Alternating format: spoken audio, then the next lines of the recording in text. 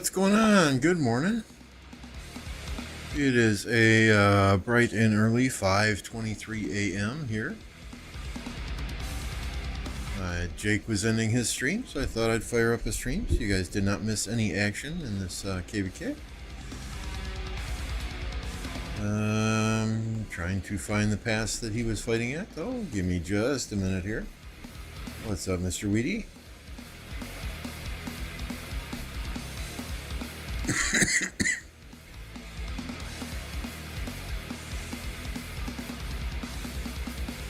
believe there is quite a bit of fighting here.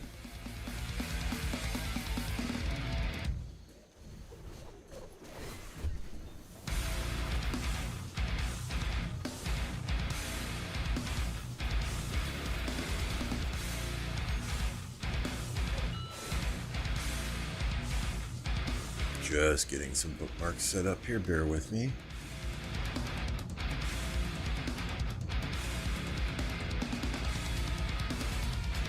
Okay, looks like that's pretty much the one we got the fighting at right now, right? Got a double rally, nice.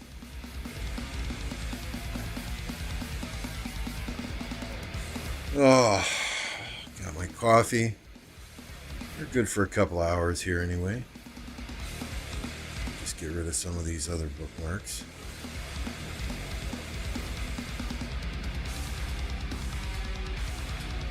All right, we're good to go. Chaos Wolf, good morning. Mirakinos, good morning. Or afternoon, depending on where you are. Evening, who the hell knows what time it is where you're at, right?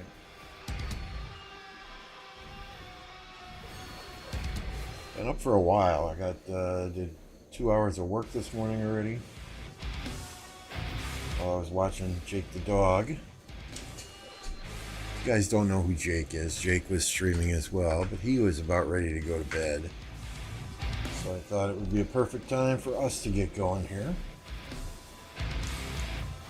Get some streaming in before the sun comes up.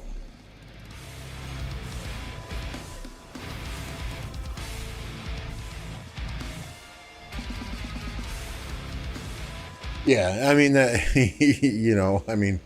I agree. I think we saw in the 1960 2049 KVK that you can pretty much hold, and when I say hold, meaning if you have forts behind a pass and are willing to keep rebuilding those forts, you can pretty much hold the enemy at pass 6 or pass 7. I think 2049 and 1960 did past 6 and 7 fights for damn near 2 freaking weeks. So, but it is day 1, so there's going to be a lot of action here. They've been going for 7 hours now. So, what the hell? Let's watch a little bit of it. I was going to watch it anyway while I was playing the game, so I will just continue farming on my tablet while I try to keep you dogs entertained. Hey, thank you, Jake. Appreciate that. Welcome everyone who is coming from Jake's stream. Jake, sleep well, my friend. You look tired as hell.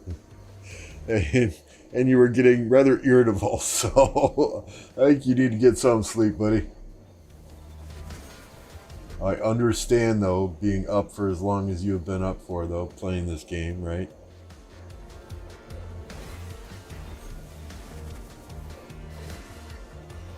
Got to remember to keep moving this ever so slightly, every so often. Otherwise, it's gonna freeze up on us.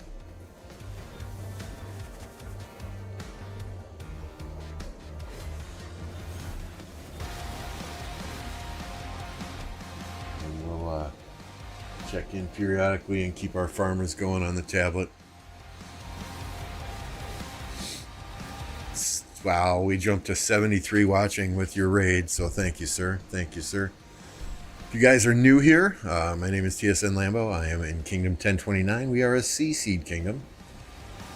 Got a handful of high-power players that play here. We have fun. Enjoy more playing together than the game itself these days anyway. And welcome.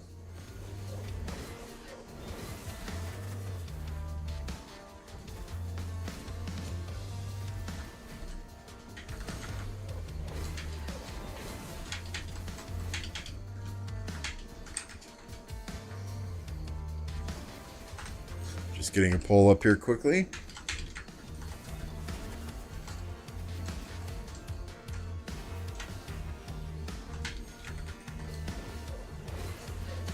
There we go. If it's your first time here, don't forget to hit that subscribe button. Swarm that like button as well. Greatly appreciate all the support I can get as we are pushing to our 2K subscribers. It's 100% free for you. Costs you absolutely nothing. Helps me out greatly. The more people that see my content, the better I do as a creator, right? Not that this is my job. This is just kind of a hobby, but every penny I earn, whether it be through memberships, ad revenue, super chats, super stickers, PayPal donations, whatever, goes right back into graphics for the stream, goes right back into equipment for the stream, goes right back into the PC, or Rise of Kingdoms bundles to keep you guys entertained with my bundle buying addiction, right?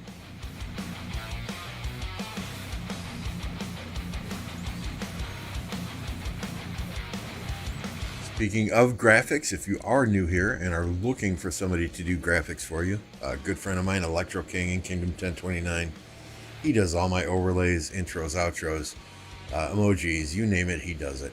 He's got very fair prices, great turnaround, and top-notch customer service. I know I sound like an advertisement here, but he's a good friend of mine, so I want to support him as much as I can. If you're looking for graphics, be sure and touch base with Electro King. Fellow Rise of Kingdoms player, don't give your money to those strangers on Fiverr. I love Dito as Garrison, especially in a pass. So what do we got going on here? Nevsky Henry and a, what's this other one? Call Zugliang. Interesting.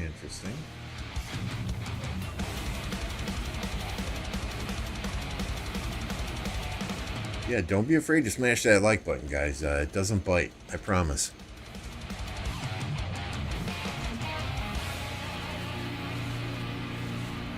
I think Jake's going to bed, Jolene. He's got to get up in an hour. What did he say? An hour? So, man, poor man there. He's going to get an hour of sleep before he has to wake up to do his do stuff on a Saturday. So, me, I'm fresh. I woke up at 2:30 in the morning. Got a couple hours of work done. Responded to some emails for work.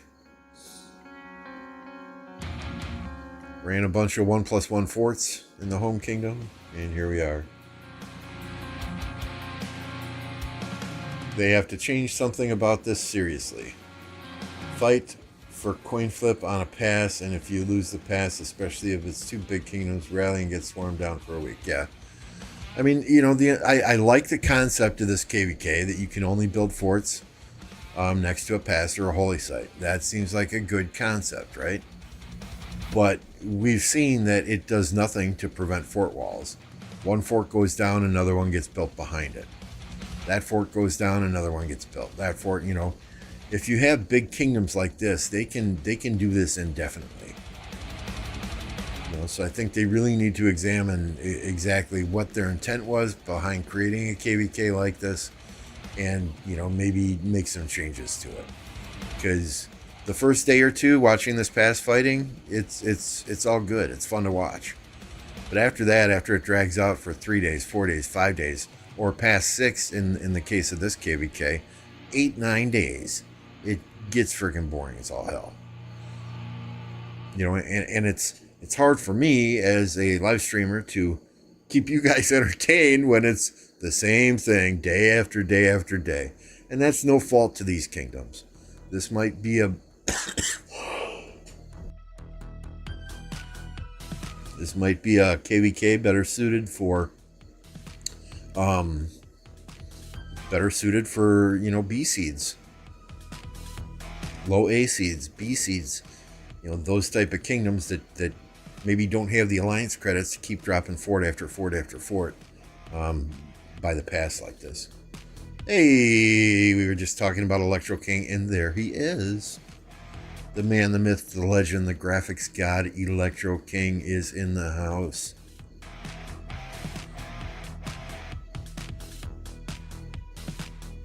This Kingsland, I honestly, Old Monk, I don't know. If I remember correctly, it's like 4 or 5 days between Pass 7 and Kingsland, but don't quote me on that.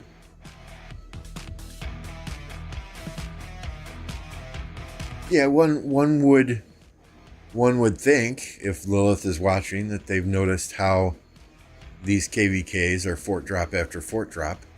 You know, I mean, sometimes the fun in fighting is being able to drop a fort.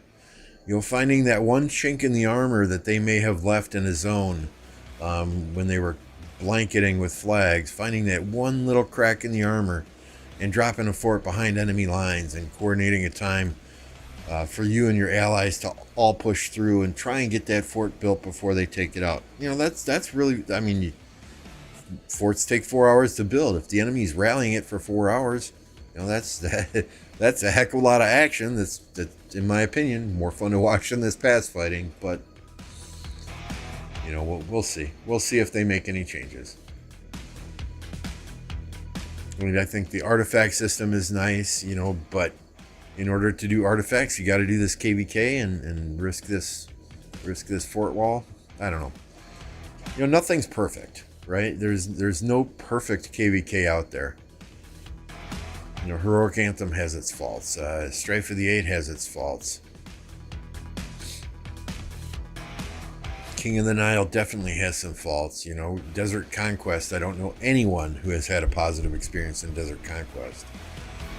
You know, so I think rather than coming up with all these new KVKs and giving us a new KVK every 3 months, you know, maybe they just kind of need to fine-tune and tweak the KVKs that are already out there. Dante, thank you for the subscription. Appreciate that, sir.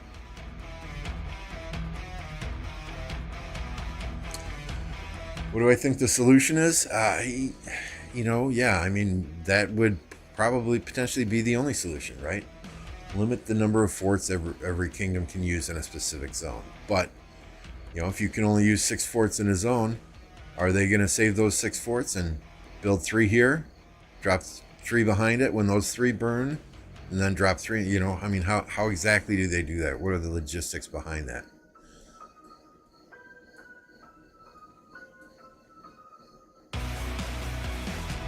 And I mean, you have big kingdoms like these who have pretty much unlimited forts, unlimited farm alliances to use forts with, right? So yeah, every KVK there's no perfect KVK out there. I mean, I like Heroic Anthem myself. That's the one I like the most. But playing in a smaller kingdom, I play in a CC kingdom. Playing in a smaller kingdom, you know, that's more suited to our playstyle. You know, the Warriors Unbound or the Orlands with the big wide open spaces and zones, that's not particularly favorable for smaller kingdoms. You know, true, we'll probably have like 4 or 5 kingdoms in our camp, but at the same time, you know, a lot of the KVKs we play, it seems like everybody else goes to sleep and our same 10 or 12 players are stuck awake. Then people wake up and it's like, okay, well, we need to go to bed now, and everyone else is like, oh, but we're going to work. You know, so here we sit, you know, all day and half the night. What's up, Skinsy?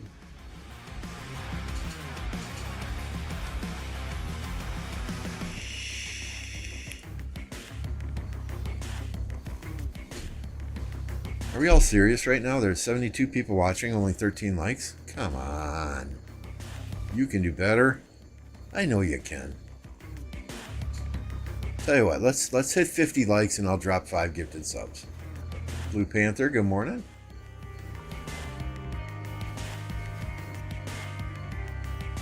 All right, let's hit 50 likes and I'll drop 5 gifted subs. We can do that. We can do that. There's already 70 watching. I hate to beg for likes, but you know, if y'all want to, I got bad knees, so I can't get down on my knees and beg, but this is as close as you're going to get.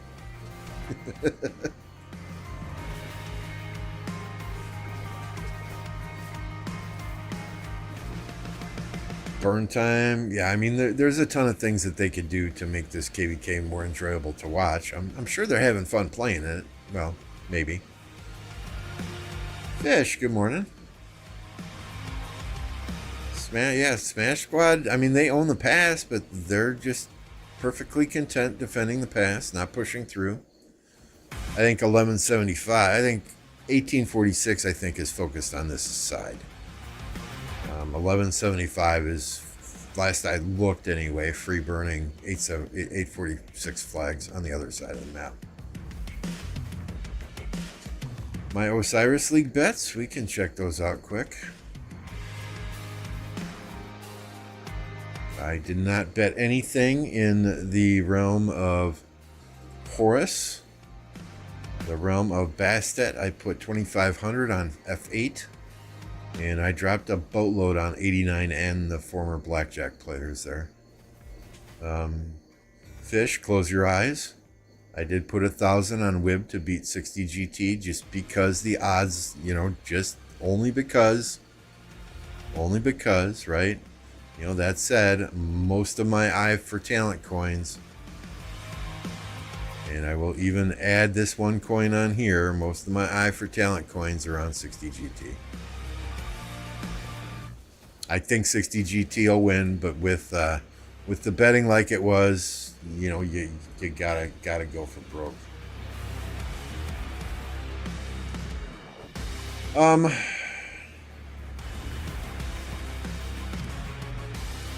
So this KVK in the beginning, I felt was a fair matchup, right? The problem is, 254 was they showed up, they fought for a little bit.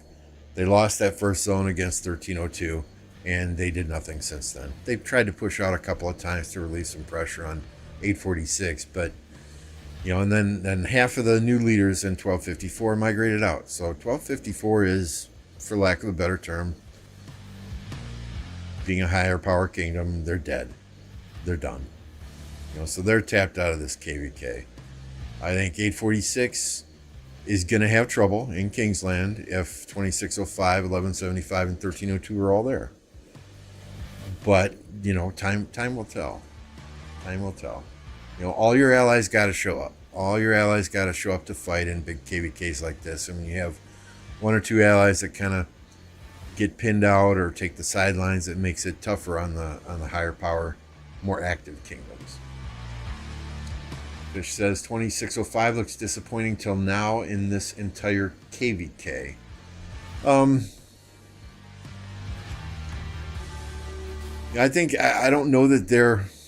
846 dominated the field against 1175. They can dominate the field against 2605. There's no doubt about that. I think 2605 is not where they want to be yet as a kingdom. I think they still have some growing to do before they get talked about in the same sentence, in the same paragraph as the 846s, the 1365s, and 1960s. And I think they would say the exact same thing. Disappointing? Am I kind of disappointed that they're not all pushing through the pass and trying to clear the field here? Yeah, that's disappointing. I get what they're doing though. They're trying to quote unquote drain 846 and get positive quote unquote trades. And y'all know I hate that word trades, right? In KVK, trades don't matter. Progress matters. Objectives matter. I was saying you need to get some sleep, Jake. That's what I was saying.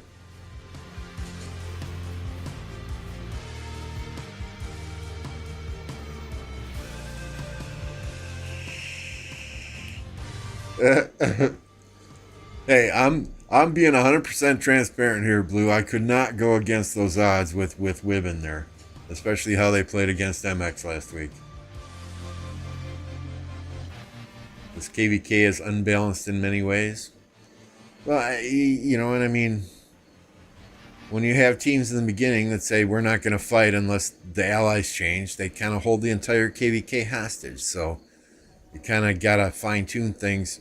You don't have to, right? You can give them the middle finger and say, well, screw you. These are the allies. We're going with it. If you don't want to fight, it reflects poorly on your kingdom, not on us, right? But, at the same time, 846 just wants to fight.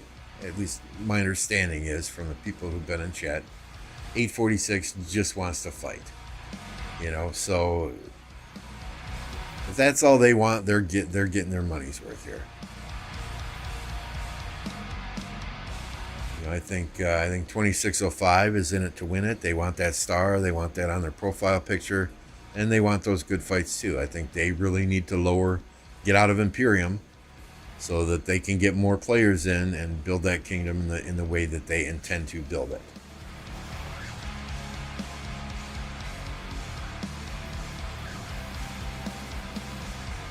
Yeah, and that's Superior Hero. That's exactly why I said why I'm kind of disappointed that they're not pushing through this pass and trying to take out the 846 marches here. They're just perfectly content to sit behind the pass and take these rallies. So it's kind of, are they just trying to save themselves for Kingsland? Is 1175 really pushing hard on the other side? It's hard to say. It's hard to say. I will be the first person to tell you I am not a KVK planner. I am not a strategy guy when it comes to KVK. And hey, there are much smarter people than me when it comes to that.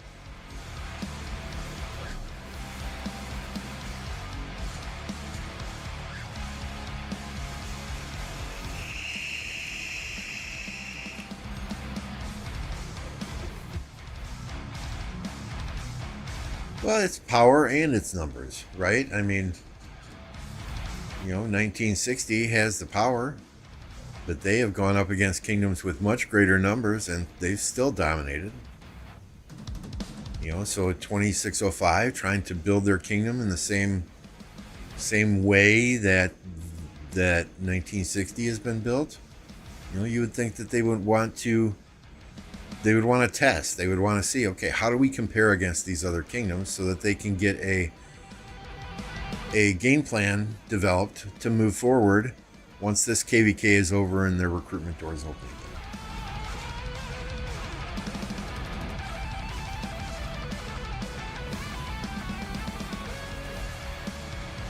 All right, you have fun, Blue Panther. We'll definitely love to watch if the fights get interesting. Right now, we're just watching these passes. So, I understand they're not there yet. They had to recruit people into the kingdom that may not be in the kingdom after this KVK. They want to get those one or two big, strong spending alliances there, and I don't blame them. Yeah, and that's I think if 846 tried to fight on both sides, that would split them up tremendously, and they just want a door into Kingsland so they can go against everyone in Kingsland. That's my take on it. So I think a lot of 2605 is European and United States. If so, right now it's 5:47 a.m. in the Chicago time zone, which means it's 6:47 in New York. It's 3:47 in California. Yoda is in Hawaii, so I think it's more like midnight or 1 a.m. for him. So I don't think this is their prime time, but it should be here in 3 or 4 hours, especially being a Saturday.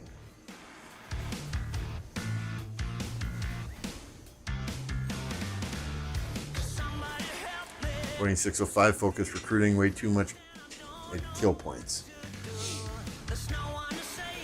I don't know what they were recruiting, what they weren't recruiting. I can just go by what's in the alliance now, right? The best garrison commanders are situational now. I really like Jan Hira, especially in Arc or flags. I like Dido in a pass.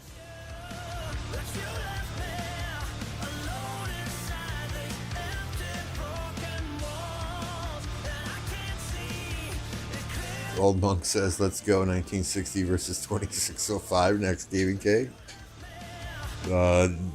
No offense to 2605, that wouldn't even be close. That would not even be close.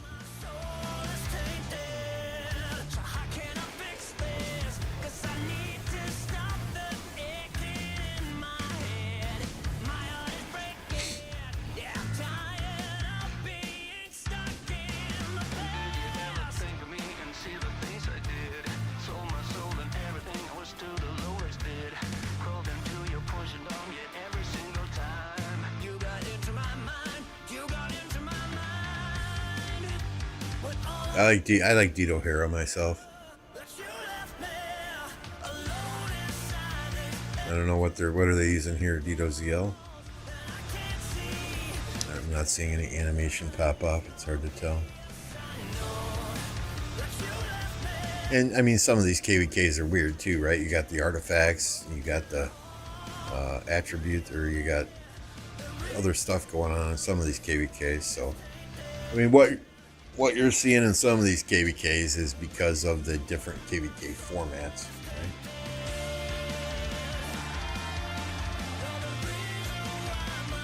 right? I want to see 2605 get dunked on.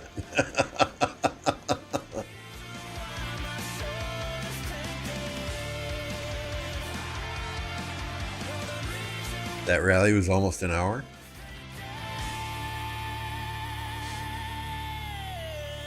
All right, Grim. Sleep well.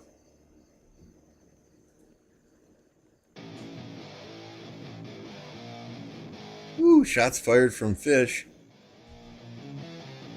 Oh, shots fired. Oh. Fish is saying he'd rather fight 534 for the 6th time than fight 2605. A dead 534 would probably give a better fight. I didn't say it, Fish said it. I just read it.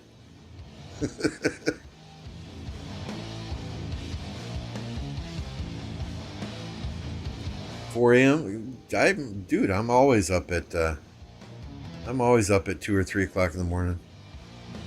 So Monday through Friday, I start work at 4 a.m. So I'm generally up 2:30, 3 o'clock, so that I can log on and check Discord and send farmers out on 11 accounts. And then I start work at 4 a.m. So the weekends, my body is just conditioned to get up at 2:30, 3 a.m.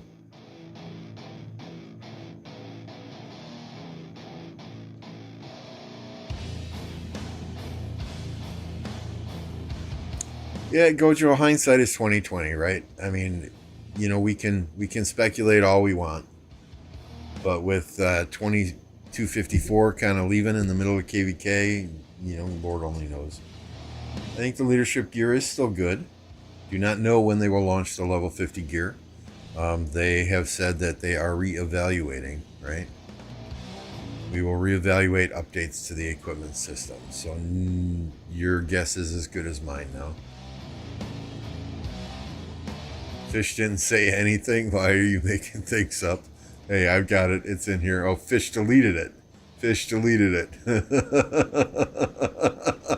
I can always rewind the stream, my friend. I can always rewind the stream.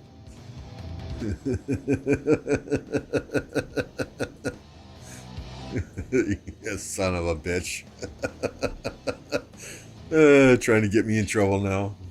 I do a good enough job getting myself in trouble. I don't need your help.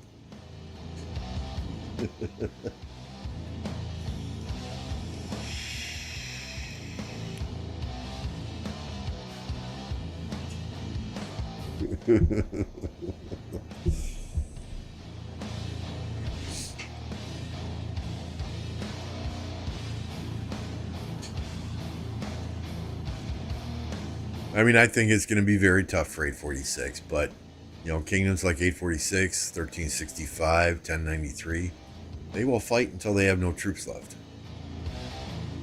So Kingsland is going to be very entertaining, as long as they can all get in there.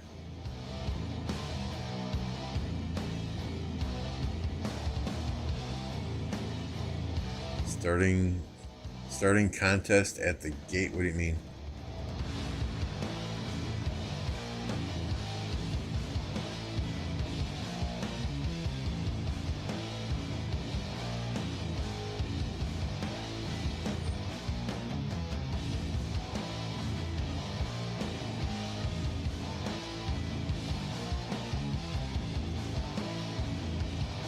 do you mean? I'm confused.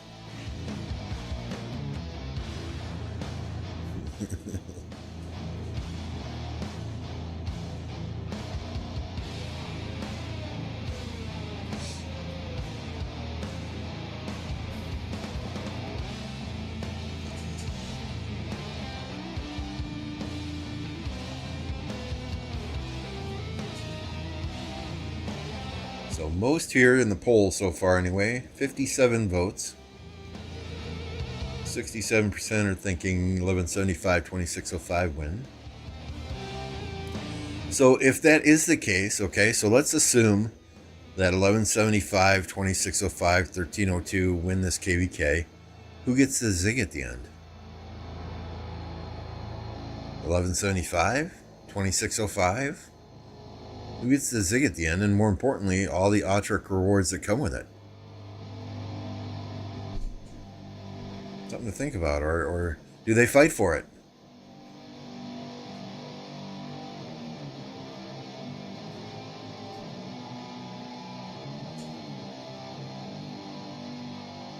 Gojo says 2605 cares more about trades. They will not succeed as a kingdom if they do that. Why do you think that is? Why do you think that is? I know why I think that is, but why do you think that is?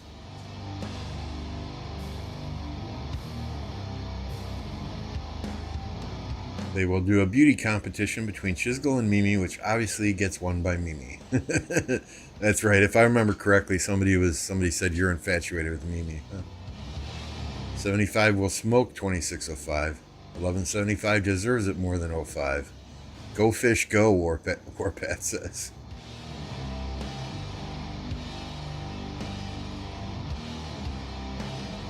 I don't know what Makote does or does not do in 846. An iTunes card would do nothing for me. I'll take a Google Play card though, but an iTunes card would do nothing for me.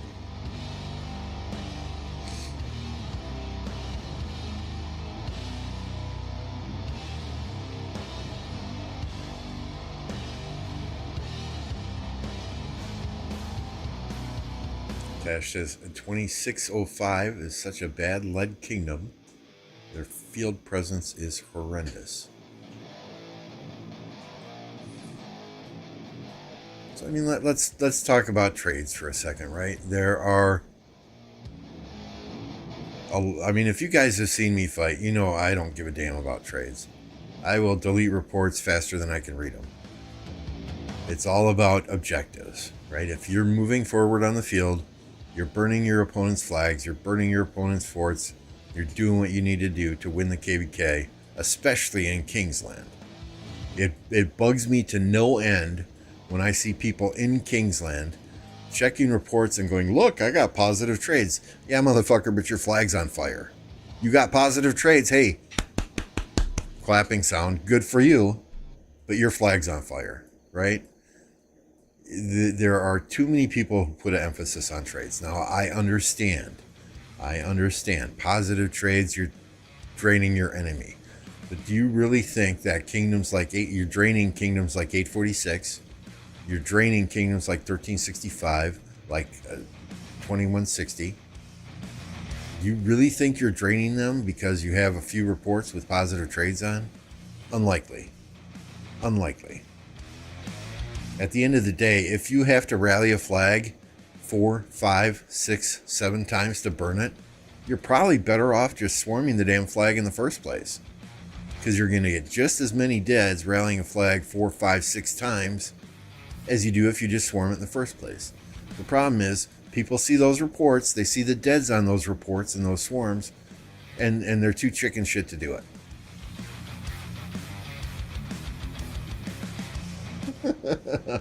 I will rewind the stream, Tesh. I was reading your comments, my friend. So where are these 846 players going now? Are they all just going to refresh? That's a long march if they just got a refresh.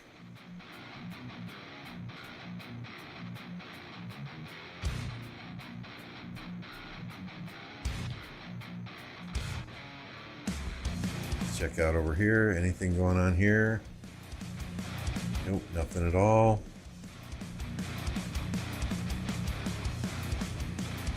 Let's see up here.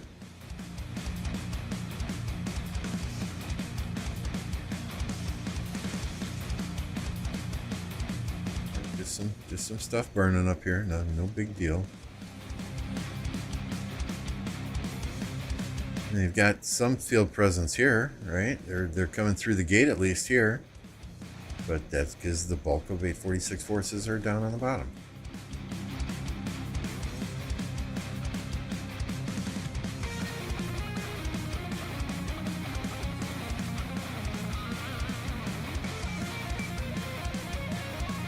They came through the gate a little bit. But unless they outnumber the enemy 5-1, they don't push through the gate. Is that what I'm seeing? Just, you know, it's disappointing.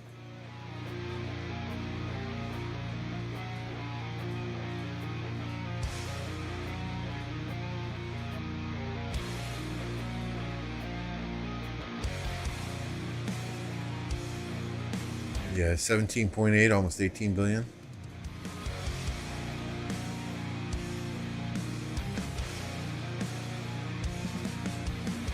Howley me, yeah, I've given my thoughts several times, right? That it's going to be very tough for 846 to win Kingsland against those three kingdoms. Very tough. They will fight until they have no troops left, but it's going to be very tough.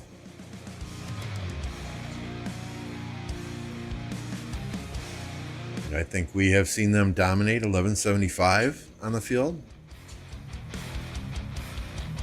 When they had that level 6 pass that was between them and SW, when they could get through there, I think they've been fairly dominant.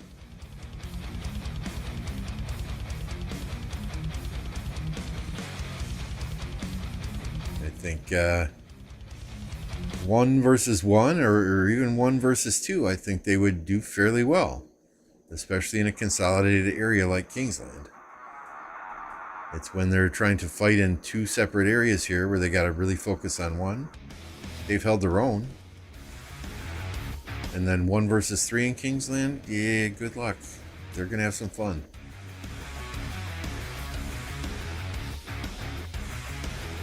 Yeah, and you know, anytime these big kingdoms like this can drop Imperium is a good thing. For them anyway, because then they can bring in new recruits.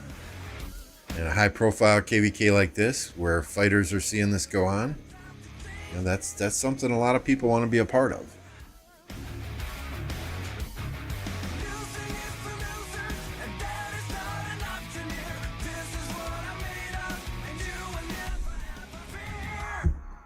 Yeah, I'm right there with you. I would love to see the underdog win, and at this point, I would say 846 is quite possibly the underdog in this KVK now.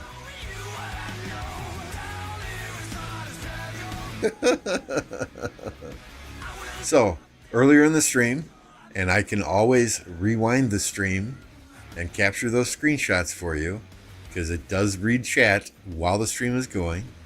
Earlier in the stream, Fish said 2605 has bad leadership.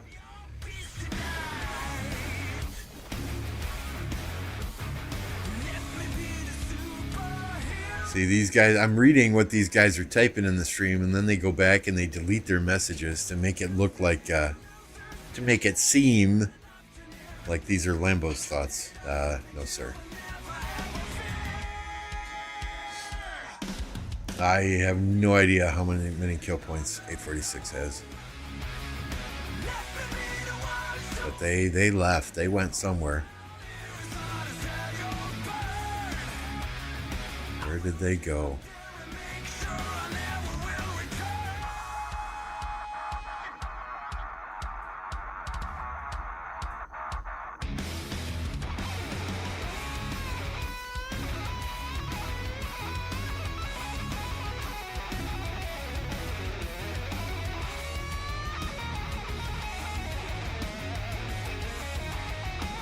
This is 302 over here.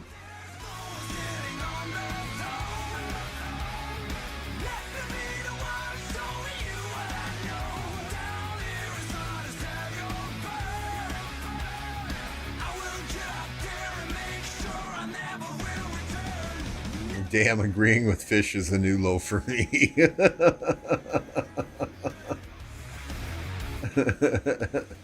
Lambo was making crazy. Yeah, okay. Yep. They were Lambo's remarks. Sure thing. And sarcasm.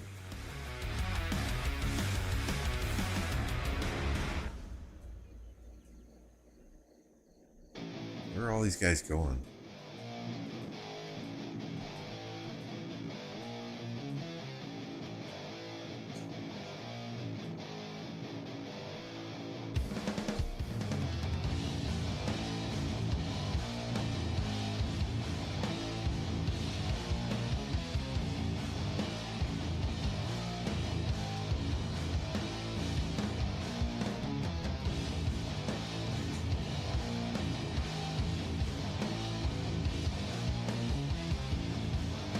Where the hell did they all go? Let's see if there's anything in Fight Club.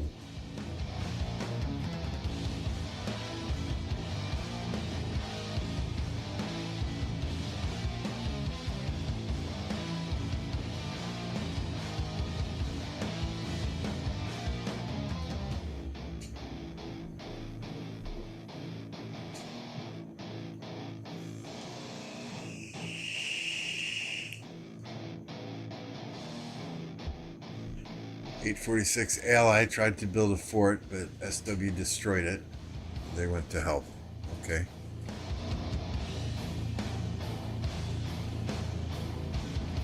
So we're up here.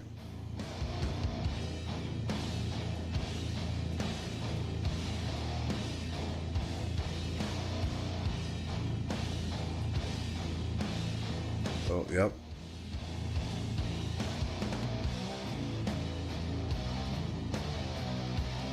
Yep, time to rebuild some forts here, it looks like.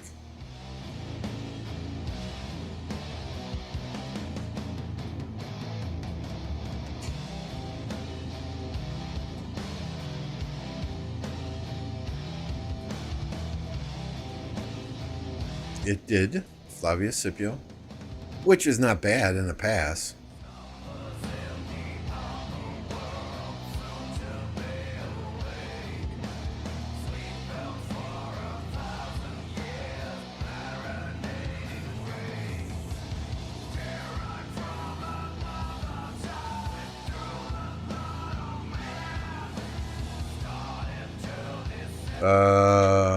How is there a big swarm? That was a pass battle, right? Oops.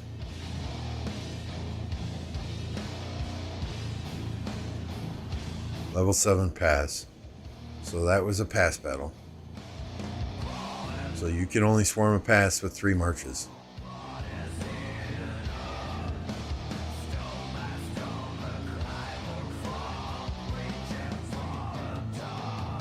You know, a lot of the AoE and stuff you're seeing here is kind of residual.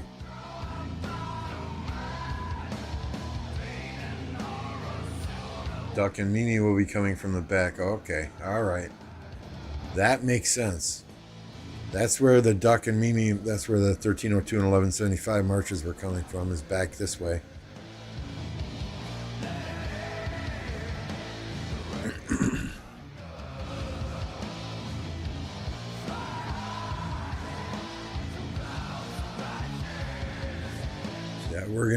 They're gonna need all hands on deck here if they want to get forts built. The next 4 hours could prove to be interesting.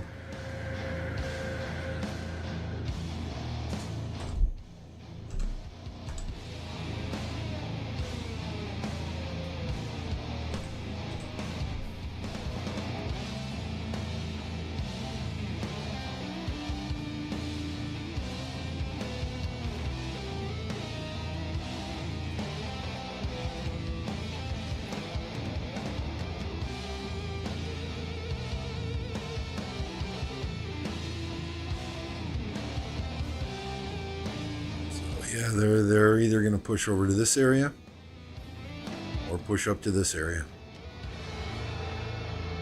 Wherever forts are being built is where they will probably go. But that can backfire too, because you've got friendly fire that can also happen.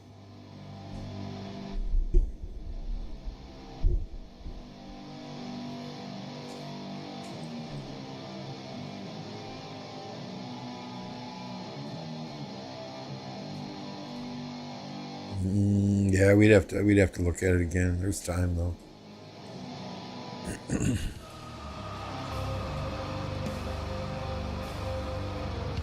Yeah, it says ancient. Don't know who he is.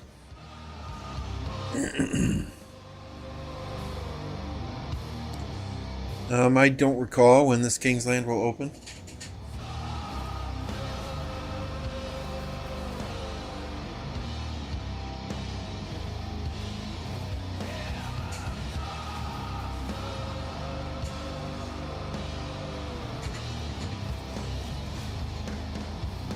Yeah, agreed. Agreed, Electro King.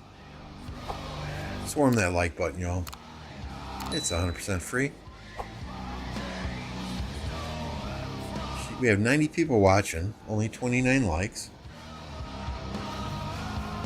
There were 87 votes in the poll, only 29 likes. Come on. Y'all can be better. Oh, that's right. The game gives you a notification now when you target an ally. You are correct. It shows you how often I've targeted allies recently.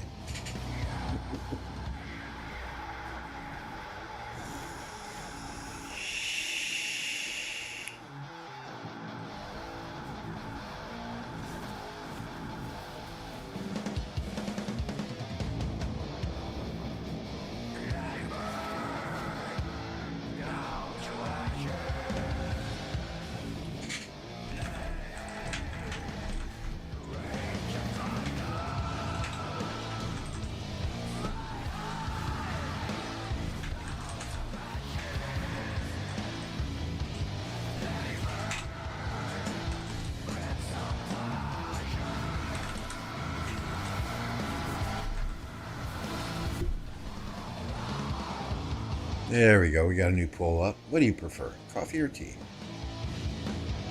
I myself, I'm a coffee drinker. Straight, black coffee. None of that fancy shit.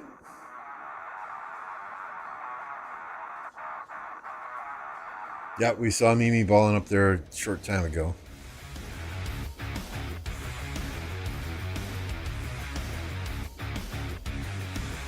They will be coming up here soon as forts drop, I imagine.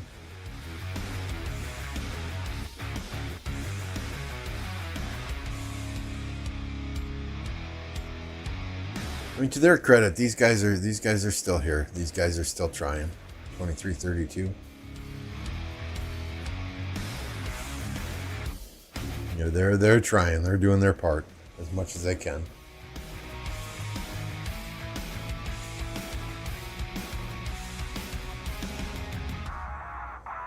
How can tea win against a delicious coffee?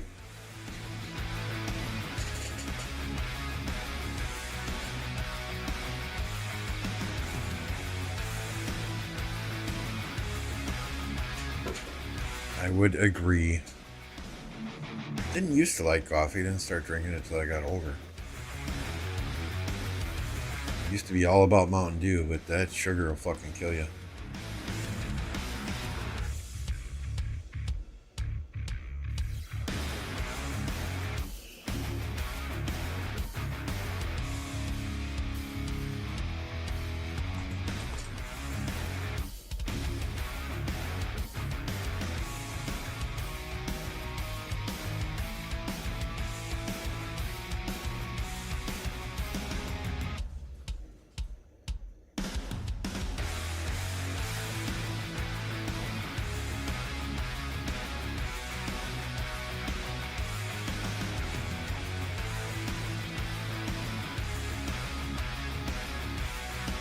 And here we got some 846 players trying to deal with these 1175 players who are coming up to help. So it's not like they don't see them, right?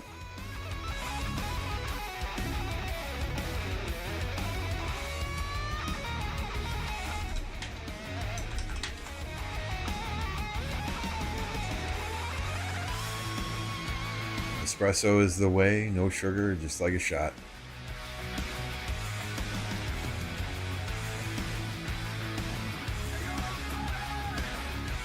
Hey, at least they tried though.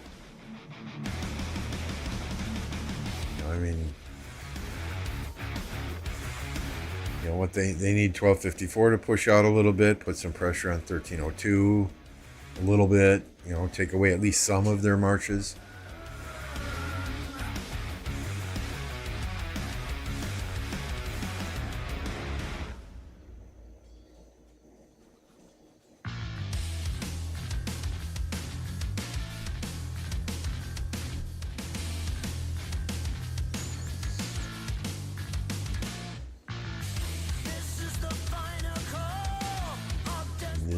These are not one kingdom KVKs, right? You need all your allies to be helping.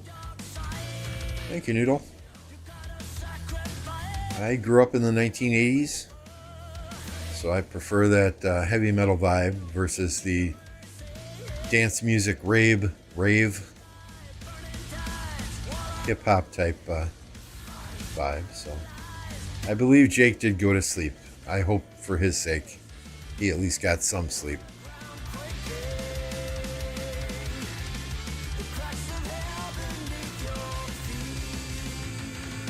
I think, you know, this is a hard KVK though, right? Because the initial allies, and I don't have the maps. I don't remember who all the initial allies were. The initial allies, you know, people pitched a fit. Oh, we're not going to fight. We're not going to fight. You know, they're holding kingdoms hostage.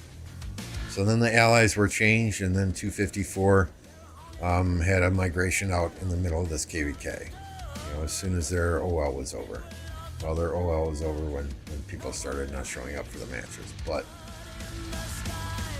you know, so it's hard to say. You know, would this have been a quote-unquote fair, quote-unquote even KVK if all of the allies showed up to fight? One can say, yeah. You know, so, I mean, hindsight is 20/20. So we can go back and we can speculate and, oh, they should have done this or they should have done that. But the fact is, that's not where we're at today. 846 faces an uphill battle in Kingsland if they're going against 2605, 1175, and 1302. But I'm sure they'll have fun. And there's a rally hit in the past with nobody to fill the rally. They pulled all their marches to go down here and screw with Mimi.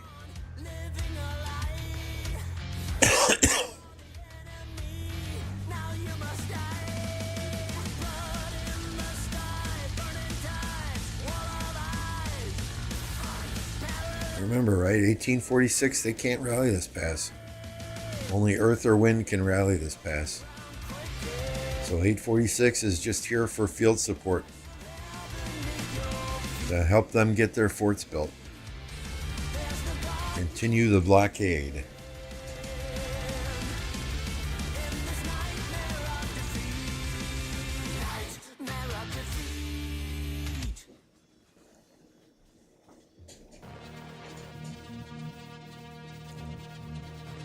Uh, 254 is in their starting zone.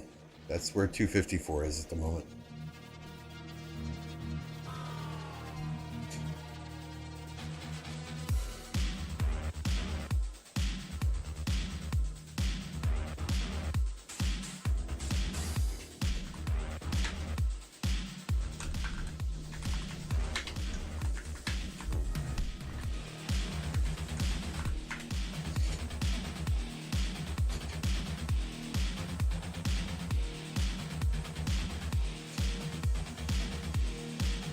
Yep, exactly.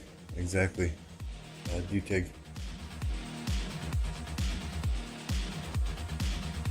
Don't chase those kill points. That's how you get kicked and zeroed out of many kingdoms.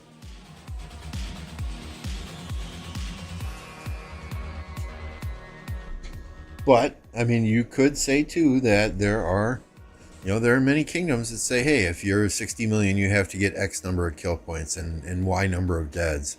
If you're 150 million, you have to get X many kill points and Y number of deads. You know, sometimes kingdoms do it to themselves. You know, they have minimum requirements that players have to meet in order to stay in the kingdom. And that poses a couple of problems. One, you have people going to chase kill points and going to kill themselves unnecessarily. Noodle, thank you for the subscription. Looks like it's a bit delayed, but thank you. And you have people that will say, oh, hey, I met my minimums, I'm done. And they'll tap out the rest of KVK. They'll go chain barbs with 5 marches while everyone else fights. So I've never been a big fan of saying, hey, these are your minimum requirements. When we go into a KVK, it's, hey, we expect everyone to be there when pass is open. We expect people to be on overnight to babysit burning flags and forts. We expect people to show up for the Dark Altar fights. There's no minimum kill points. There's no minimum deads. Everyone contributes in their own specific way. Somebody who's online overnight with 2 or 3 of us, babysitting burning forts and flags, that's a huge contribution in and of itself if they're not getting a ton of kill points. So there are different ways to measure contribution, but in these big kingdoms where you have hundreds and hundreds and thousands of players, really the only way you can do that is by the stats, right? You can't have eyes on the entire map 24 hours a day, 7 days a week to see who's chasing kills, who's doing shit they shouldn't be doing just to meet those minimum requirements. So yes, I watched the entire interview with Red and Bunny. That interview is now gone though. Red made it private. Or unlisted. No, it's private. Yeah, private. Unlisted, he would be able to share the link with others, but private, you can't.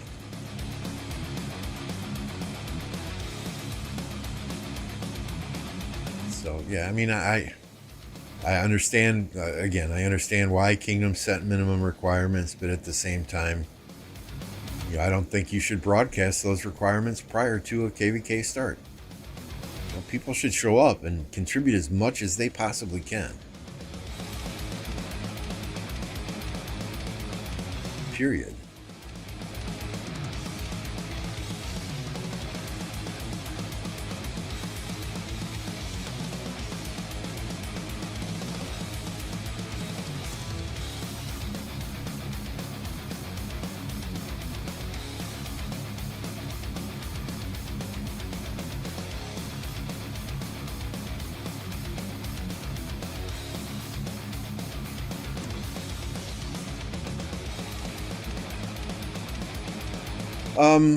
I would imagine that he made it private because there were some personal attacks in that video that we'll just say they potentially crossed the line.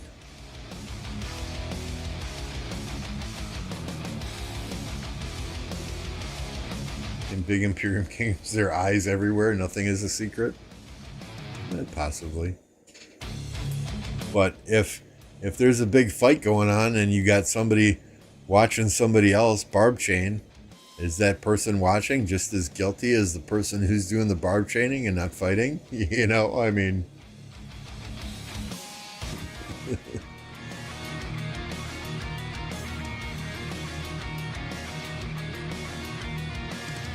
that person going through their 8 or 10 farms to send farmers out in the middle of a big fight and see somebody barb chaining, are they just as guilty as the person who's barb chaining?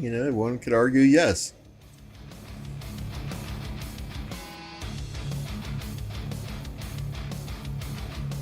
So we were trying to get to 50 likes for me to drop 5 subscriptions, or 5 memberships in the chat. I only get 70% of that back, so it'll make me spend my money.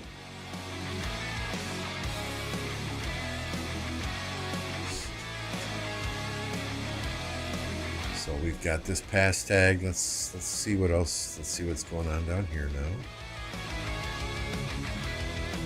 So basically, 846 said, "Okay, burn our shit down here. We need to help our allies up top." I don't know if they. Oh, they probably can't fit a flag in here, can they? Yeah, looks like it's a little tight.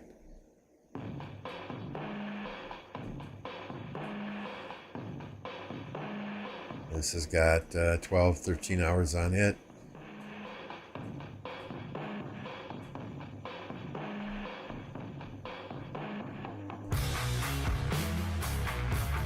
So we're back to watching past 6. Deja vu. There goes the fort drop.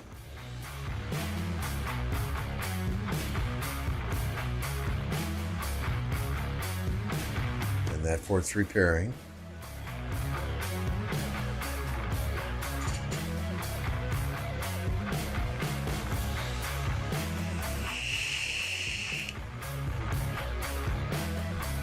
Yeah, there was a lot of cursing in that video, which is fine, right? I don't have a problem with that. There was a lot of personal attacks in that video too, which is what I think the issue was. YouTube does not have an issue with cursing. All of my videos, all of my live streams are marked for adults only. If there is somebody under 18 watching that has put in a birth date in YouTube or in Google that is not accurate, that's on them. That's not on me. So I will swear like a sailor and at times. So I have no issue with the swearing. It's just a lot of the personal attacks, while very funny, they did cross the line, and I think that's why that video was taken down. That said, I've seen Chisgo make several videos where he called 254 leadership a bunch of assholes. So,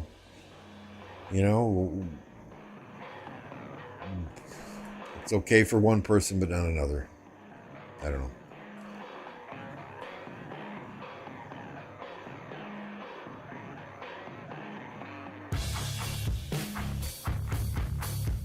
In Redline's live stream with Bunny, one of the questions that I did ask was, I asked specifically, how many players from 254 that migrated to 2605 would have been on the chopping block if 254, if Bunny was staying?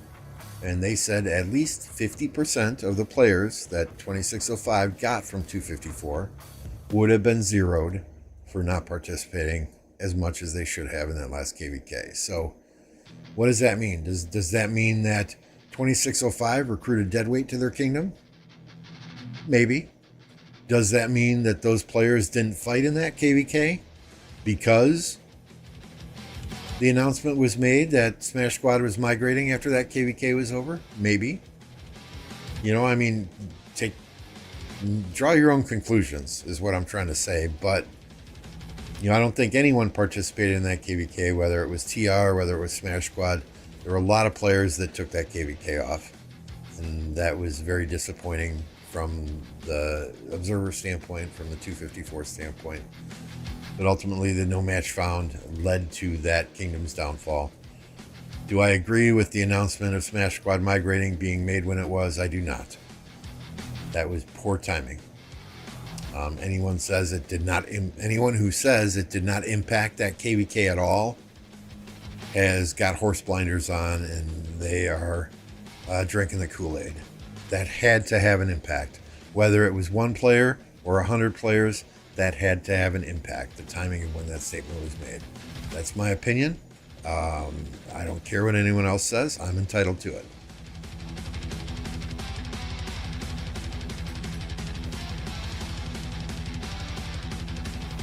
Geese laid it on bad. Laid it on bad, especially with the cowboy stuff. Exactly, Fub.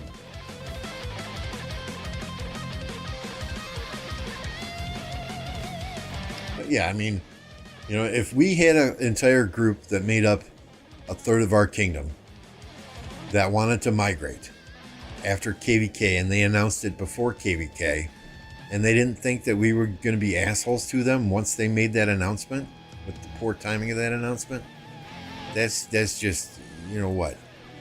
Oh, hey, you're leaving the kingdom, but let's give you all the MGE spots. Or, hey, you're leaving the kingdom, but yeah, you can win all the gold head events. And I'm not saying that's what happened. I'm just theorizing here. Hypothetical. Yeah, you make an announcement before KVK starts that you're leaving, and you expect us not to be assholes. Okay. All right. Whatever. Thank you for the subscription.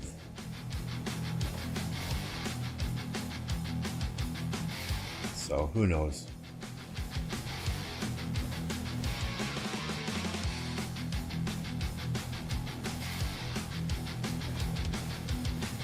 Yeah, I agree. There is a difference between saying they're a bunch of assholes and attacking somebody specific personally with homophobic slurs.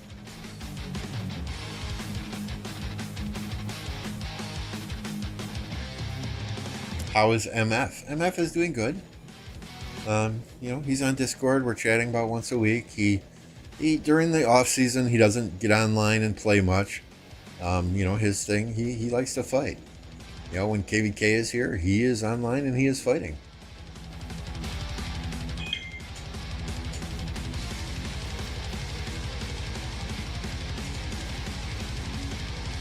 What's worse is seeing Smash Squad that is 80-90% of them are from 1254, and now look at them fighting.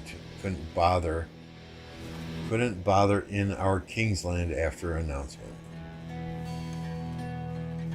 Yeah, so I mean that, like I said, and I'll stop beating a dead horse, right? We will end the conversation after this, but yeah, that announcement definitely had an impact. John says, I agree with you, timing of the announcement wasn't right. Electro King says, today's Smash Squad is just sad to watch.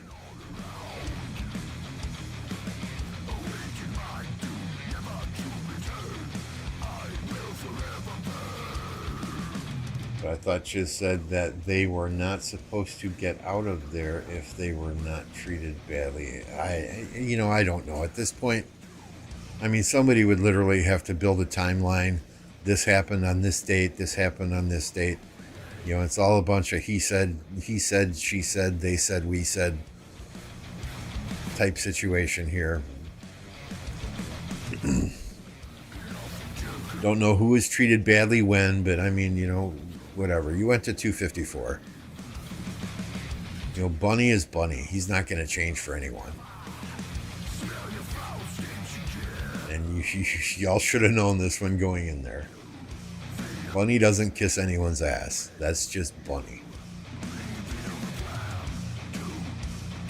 Trip, that was weeks and weeks ago.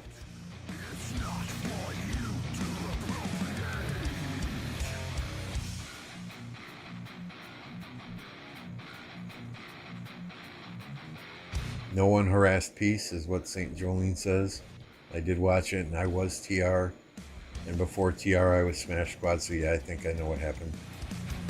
Well, we'll have to set up some time, Jolene, and get you on Discord and get your take, right? If you're willing to do that, we can definitely talk on Discord and get some time set up if you want to come on Discord and give your perspective. Because I think a lot of people are still interested, as you can see.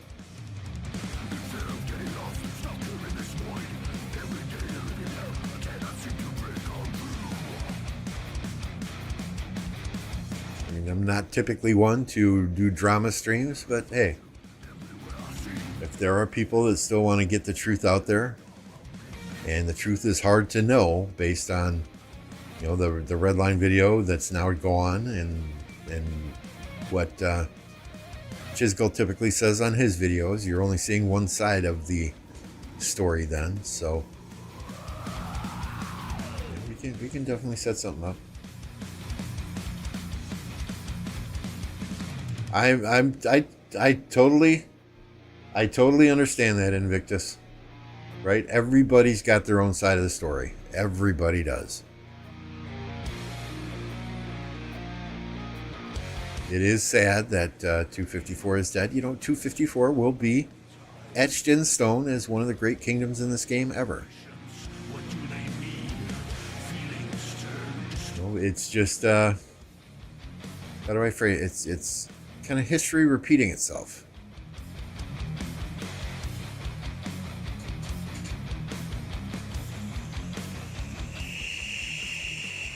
Every day I'm closing in to my impending doom. Hey, what's up, ES? I mean, and Chisgul's a nice guy. I have had many interactions with him, and he is a very nice guy. Let me say that. A lot of what he does is for content creation purposes. I understand that too. That is his job. That is how he supports his family. That's how he pays his mortgage. That's how he pays his bills. I get that. 100% support that. That's his choice. But history, though. He left his first kingdom in the middle of KVK to join 1039. When things didn't work out in 1039, and I was in 1039 when he joined, and we lost KVK2 and KVK3, he took a whole bunch of fighters out of that kingdom to make 1075.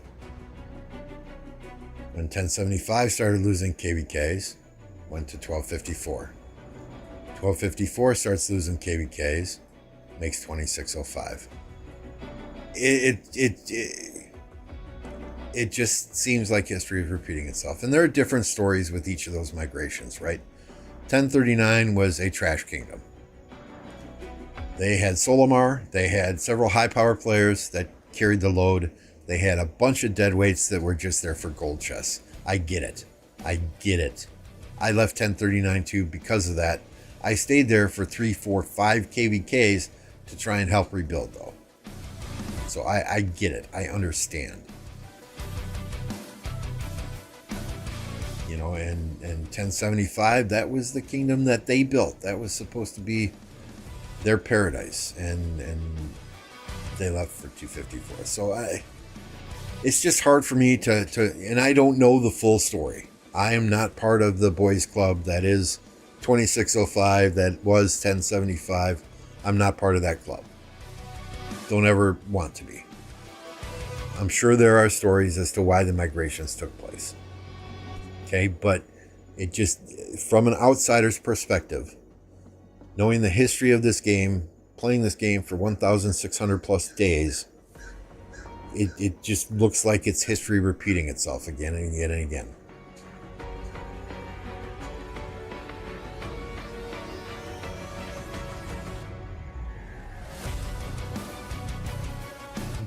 For someone who says he hates drama, he finds a way to get in the middle of it. Hey, Light Angel, yeah, we did hit the 50 likes though, so thank you for letting me know that. I did promise 5 gifted memberships when we hit 50 likes, so let's do that now. If you do not have memberships enabled, better do it. Because here they come.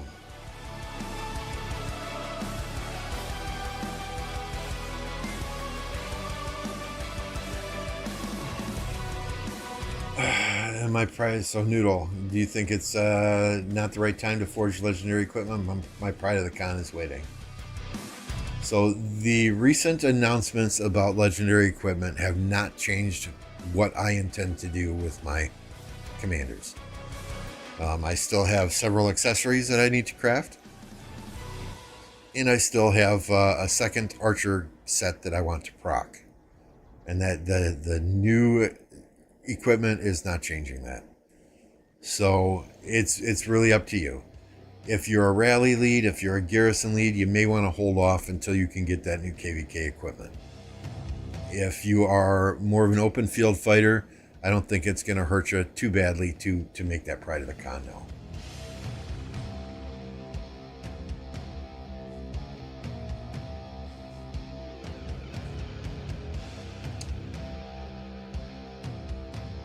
So yeah, Trip, I think it was a fair matchup in the beginning, but since kingdoms have died in this KVK or not shown up, I think it's an uphill battle for them now in Kingsland. Unknown Tomato says Chiz is whining little bee. All he cares about is content, like he wouldn't even say hello to anyone unless it was content related.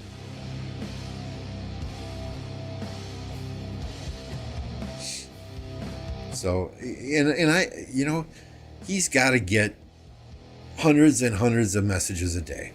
So I understand that. I get dozens and dozens a day myself. It's hard for me to answer every single message. And I understand why he's all about, that's his job. That's how he puts food on the table for his family, for his wife, for his 2 kids. So I get it. When that is your job, you have to be focused on that to ensure that your kids don't go hungry, that your bills get paid. So I understand that.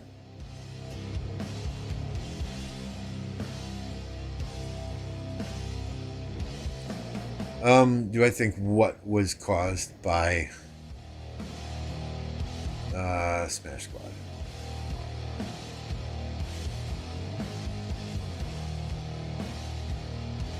Nobody is talking about the view and sub bots. That I don't know. I don't know who uses those, who doesn't. I just know I do this as a hobby, so I have no need for that. What's up, Power? Zero win. Hello. Yeah, I mean, if you're more of a field fighter and you're just a backup garrison, just stick with your plan, dude. We don't know what they're going to do with equipment and armaments. Or we don't know what they're going to do with equipment.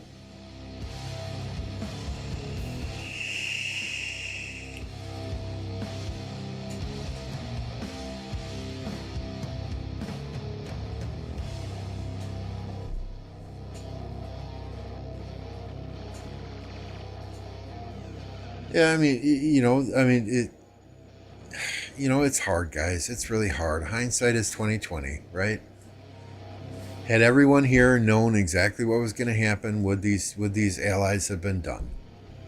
Would 1175, or I think it was 302, if I'm wrong, forgive me, would they have held the KVK hostage and said, we're not going to fight with the current allies? You can point a finger in any number of directions and say this person's to blame, this person's to blame, this person's to blame. I think at the end of the day, it is what it is, and it can't be changed now. So we just got to sit back, watch, enjoy it, and have some fun with it.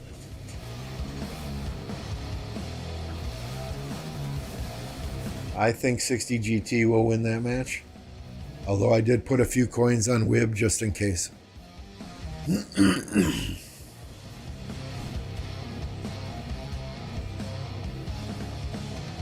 Yeah, 846 is going to fight until they have no troops left.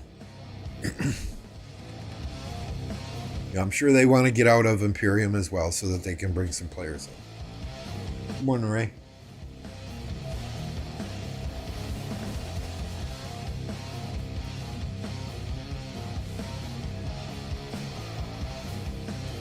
Mr. Tripp says, I think 46 should go all out on 2605 1v1. Forget about KVK at this point.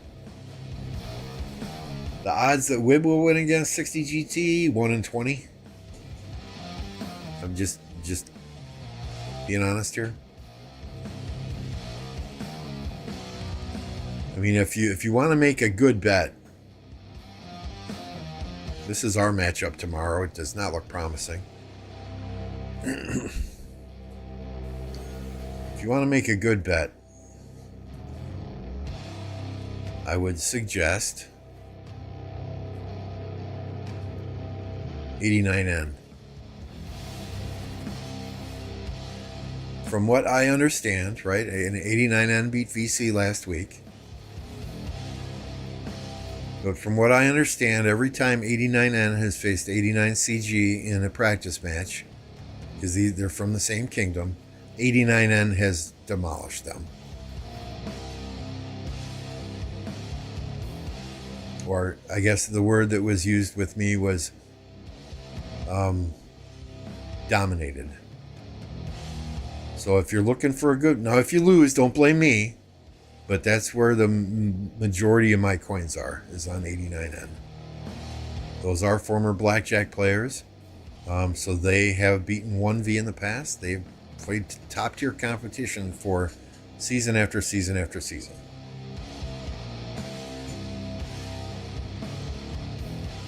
I don't remember what the allies were to start.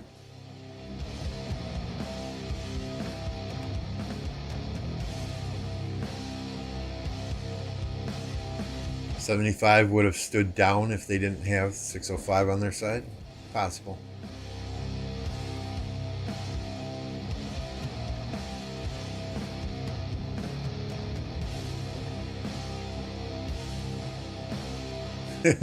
Keep talking about it so we have some kingdoms to play when the KVK is over.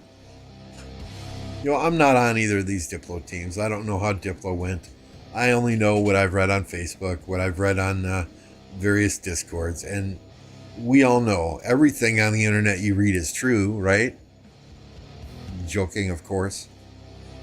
So, unless you're in the mix and you're on a Diplo team for one of these kingdoms, it's hard to know exactly how Diplo went.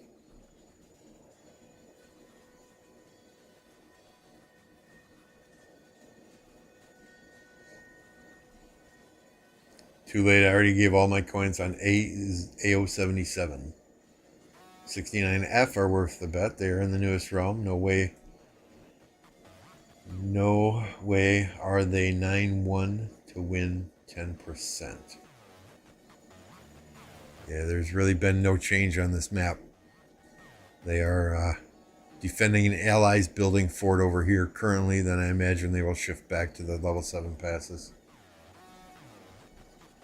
Did I see the Trey Lance trade? I did not. Who did Trey Lance get traded for?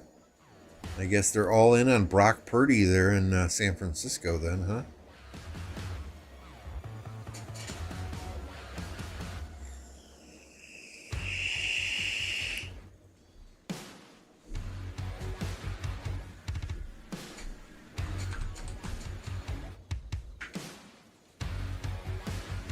'49ers trade Trey Lance to the Dallas Cowboys. Wow. Wow.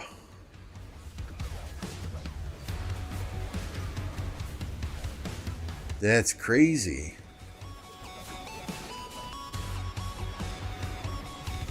Do I cast? I do not cast our own Ark of Osiris matches. And at this time, I am not casting official matches on the official channel. They asked me to this season, I'll be honest. They asked me to, but it was just such short notice that I could not arrange things to line up with the streams that they wanted me to do.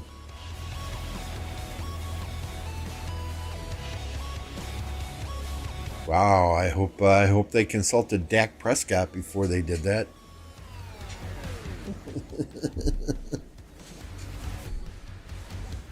Who was the backup still in Dallas? Was it that redheaded guy from Cincinnati? I forget his name. Dalton? Was Andy Dalton still the backup in Dallas? I mean, it's probably a good thing for the Cowboys if they get a younger backup there, but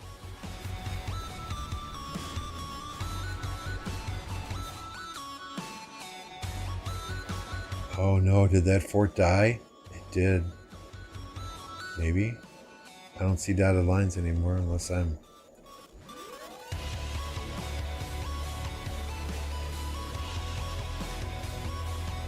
I don't see Zenobia there. Yeah, that fort's gone. Right? Unless I'm glitching, that fort's gone. Back to the beginning. Ouch.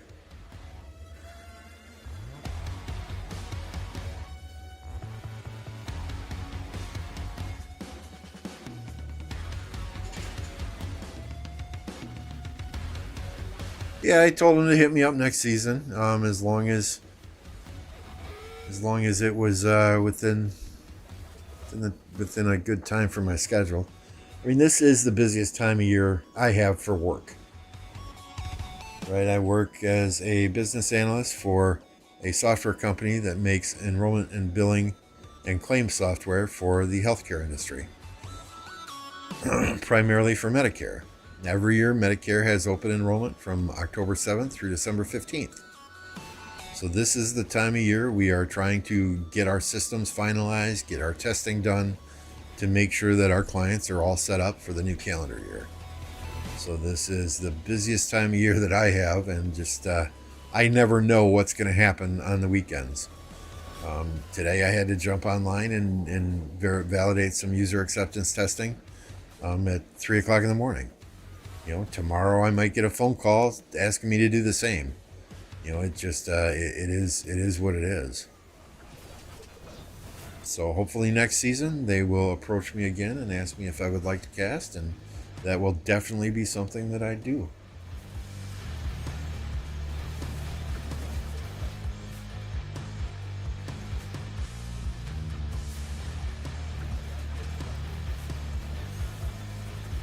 To be honest, once you lose to Sam Darnold, you got to go. Well, I don't think Darnold was a bad quarterback. I think he was in a bad situation there in New York, and they threw him into the starting role way before he was ready. See you later, Noodle.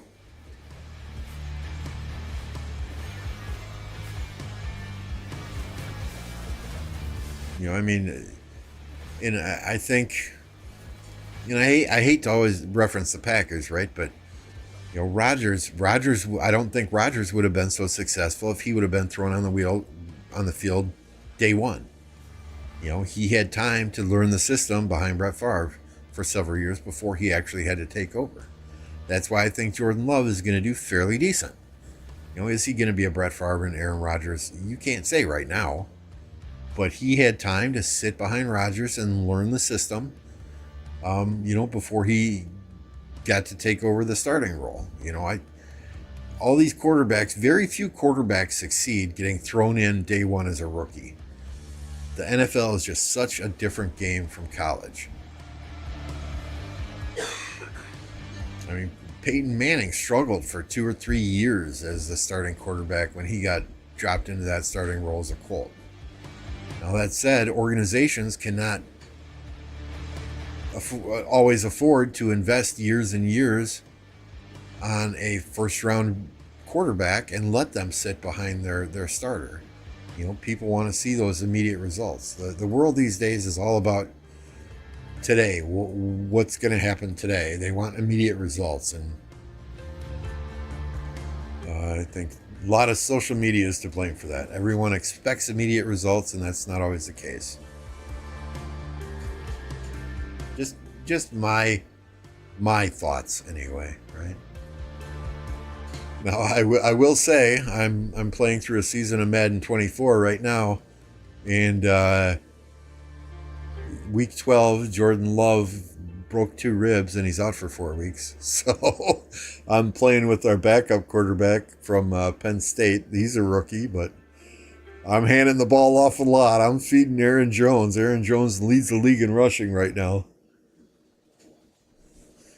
Not that Madden 24 is a microcosm of the real NFL. And Smash Squad has a huge field presence here. They did a good job taking down that fort. They all came out.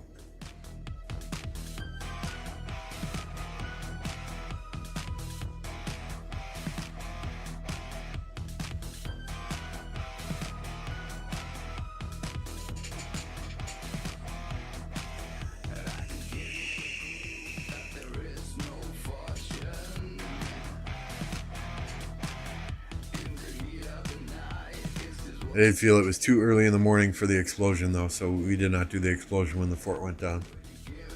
My apologies if anyone is in desperate need of that.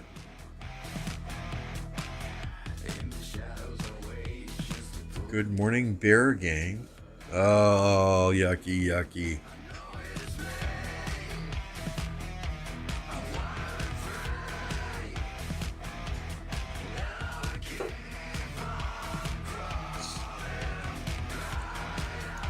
I have no idea who's going to take the zig. We need to see. We need to see who wins in Kingsland first.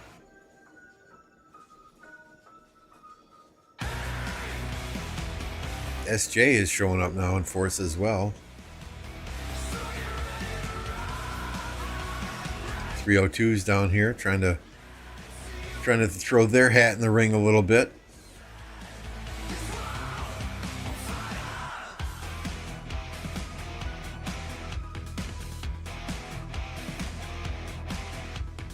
Jordan Love prayer circle needed. That whatever happens, happens, right? I've said this time and time again on stream. I lived through the 70s. I lived through the 80s. You know, David Whitehurst. Lynn Dickey was a great quarterback. We didn't have a defense, though. You know, I lived through the 70s. I lived through the 80s. I prayed and prayed for 20 years to just see the Packers win a Super Bowl. And Brett Favre won a Super Bowl. After that happened, I could die a happy man. Aaron Rodgers then took us to, and we won a second Super Bowl. So I've seen the Packers win 2 Super Bowls in my lifetime. I'm okay with that. As long as we beat the Bears twice every year, it's a good season.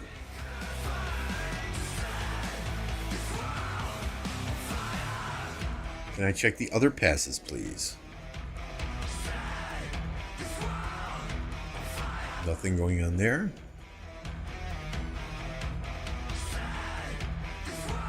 We have forts burning here.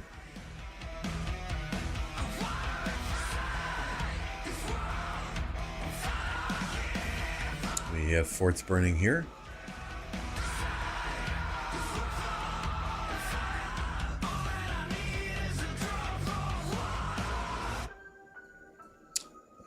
We have forts burning here. Looks like 1175 is probably trying to come up and help again, as much as they can. If they can. They're going over here. I don't know where they're going. So I think right now, right, we looked at this one, right? Yeah. I think right now most of the action is focused around this level 6 fort.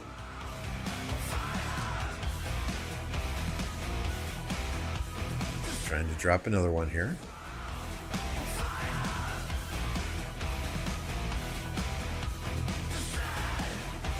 .846 is, it seems like after past 7 open, .846 is primarily focused on fighting and defending against 2605.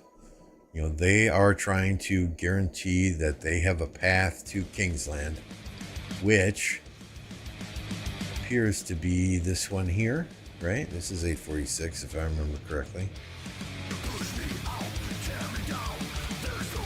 Yeah, that's .846 there. Here's 32, which is fighting up by them with against Smash Squad. I think .846 also has this over here, don't they? Yep, this is one of their alliances. You know, so I think they're just trying to hold on to these two.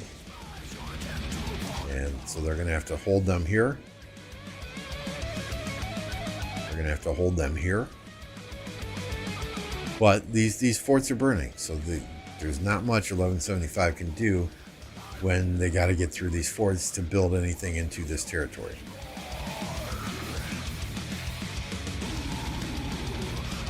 So I think that's the goal right now of .846 and their allies, because their enemies have these 1, 2, 3, 4 passes into Kingsland. They right now have 2 passes into Kingsland. Whose is this 2605? Yeah, that's 605, right? So they just want to get in there. I mean, they have no chance to win the KVK if they can't get into Kingsland. You know, so that's the goal right now, is to get into Kingsland. At least that's my perspective.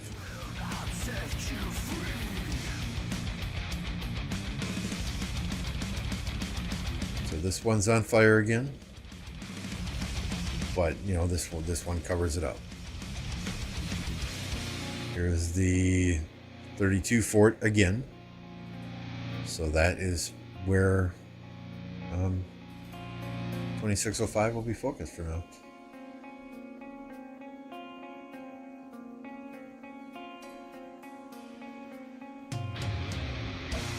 So remember, they can't drop a fort though.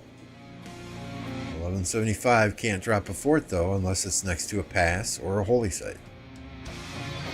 So with these two zones here, or with these two here, maybe that's an, I don't think that's an altar, right? I don't think they can pass next to that. You know, all of these all these holy sites are surrounded by territory and forts. So they can't just drop a fort somewhere in this zone and then burn the territory behind. They got to burn through these forts and start building into this zone and build up to and burn territory before they can drop forts in this zone. So, and I don't know when level 8 passes open, when Kingsland opens. If memory serves me correctly, it's 3, 4, 5 days, something like that. All right, Enjoy your UFC.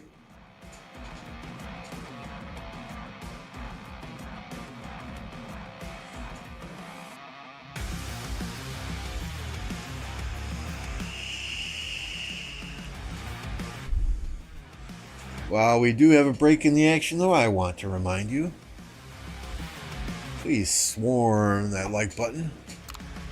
Greatly appreciated. If you're not already subscribed, that helps me out as well. We're up to 1.85 thousand subscribers. Got a bunch today, so thank you.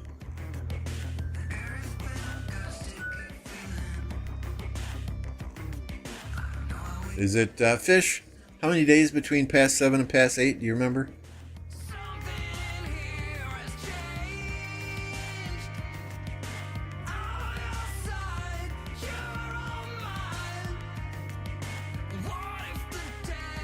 Yeah, I don't know that they're going to create a pocket for 1254. I think 1254 is pretty much stuck in their starting zone, and that's the end of 1254.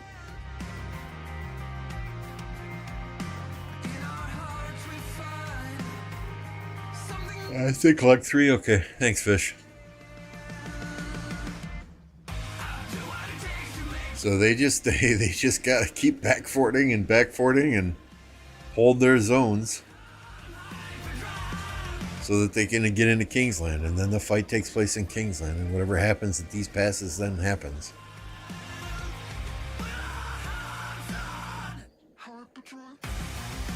You did this KVK, you think it's 4 days, so 4 days.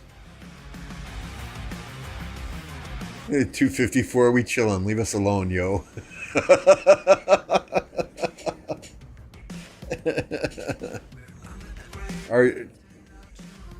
So, Tomato, serious question. Are you staying in 1254, working to rebuild that kingdom, or are you looking elsewhere yourself?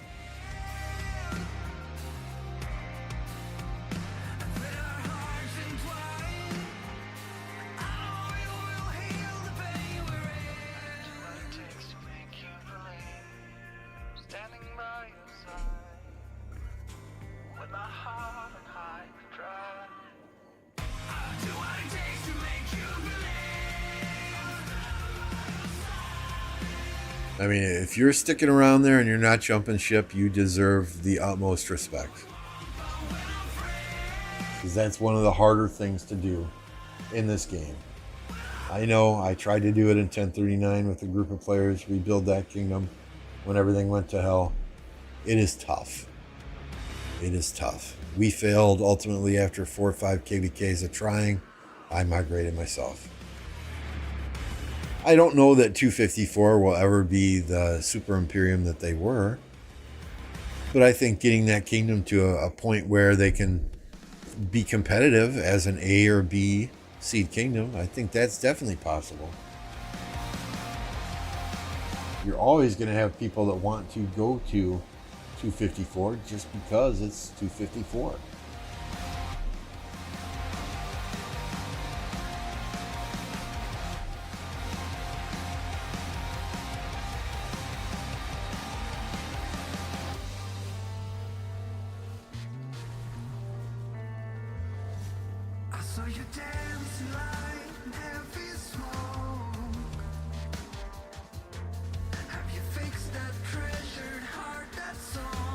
Too many dead weights there that need to be cleaned. What's up, White Black Coffee? I've got a poll up for you, White Black.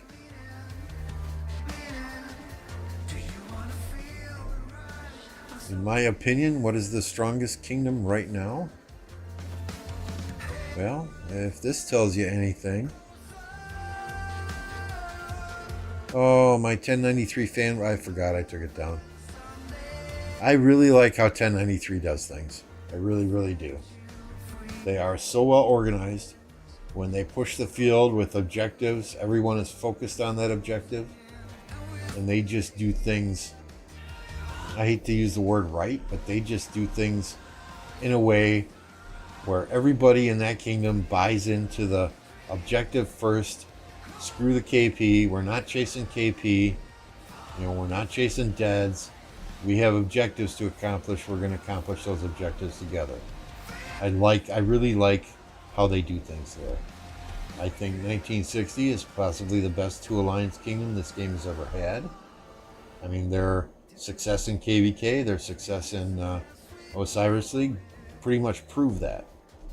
I think 1365 is a hell of a kingdom as well too, and they would give anyone a run for their money. So those are the three kingdoms right now that stick out on my head: 1365, 1093, and 1960. 846, last KVK, they put on a hell of a show. This KVK, they're putting on a hell of a show. I think, in my opinion, they are getting back up there into that discussion of top tier kingdom in this game.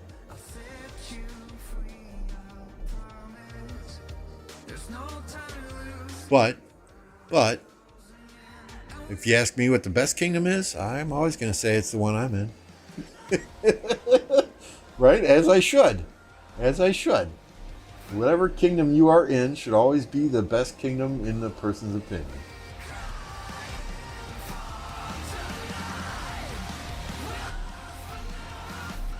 I love where I'm at. I love the people here.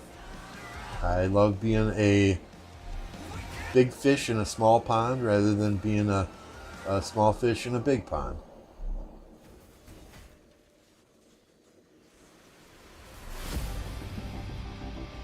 I think 1034 could potentially be included in that discussion, but we need to see them at their current power fight some of these other top kingdoms before we put them in that discussion.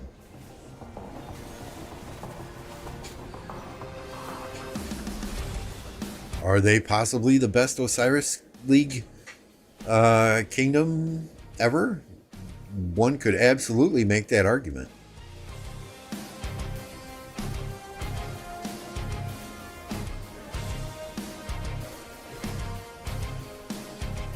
They've done very, very well in KVKs, but they really haven't faced, to my recollection, they really haven't faced any of these super top tier kingdoms. And if they don't get some armies inside of this fort is going down again. Why is there a Xeno in the fort? Do we not have...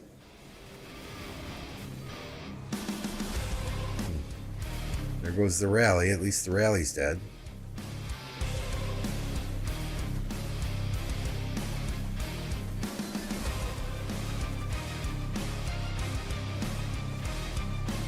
Uh, 2489, I would not put them in the conversation yet with 1960, 1365, 1093.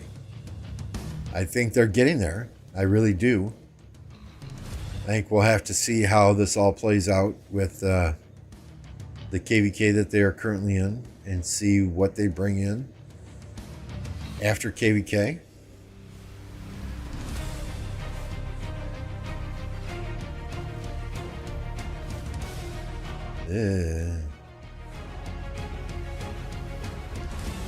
Hey, you're the expert fish. I just work here. So I'm not going to disagree with you.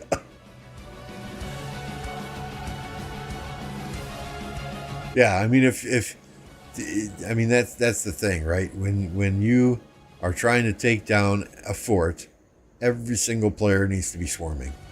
Pull off when you're yellow, pull off when you're red, but every single player needs to be swarming. Even if your marches are just marching around the fort waiting to swarm it, y'all need to buy into that. Y'all need to do that. That's how you take down a building fort that is getting good reinforcements.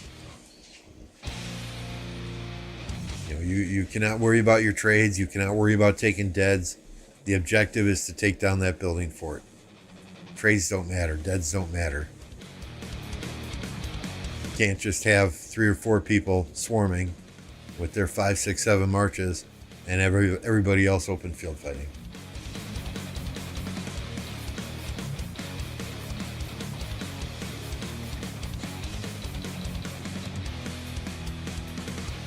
Yeah, 2489. I mean, they've had some big fights, right? 1960, for example, but they need to consistently prove themselves in a KVK against top tier opponents. Absolutely. 1307, we just signed up for KVK. We're going to get wrecked. Where is Mad Phantom still around, Chris?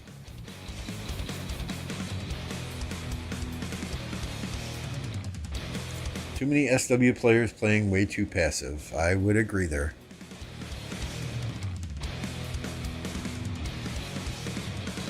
Yeah, and we were watching that the other day. There's a full march, right? There's a white march. These marches are still white.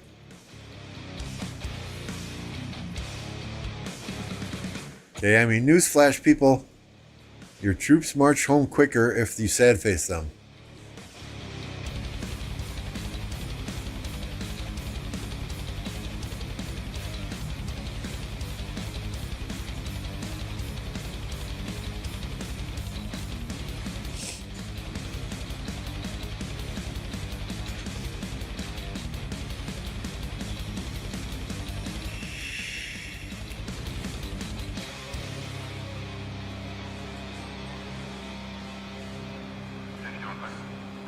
One V Prime was a beast, yeah.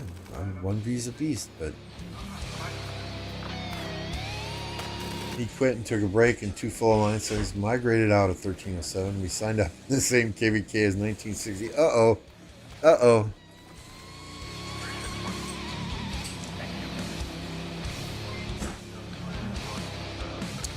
I thank you for the subscription, Justin. I think 26, well, okay, I was saying the same thing about 2605 not having a lot of resources since they just migrated in. You know, that was my concern too. Could they sustain this level of fighting for a long period of time, considering a lot of them just migrated in? But I had somebody from 2605 in chat the other day and they told me, bro, resources are not a problem. Now, is that the truth? Is that just propaganda? You know, one only knows.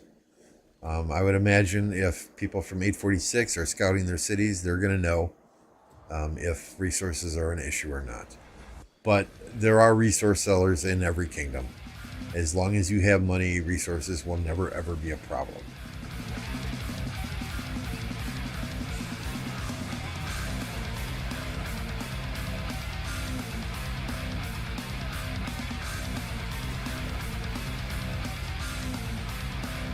So I think 1307 was a top tier kingdom. If 1029 and MF and Cat and these guys had not let me come here after 1052, I would have migrated to 1307.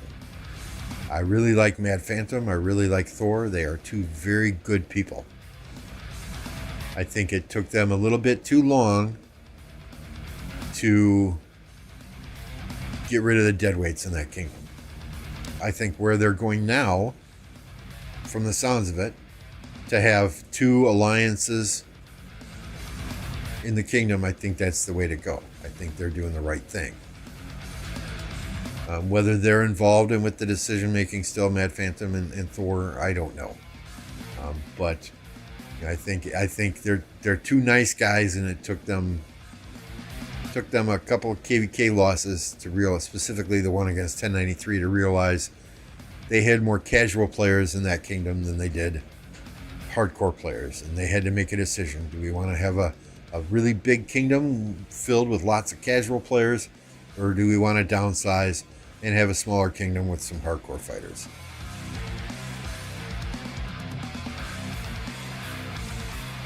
%25 going to fort, 75% hunting for kills. Yeah, you know, it's something that they will definitely need to address, Fish. 100% agree with you. 1846 must just chill their OL game against GT tomorrow, give them a chance with enough troops to beat them. Yeah, they'll have the troops. Is MF still playing? Yes, MF is still active. I probably talk to him on Discord at least once a week. He's not nearly as active during the off season as he is when there's KVK going on. Last KVK, he got right around 2.3 billion kill points, 17 million deads. So he's online fighting during KVK. Online more than a lot of us. He likes to fight. That's what he lives for.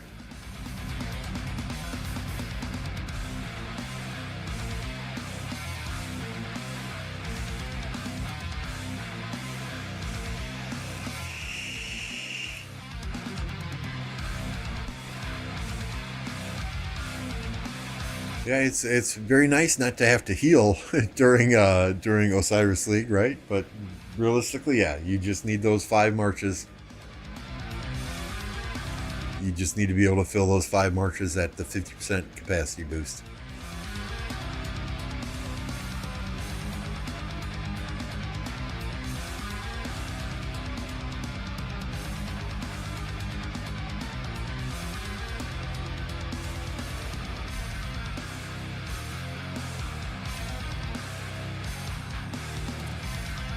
Lord 606, it is the culture. I won't say chiz, but it's a culture. Value versus sad facing your marches. I don't see that changing in 2605. Been that way ever since he was in. Chisgo was never in 1052. He went 1039 to 1075 to 1254. So he was never in 1052.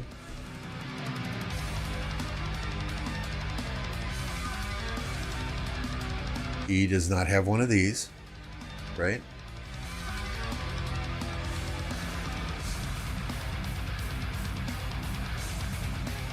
How old am I?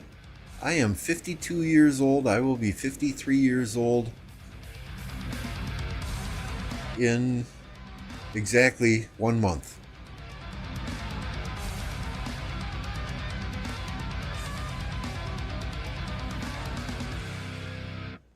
But yeah, I mean, I would I would agree to an extent with your statement, Lord. I mean, different people have different fighting styles, right? I understand players who are low power, who attack. I'm targeted. Okay, I retreat. Okay, I'm not targeted. I go back in and I attack some more. I don't understand high power players who fight the same way. But to each his own, right? If that's how you fight, that's how you want to get your kills, that's fine. I have a different fighting style myself. I would rather tank and sad face my 7 marches so that the people coming in behind me have an easier time than I would go in, attack, retreat. That's just not how I fight. I do not send my marches home typically. To refresh, I will let them get home when they sad face. But that's just, again, different people have different fighting styles. I don't have T4s that I even fight with on the field. It's all in or nothing.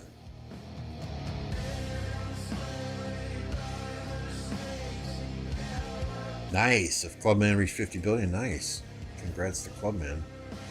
Check 495, 752. No. I'm not in 50. Oh, yes. I'm 52 years old currently. Yes. 495, 752. 495, 752. Ooh. Oh, my. Oh, my. Boy. Wow. That's gonna be fun.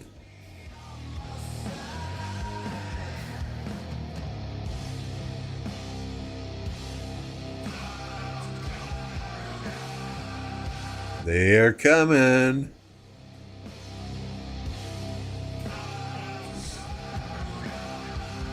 Lambo is very tanky.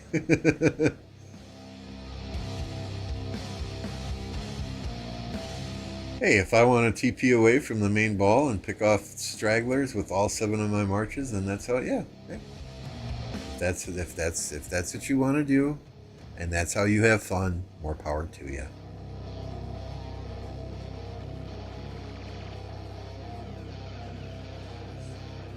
right, Justin.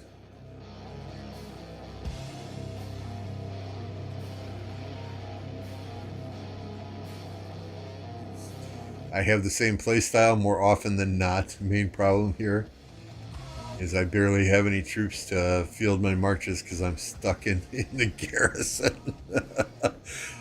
Yeah, I'm not going to lie. I'm not going to lie. When we're in KVK and they say, hey, does anyone have a garrison to throw on this flag? I like to stay quiet for 30 to 45 seconds to see if somebody else volunteers. That was 1302. And 1175, I think, but I saw a lot of duck players there.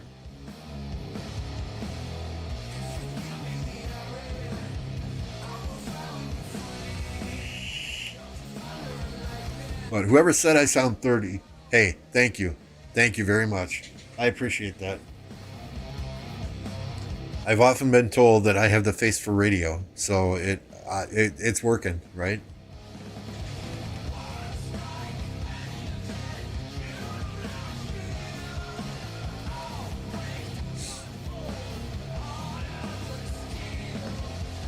Yeah, it's going to get interesting here once that big ball gets up here. Welcome back, Noodle.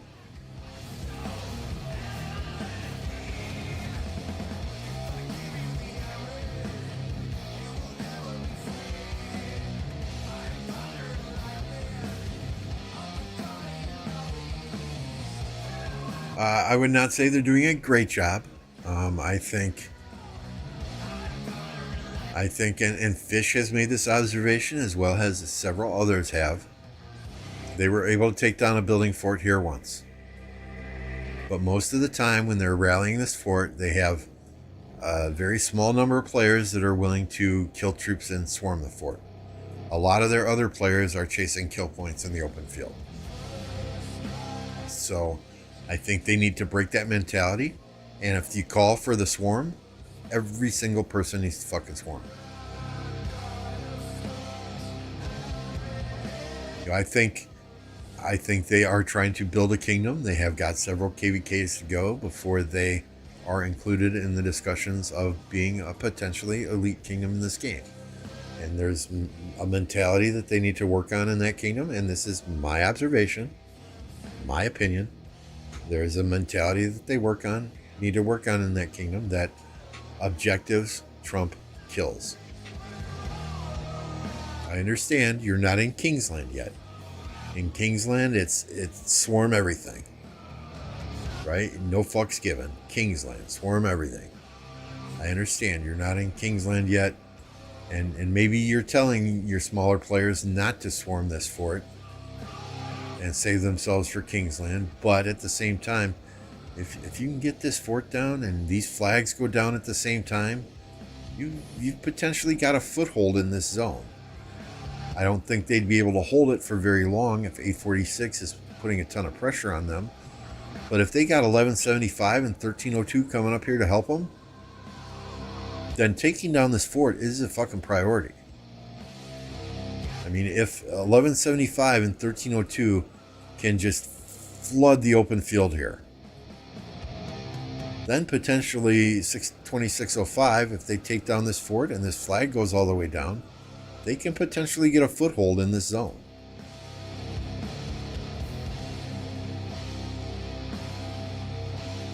Exactly, Chaos. So it depends, right? If it's a building fort, just swarm the shit out of it.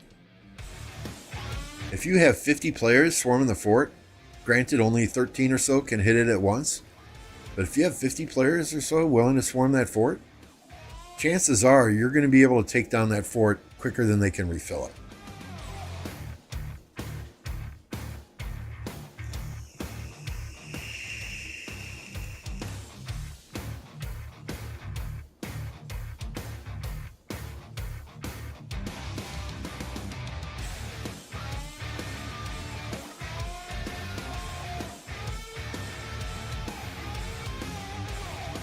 Only problem is 75 is getting destroyed while marching there. take a look. Where were they last time?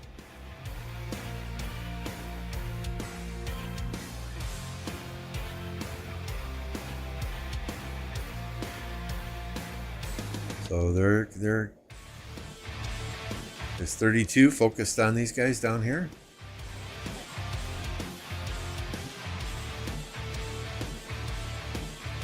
Where are they going? I forget exactly where all those troops are going. 846. Oh, 846 is all over here too.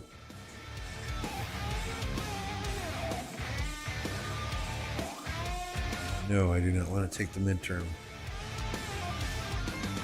I do not want you guys to see how stupid I am when it comes to the midterm. No, thank you. 584, 827.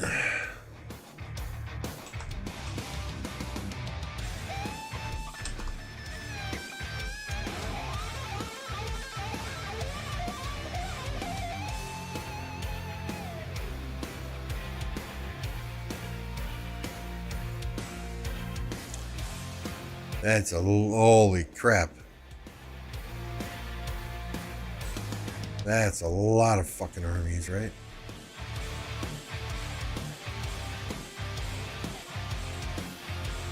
So they're making their way there.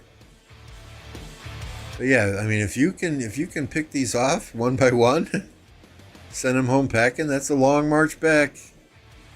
That's a long march back.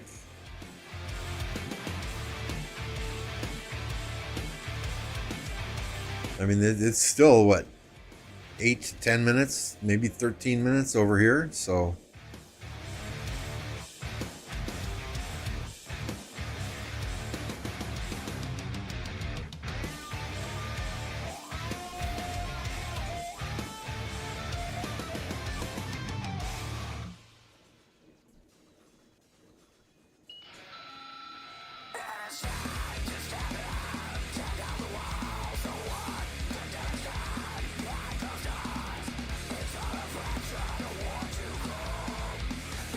Every kingdom does things differently. Obviously, the opinions I give, the perspectives I give are from fighting in my own kingdom, right? You know, at the same time, you know, taking a building fort down, those are sacrifices that you do make in a KVK. Especially in a situation like this, where if you can take down this fort and you can keep these flags burning and potentially get a foothold in the enemy zone by doing that, knowing that your allies are coming up here, that 1175, 1302 murder ball, you go all in. Absolutely all in.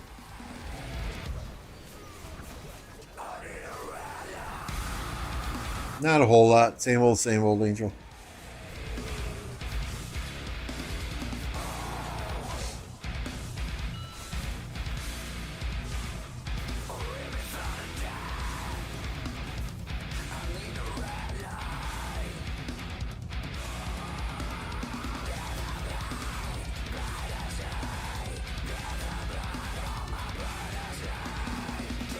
Yeah, that's a long-ass march home once their troops die.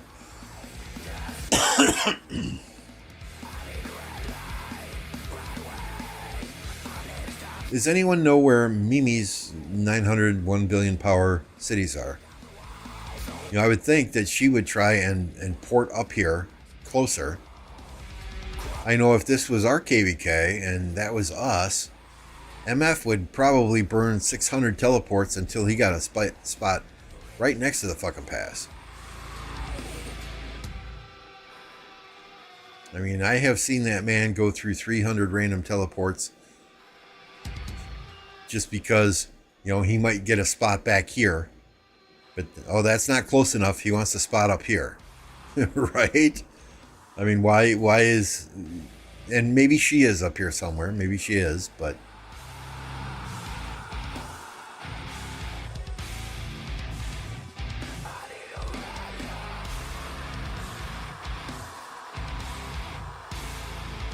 Well, the rally's going to get destroyed when they have a field presence like this, but they're not going to be able to clear this field.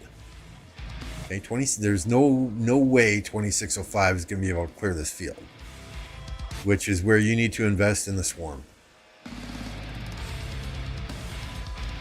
Because a good swarm is going to take this down faster than they can fill it. She was randomly teleporting around, but lost track of her. Okay. Yeah, I hardly ever get lucky with random teleports. No. There was one KVK that both MF and I were right next to a level 4 pass when level 4 passes opened. And that was fun as hell. You know, we were just wrecking them as they came out of a level 4 pass.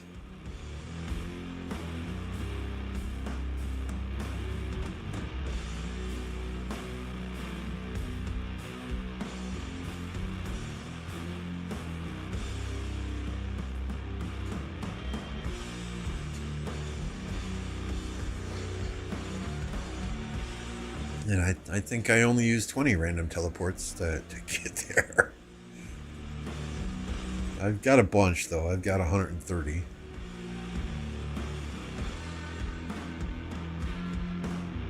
Our kingdom is not technically open for migration.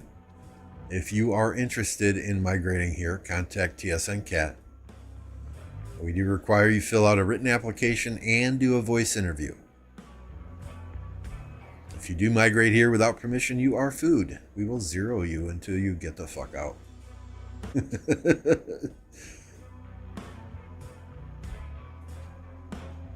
I want to see a sandwich so bad. It's going to be funny as hell. I want to see a sandwich too, but that's on a different website. Oh, shoot. I shouldn't even go there, right?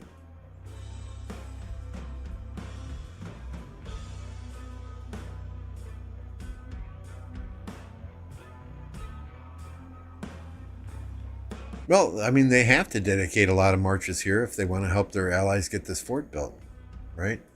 I mean, they have to have marches swarming down the rally. They have to have marches swarming down the swarmers. They have to have marches swarming down the reinforcements. They need a lot of marches here in order to do that. And their cities are closer, so they can refresh quicker once they die, but...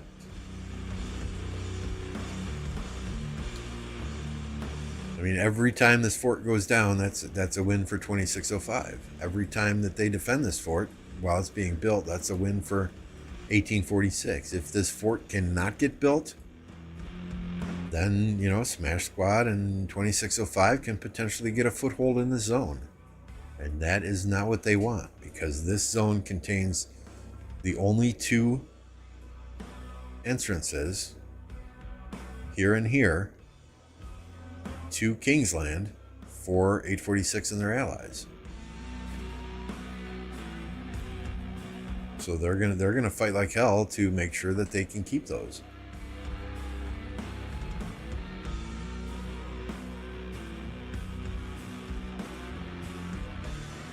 My 1029 is a C seed. We are a one alliance kingdom. So, I mean, we've got some damn good players for being a C seed, right? I mean, we've got Cat. Cat's got 6.3 billion kill points, 31 million deads, right? MF, you all know MF. If you don't, you're living under a rock. 32 billion kill points, 242 million deads. Mavic is a freaking monster, 8.8, 45 million deads. Surge, again, another monster, 7.8, 29 million deads. Stitch, 6.6. I mean, I'd put our R4 group up against anyone's. And then we've got probably another 30, 40 people who are fighters, who are filling flags, filling rallies, helping on the field. Probably about 8 to 10 of us, max Crystal Tech every KVK.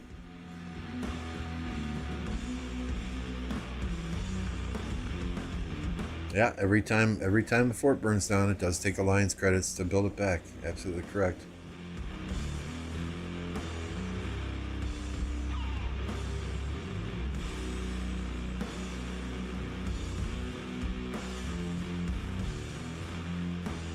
Is there a point to destroying this fort, considering Kingsland will be open in 3 to 4 days? If you know, and again, I am no master strategist for KVK. I never claimed to be. But if they can get this fort down, and they can push down to here, even better yet, to here, and limit 1846 and 32 to one path into Kingsland, damn right that's a benefit.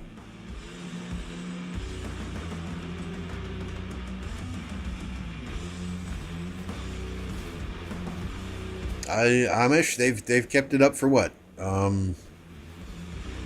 8 days now, 9 days now. So we will see. I mean, there are more passes now that they have to consistently rotate to build forts and back build forts and protect building forts and so on. So the next 3 to 4 days until Kingsland opens is going to be mighty interesting.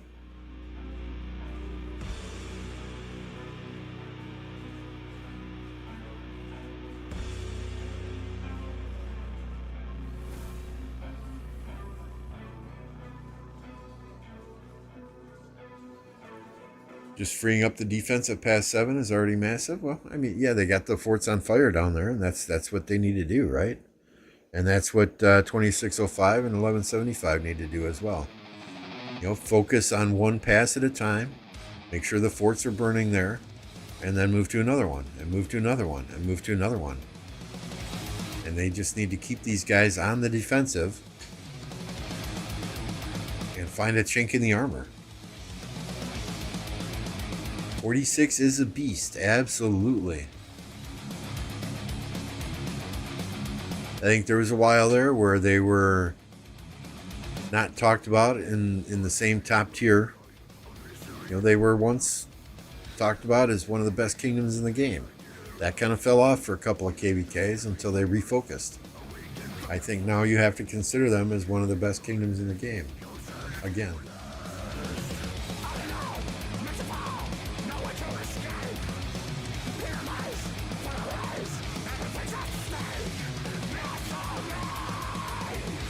I think we all want to see them reach Kingsland, right? We want to see what they can do in Kingsland, because that's a smaller area. We want to see what they can do in Kingsland. Who do they go for first? You know, do they try and push out Mimi first? Do they try and push out Chisgo and the 2605 guys first? You know, what exactly happens there? It's going to be fun to watch.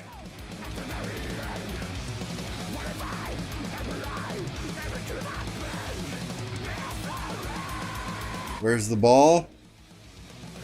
Well, no comment. I've been married for 26 years, so my wife's got those, but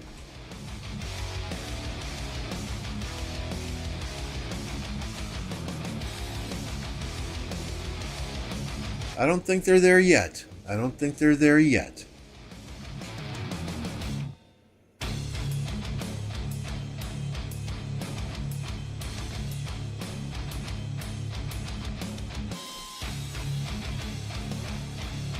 $654, $882.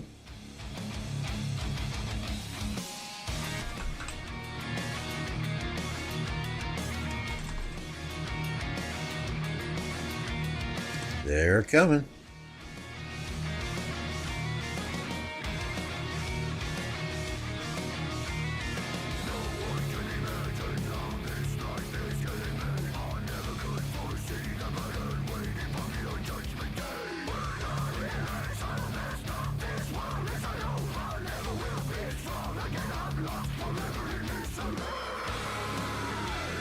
They just need to keep going and not stop and hit these guys attacking them. Let them get their free kill points. But they're getting nipped at, right? You know, it's like here's the big German Shepherd, and you got a couple of Chihuahuas nipping at their hind heels. So they're coming.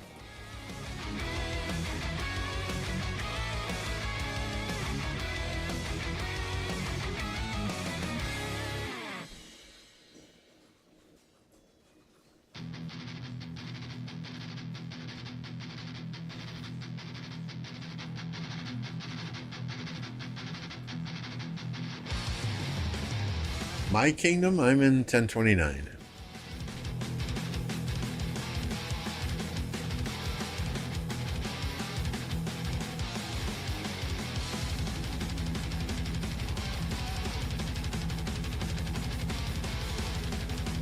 Some says, in my honest opinion, I don't think 846 is even going to get close to the Zig. I don't know. I mean, I think if they're all in one area and they have one thing to focus on, they're going to be hard to beat.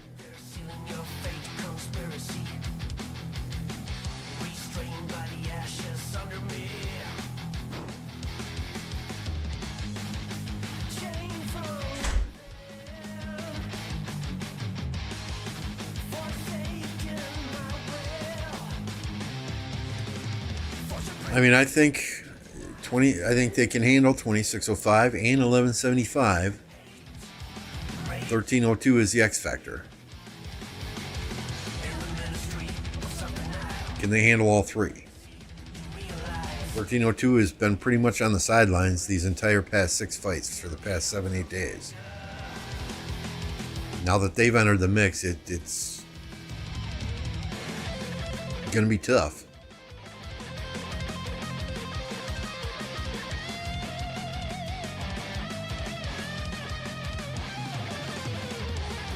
Hey, good morning, Blue Savvy.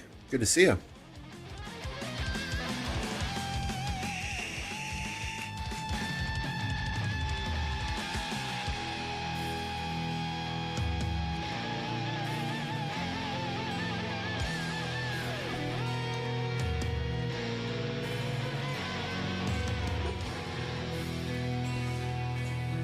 Yep, nope, they are definitely getting encircled by 1175, 1302, and 2605. Absolutely. They just need to make it into Kingsland, and then there's a chance. A chance. And that's all I think they ask for is a chance.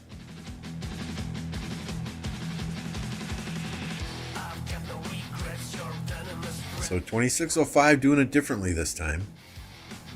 Looks like they're trying to clear out 846 before they make the push. Now they shifted over to 32.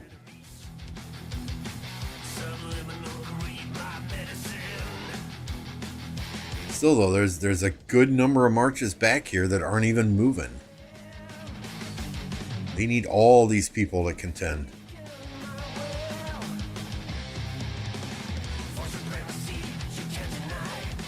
Dropped you a PM and rock. Okay. Do I need to look at it now on stream or should I check it out later? I hate to bring it up if it's got anything sensitive in it.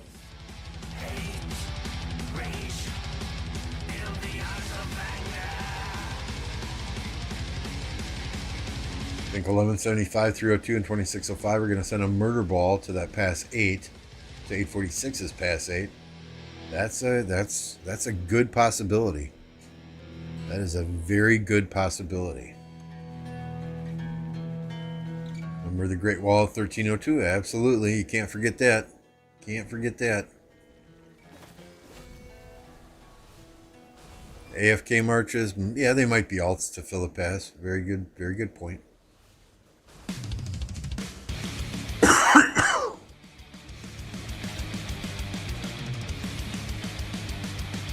Later, we'll do.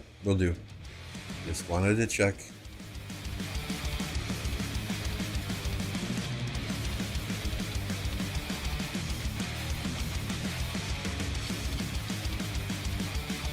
I'm sorry I don't read Russian, but welcome. Vodka. There we go. That's about as much as I know. Vodka. Borscht.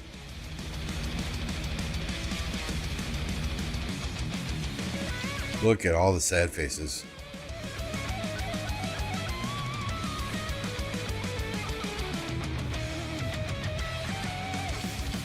What are you doing with the Belisarius?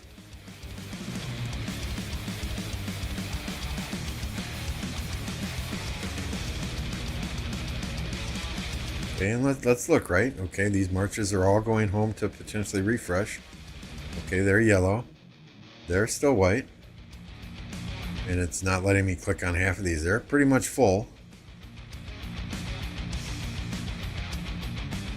Okay, they're oh, that's a dead march I clicked on there. That guy's full. That guy's coming in. That guy's full. That guy's about dead. Might as well just kill it. I mean, you got what, 10 troops left in that march? Might as well just kill it. Okay, he's going back in. He's still white. Don Panda was recalling it, yeah.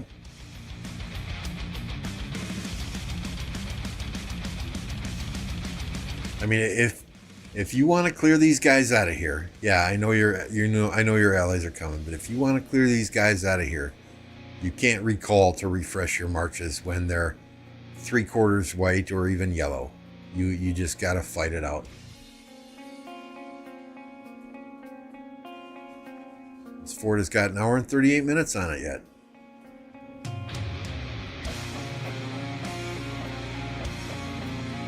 So these passes are kind of funky in this KVK, right? And I don't know exactly which specific pass you're referring to, Impact, but like this pass, the only alliances that can take it are the Earth and the Wind camp, or the only camps that can take it are the Earth and the Wind camp.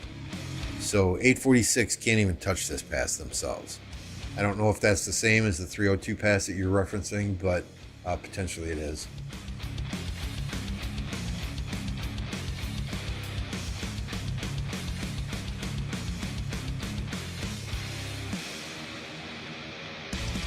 Yeah, if you want to clear him, you need to sad face. That's all there is to it. 100%.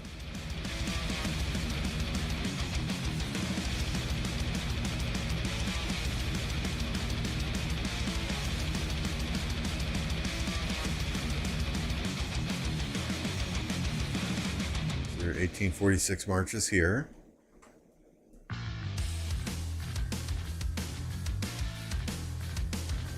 There's a bunch of 302 marches here. Oh, there's a, see, this is what I would expect from the 900, from the 1 billion power players, right? You random teleport into the enemy zone and you go absolutely fucking crazy.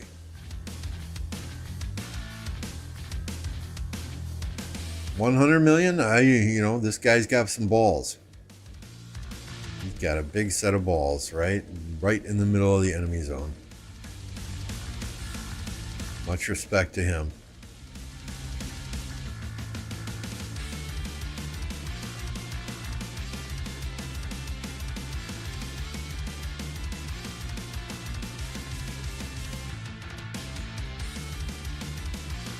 $750, $867. Is that about where we're at? Yep.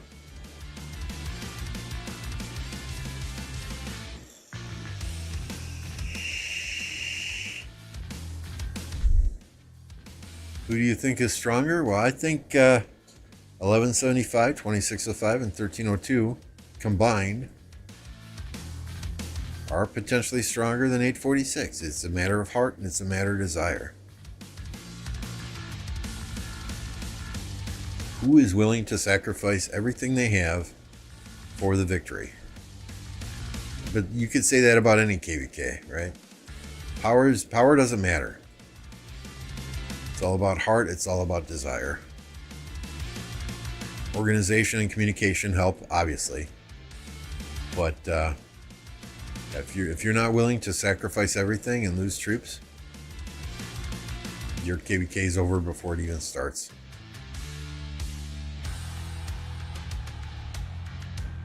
I am vaping, yes.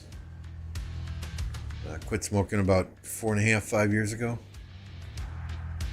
So now I vape. I'm trying to consistently reduce the nicotine level in my vape juice so that I can eventually quit. So my apologies. I try to mute before I vape, but sometimes I get to talk and I forget to hit that foot pedal to mute the mic.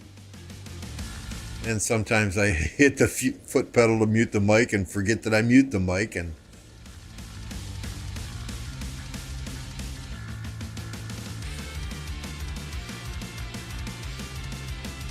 Captain Sinkfus says, if the leader calls push, don't ask why, just ask where and how long. Absolutely.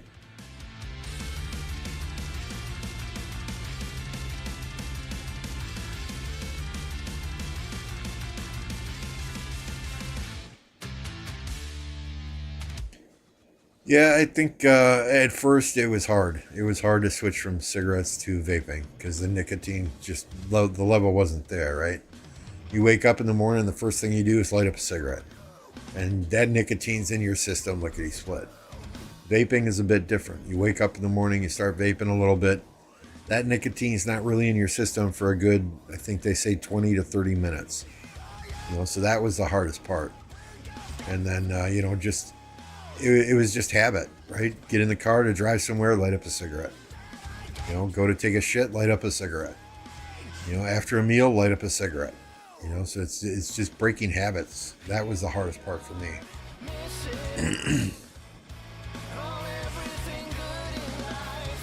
Ducks are here,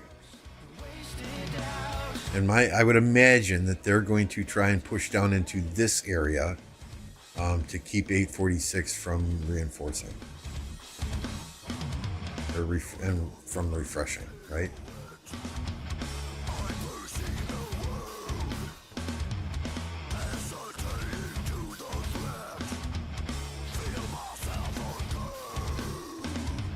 Can I show my equipment? We can do it real quick, right? That's Archer March 1. That's Archer March 2.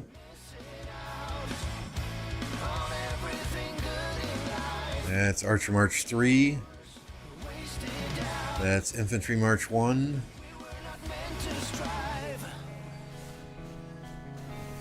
Infantry March 2. Infantry March 3. Oh, nope. Where is 3? I thought I had that on. Oh, it's on Richard. So that's Infantry March 3. Cavalry. Where are you, Nevsky? Get over here. There's Cavalry March number 1. Number 2. Number 3. Nothing special. And number 4, this is the speed march for capturing obelisks and arcs in Ark of Osiris.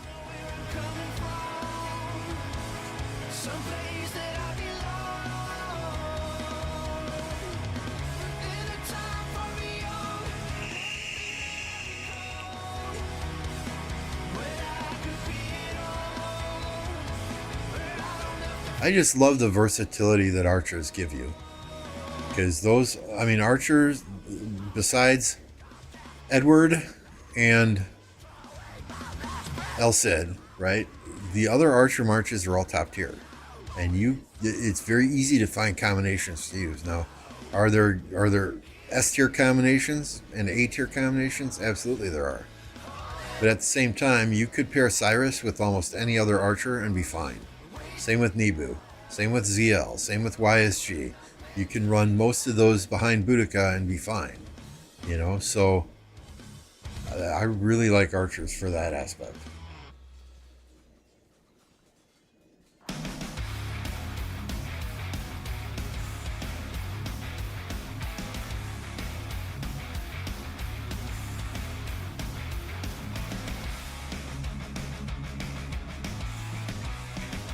And now it gets hard, right? With Duck in here, or with 1302 in here, and with 2605 pushing this fort. We will now see what 32 and 46 are made of. That's a lot of arm. I mean, look at this. That's crazy.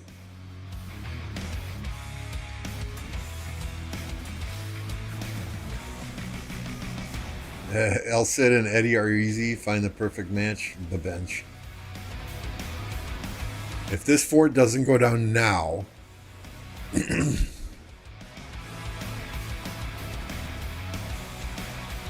so this fort goes down, I'm warning y'all in advance. We're popping the explosion, so plug your ears.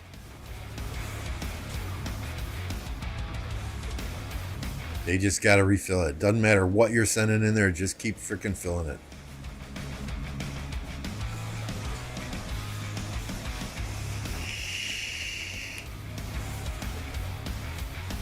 What's up, Loco?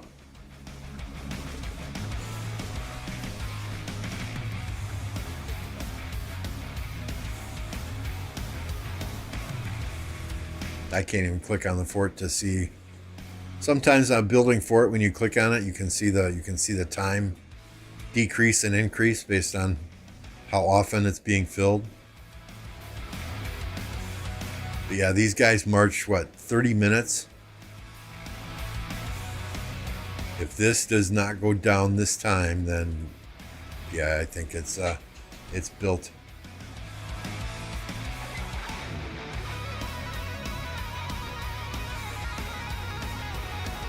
I have any expertise. Edward YSG, I should say, I love that march in KVK2, but that was years ago.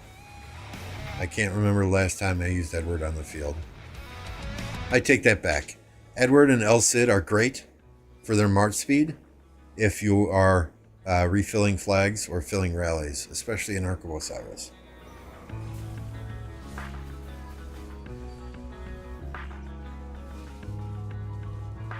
"32 just keeps sending army after army."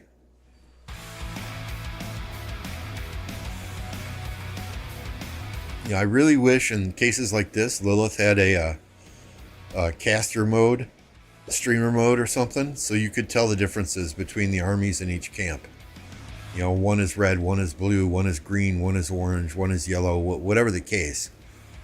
It's hard to tell right now who's got the advantage, right? Oh, the fort survived.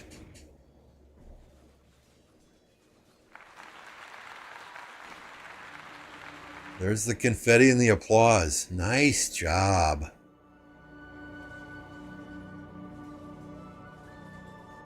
Yeah, and exactly. Eddie skills. We had our last KVK. We had the where are you, Edward? It's been so long since I used you. Our last KVK, we had this as a bastion skill. Oh my god, 25% skill damage. Put that on a Boudica XY or a Henry ZL Rally. Oh, that was tasty.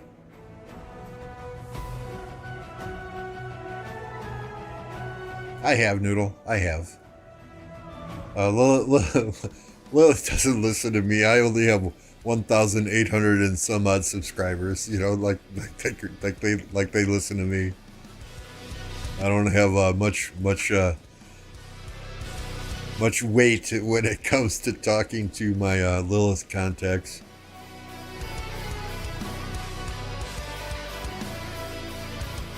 Two hours and 10 minutes, so they just need to refill it with armies again, because it was down to 1 hour 38. So that rally did some damage, right? But if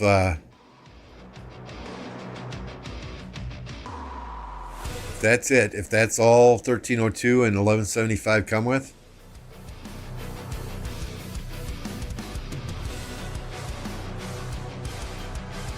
I don't know that fort's going to get taken down.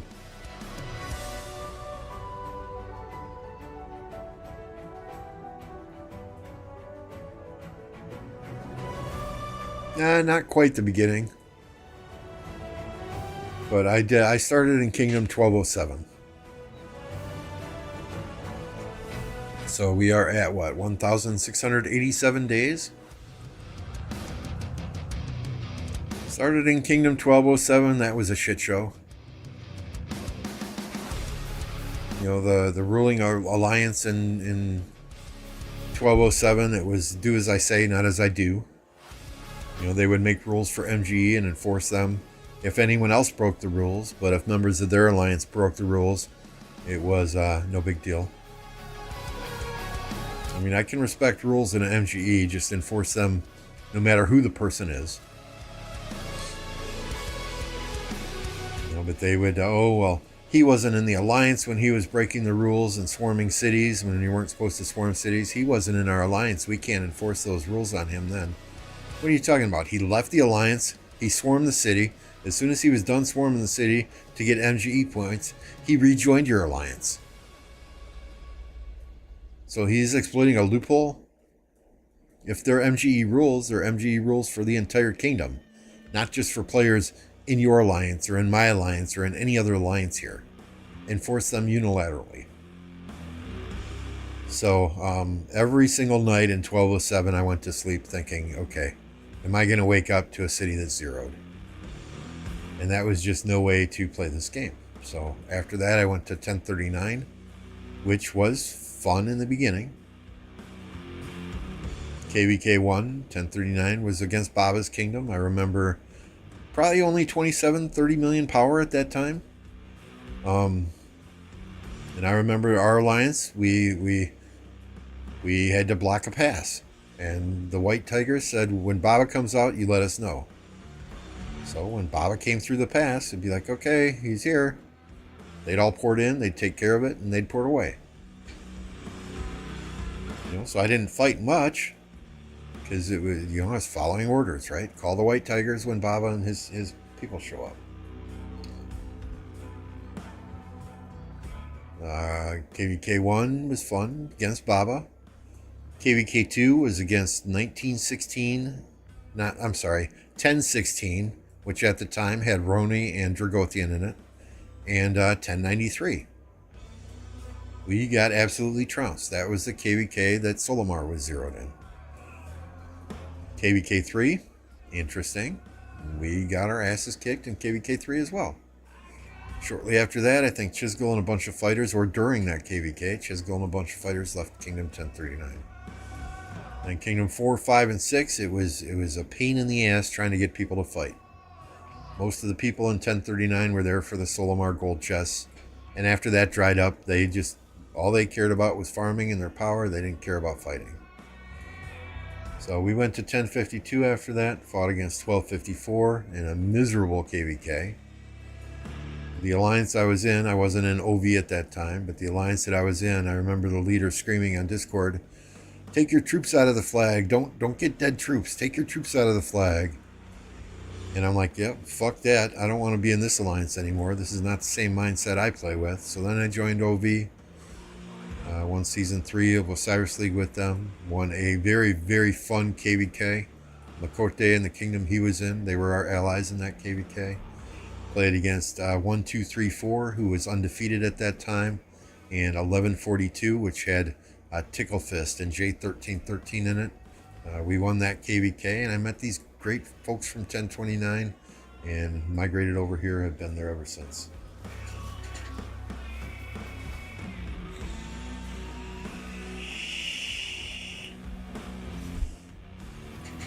I am not watching any other streamer at the same time as I stream. Hey man, like I said earlier, I'm 52 years old. It's all I can do just to keep tuned into this KVK and read all your messages in chat, right? Multitasking is not a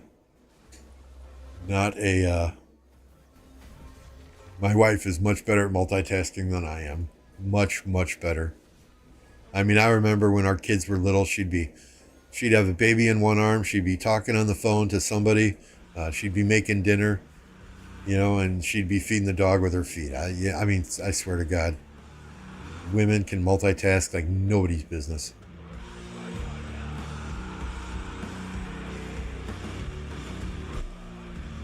But no, when I'm streaming, I'm not generally watching anyone else's stream, simply so I can stay focused on mine.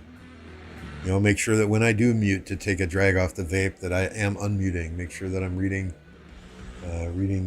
your chat messages, thanking people who are donating or contributing. Which, by the way, 101 likes. Y'all have been killing it lately. So far, you've been killing it today. I appreciate you, each and every one of you. Those of you that are engaged in chat, that have taken the polls, they all count as interactions with Lilith for a stream. And they all help get my videos and live streams in front of more people. I don't put out a lot of videos. I don't enjoy editing videos. And, like I've said, this is a hobby of mine. And at age 52, you realize life is too short. Do what makes you happy. If something ain't making you happy, if you don't enjoy doing something, don't do it.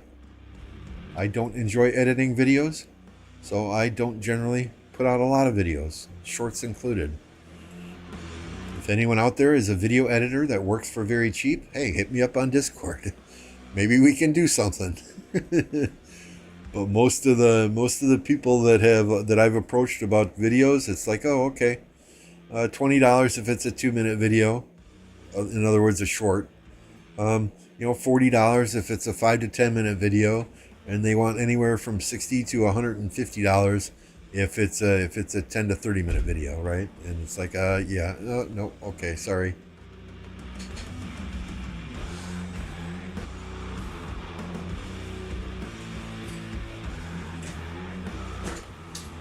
So the videos that I do have out there, they are what people call quote unquote low effort videos, where I just sit down and I record it all start to finish. Thank you, Justin. I appreciate that. At 52, you earn the right to do what you want and when you like it. That's kind of echoes my thought process, right? I mean, I was going to be sitting here probably watching somebody else stream this KVK or watching this KVK myself, so it's more fun to do it with you guys here. And look who just joined us. Only Farmer is in the chat. If you guys don't know who Only Farmer is, we are going to put a link to her channel as well in chat. She's one of the few Rise of Kingdoms creator that is a female. So make sure you are supporting your fellow streamers, your female streamers, your male streamers. Go and subscribe to her stream. She's in 1484, so she is also in that KVK with 2049.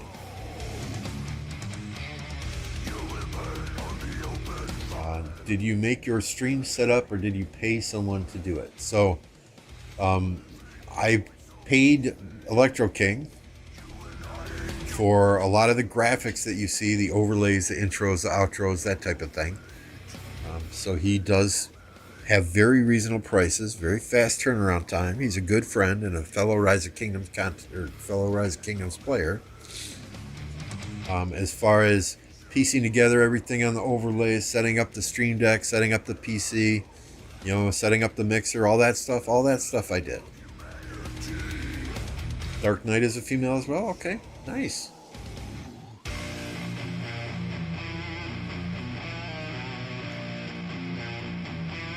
All the alert pop-ups, everything else I did. So it's just graphics that I have received help with thus far. The thumbnails, they're very nice thumbnails that Electro King put together for me. I just dropped the words in them. So I probably got like 30 different templates for thumbnails that he made me. And I just dropped the words in them based on what I plan to stream that day. I think they look nice. I mean, obviously I could probably do better and layer the letters and this, that, and the other thing. But hey, it is what it is. I have fun, right? Yeah, I don't know that I have a link to Dark Knight.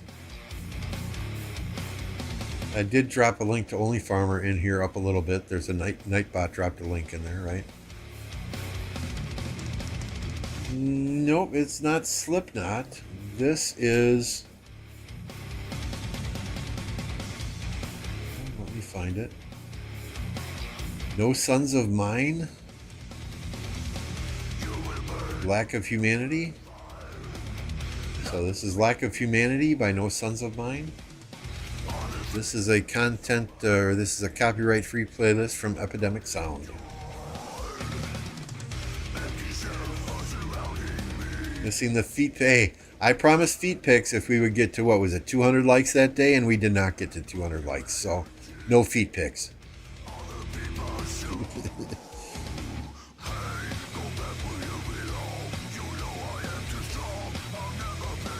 Good, I'm glad Electro King could help you out, Only Farmer.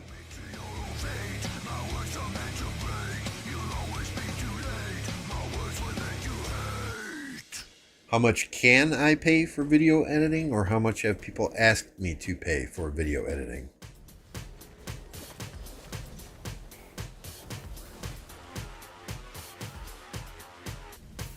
I mean, I just think, you know, upwards of $100+ for a 10 to 15 minute video. I think that's way too much. How much would I pay for a 10 to 15 minute video? It depends. It depends. I mean, if it's someone just slapping together videos, or doing cuts, if it's someone putting in, you know, additional graphics or making things, transition scenes and things like that, you know, it honestly, it depends. It depends on exactly what, yeah, exactly. They would be gnarly toes, Justin. Depends on exactly what their definition of video editing is.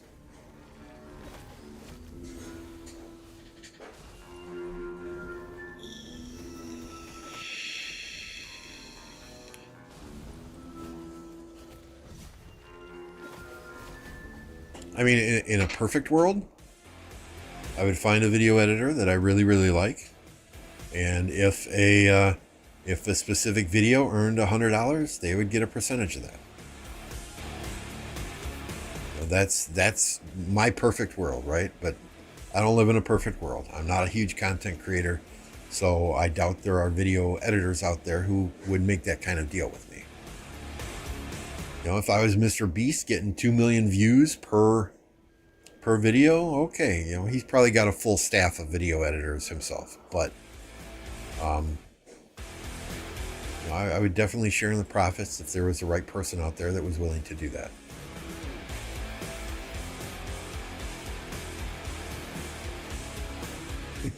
With advertisements on top of gnarly toes.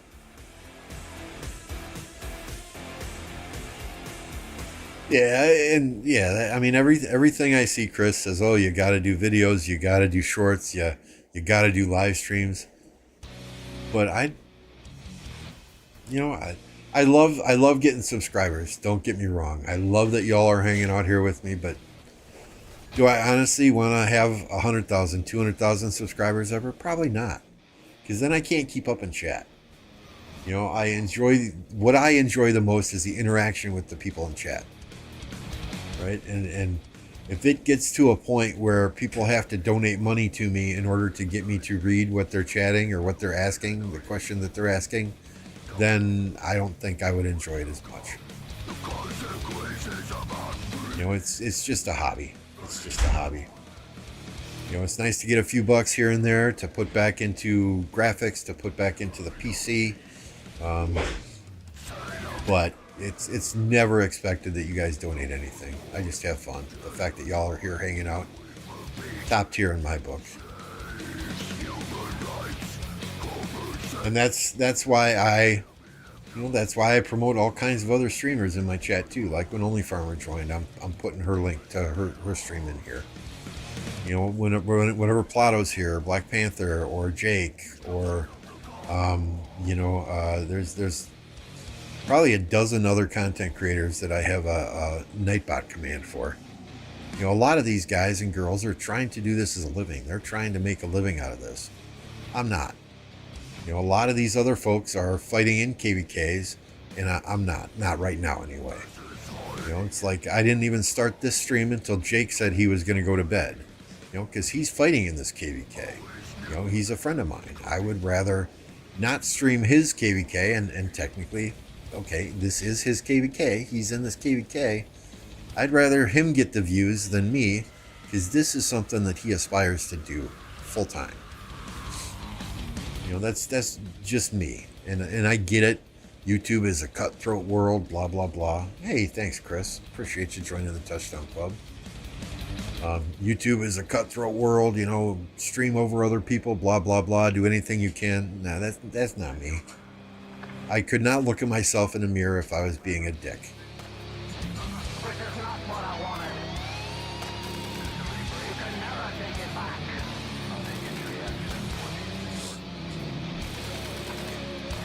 You're all doomed. You know, Apocalypse Gaming. You know, all those guys.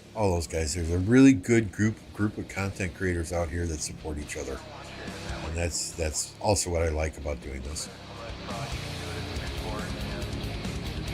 Hey, K4. Quality over quantity. Yeah. Hey, if y'all are having fun in my streams, that's cool. That's cool. Are they always quality streams? No.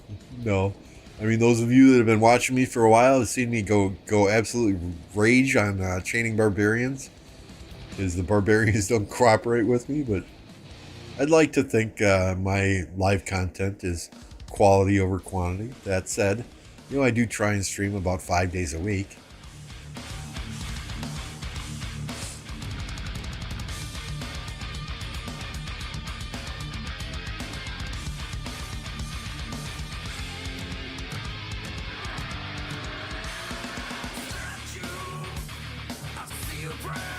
Is Justin in the past? Is he Garrison in the past? Do we know?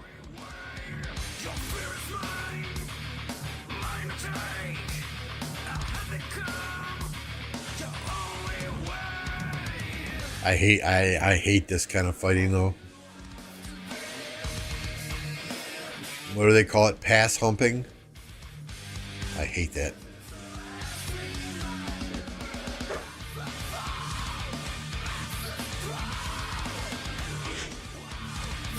Got an hour and 10 minutes on this fort, so we'll probably see a few more rallies on it yet.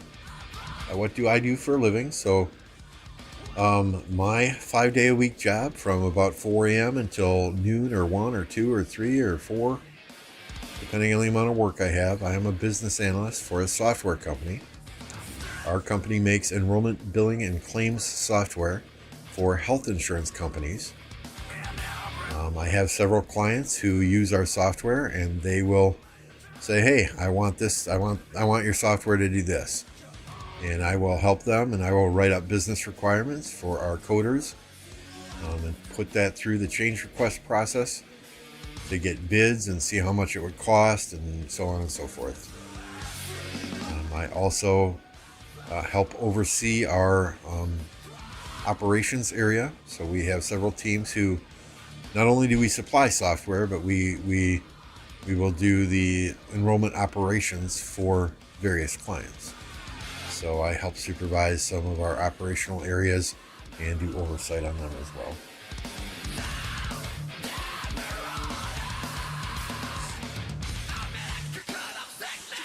No, I'm not actuary. That's too many fucking numbers to deal with.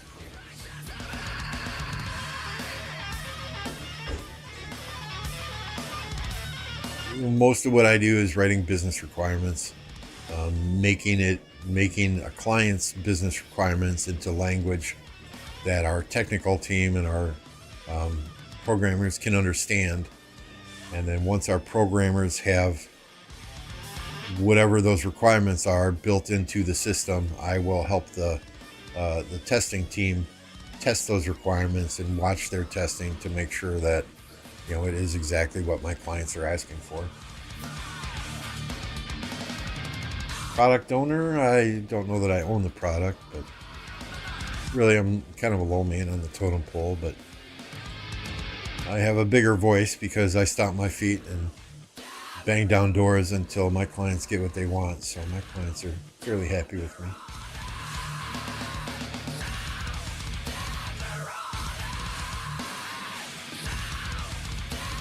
It pays well, but it's very mentally draining.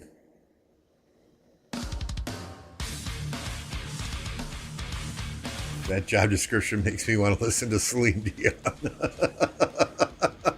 Hey, what's up, Hassan?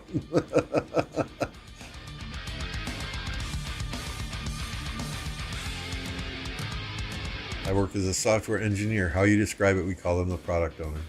Okay. Thanks, Warpath.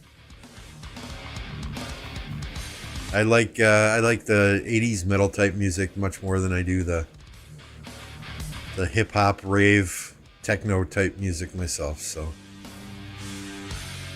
it's coming through my earphones as well. I think my ears would be bleeding if I had to listen to techno music for 2+ hours when I live stream.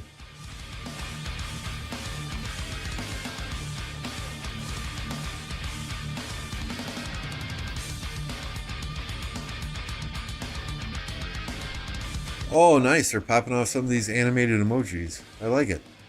The only one I have is a Minamoto one.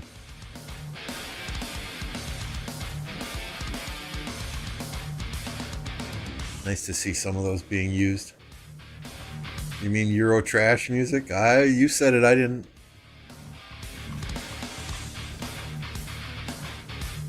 Can you get me a premium Brazer account? What's a Brazer account?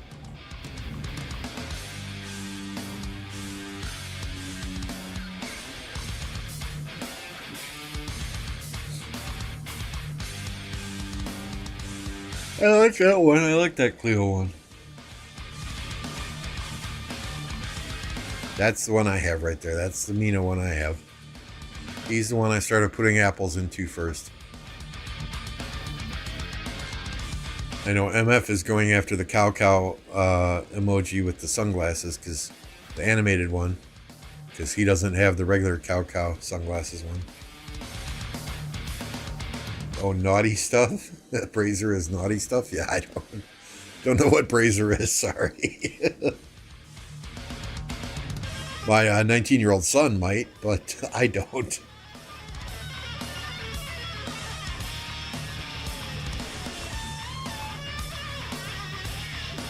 Well, I think they wait until a certain point to swarm these rallies down.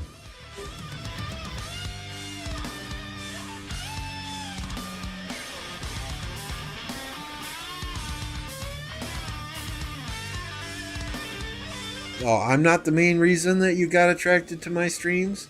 It's the music, huh? I'm insulted. Nah, I'm just kidding. It's all good. You watch whatever stream you enjoy watching, man. If it's mine, if it's Only Farmers, if it's Plato's, if it's Black Panther, if it's Apocalypse. Hey, man, as long as you're watching a Rise of Kingdom streamer and supporting the community, that's all that matters.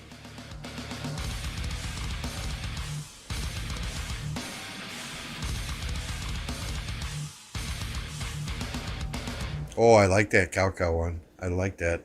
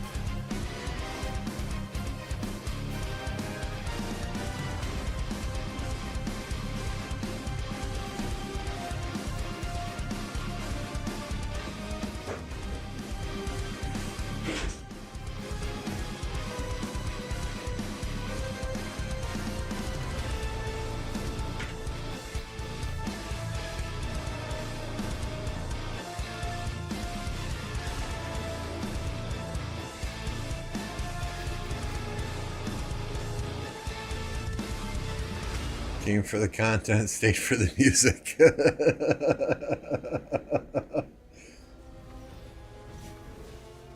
Better play that Wong Fai Hong song? No idea.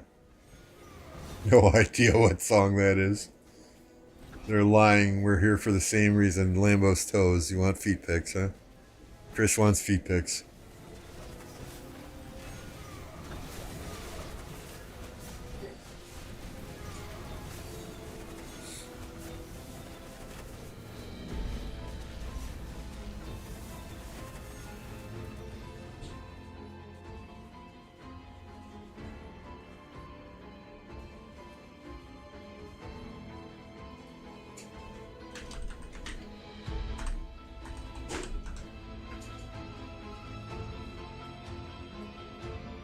So what do we got here on this fort yet?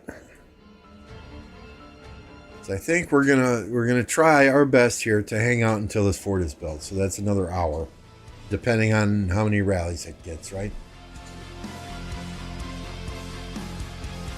But I smell eggs and bacon in the other room.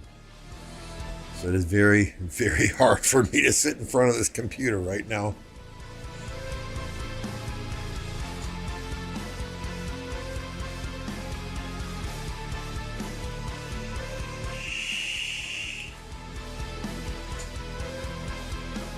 Never know. He could be an old rocker dude wearing a wife beater. Okay, check. Old rocker dude, wife beater, check. Sporting a Trump toupee. I do not have a Trump toupee.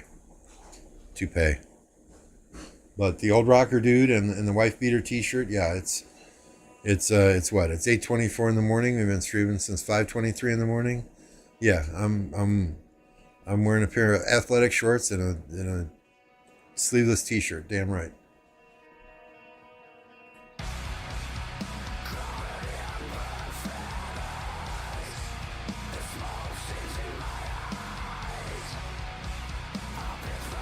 Stop! You're every stream you have, Only Farmer. You're always talking about food. No more. I realize I brought up eggs and bacon. Let's end it right there.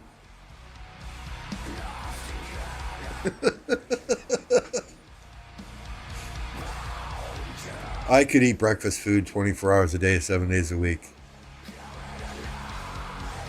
Scrambled eggs, bacon, sausage, pancakes, waffles, French toast.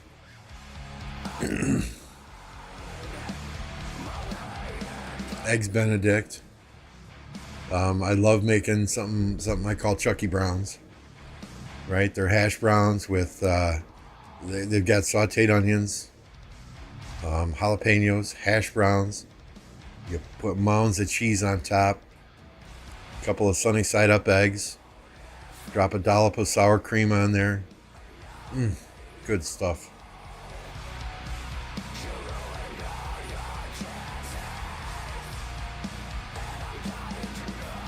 I love spicy food. I tell my wife all the time, I made dinner, it doesn't taste so good. I tell her all the time, everything tastes better with jalapenos.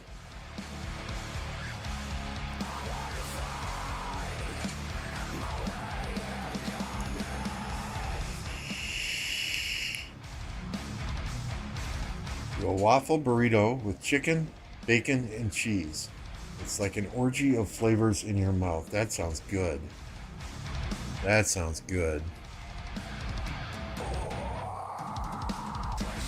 Hey, Monday through Friday, I eat my oatmeal and my yogurt and my plain Cheerios.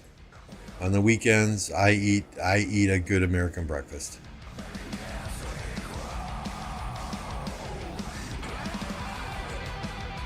Same thing. About 5-6 days a week, I'm eating my fish, I'm eating my shrimp, I'm eating my chicken, I'm eating my turkey. 1 or 2 days a week, okay, it's time for a burger, it's time for a steak, it's time for some red meat.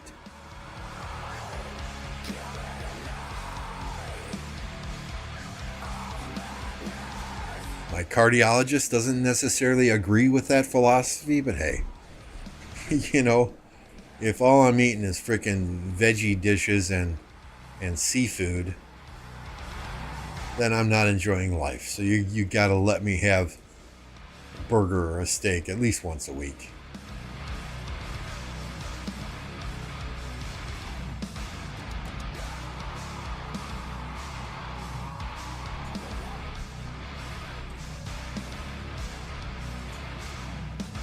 And yeah, the best fast food burgers are Culver's. I don't know if y'all know Culver's. Oh, I've never had In-N-Out. But Culver's butter burgers, double bacon butter burger deluxe with cheese. You're not going to find any better. I don't care what they say about In-N-Out Burger or Five Guys. Culver's is where it's at.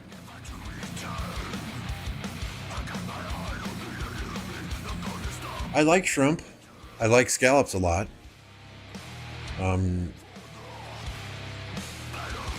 When it comes to fish, tilapia is pretty basic. It takes on the flavor of whatever ingredients you use and cook with it. But when it comes to fish, I live in Wisconsin. When you eat fish, you do a fish fry. Oh, Culver's is better than Wendy's any day of the week. Any day of the week.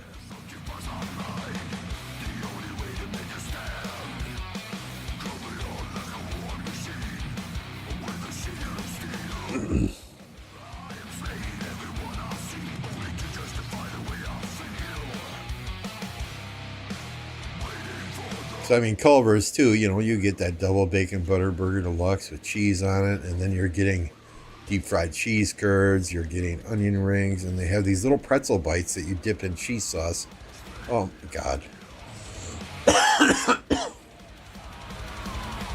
Yeah. This has become a food stream now. I know. God dang it.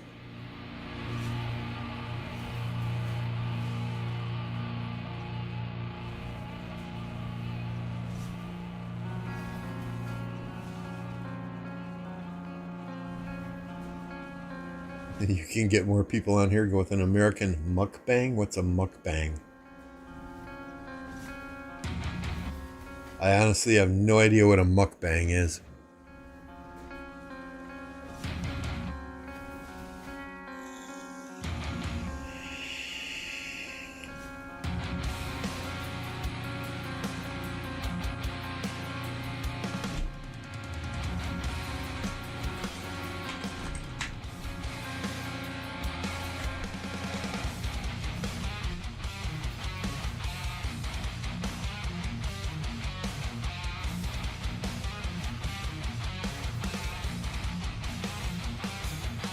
God, I should still be on my tablet sending out farmers. We have KVK soon. Well, I mean, not soon. The next pop we intend to register, I believe. Don't know which one we're registering for yet. I just want to fight. I'm ready to fight again.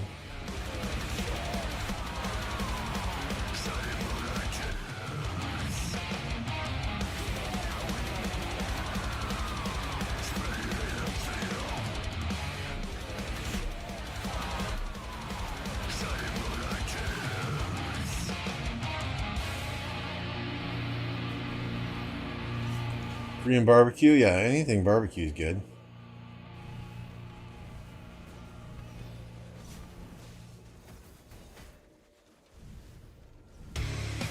Mukbang is like eating huge amounts of food. Oh, I don't know that I can do that.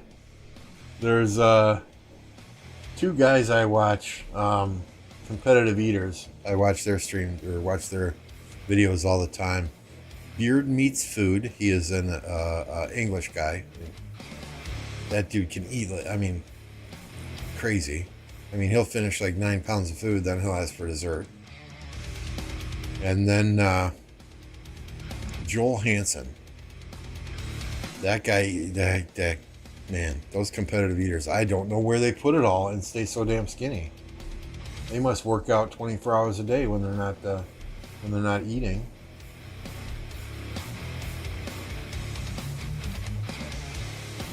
Yeah, that's because of the, well, not auxiliary skills. That's because the artifacts that they put on them. Chaos Wolf. 1175's on the move again. We'll check it out in a second.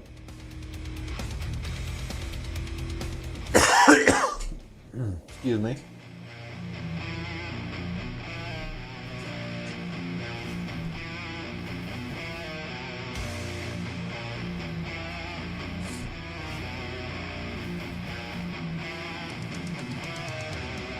They bloody eat like 4 cows and a buffalo and then go, I'm still hungry.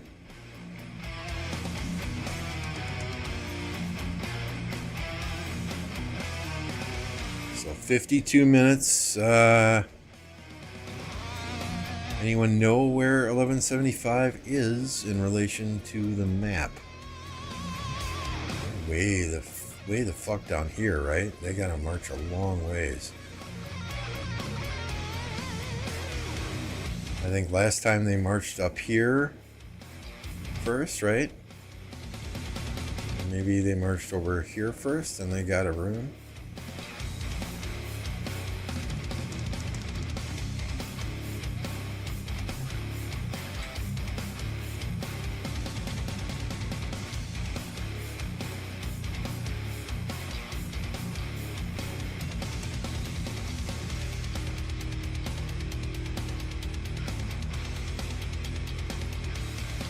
Where are you going, Jolly? Yeah, I don't know. I'm sure they'll come up again. This fort's only got like an hour.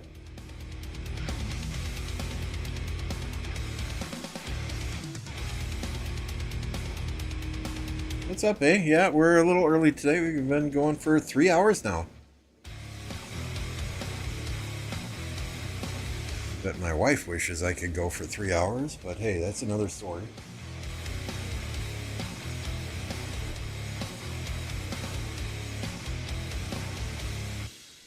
Chinese mukbang chick that eat like 6 squids without chewing? Okay. That's very intriguing. Thanks, Koala. We'll check 360, 662.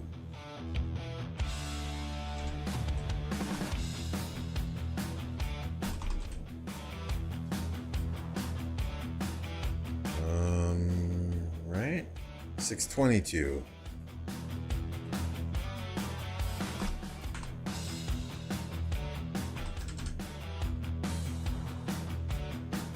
There we are. There we are. Can I put a marker on here? No, I can't because they're not in. Oh, if I could like, you know, put one of those troop markers on there, they'd be much easier to follow.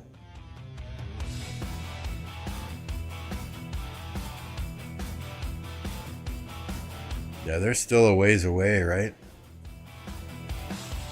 That's probably at least a 20-minute march yet.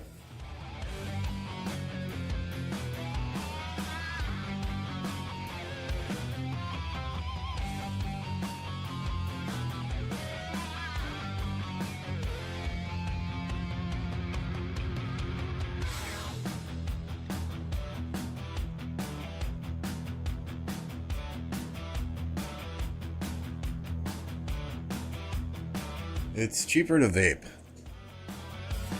So I spend probably about 75 bucks a week vaping on coils and juice and stuff for my wife and I.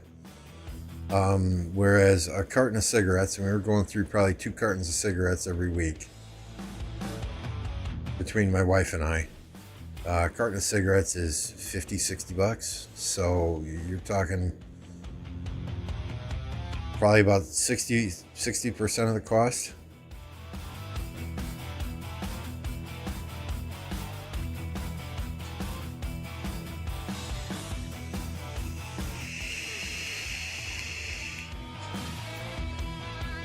Yeah, I put 6,200 on 89N myself.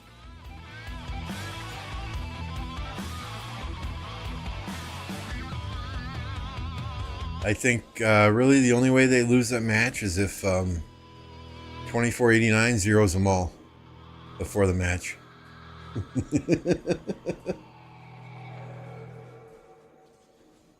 Hey, you pissed us off.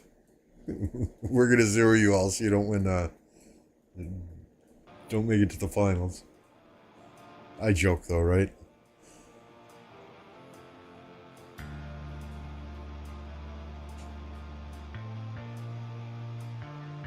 This was years ago. This was 5-6 years ago. I'm sure the price has gone way up. That and live about an hour away from Indian casinos. So there's Menominee Tribe, Oneida Tribe.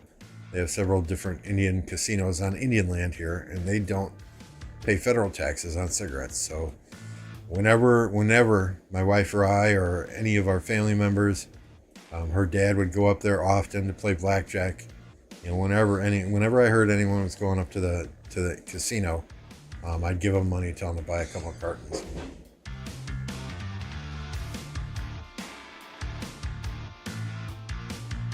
$3? Are you kidding me? $3?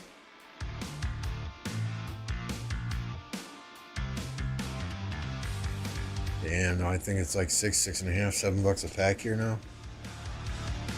It's all fucking taxes too.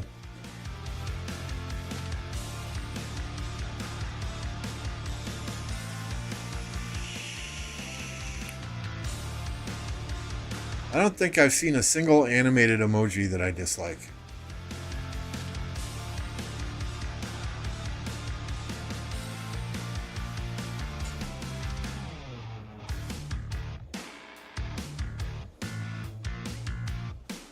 very tedious and time consuming to give those commanders in your city to talk to them all the time, but standard Marlboro in Michigan is $9, yeah.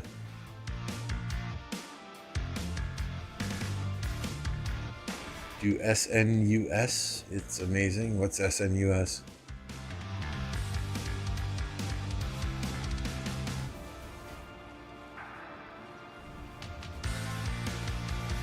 Baba lost to 89N. Maybe he zeros them. Anything's possible, right? You know, I mean, that, and you got to kind of feel bad for him, but at the same time, it just goes to show the amount of money you spend in this game does not necessarily bring you an Osiris championship.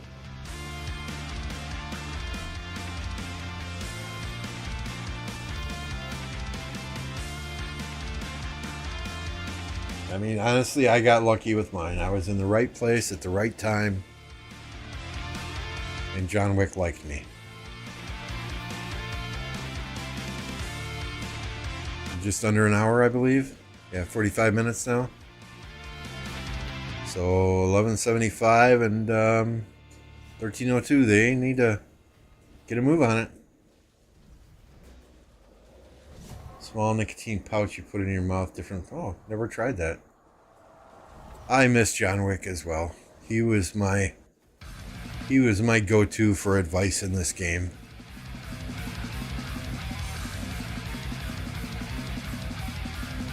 You could always count on him to put out informative streams. You know, now I tend to go to Seawell and watch Seawell's videos. If I want advice about commander pairings or talent trees or that type of thing.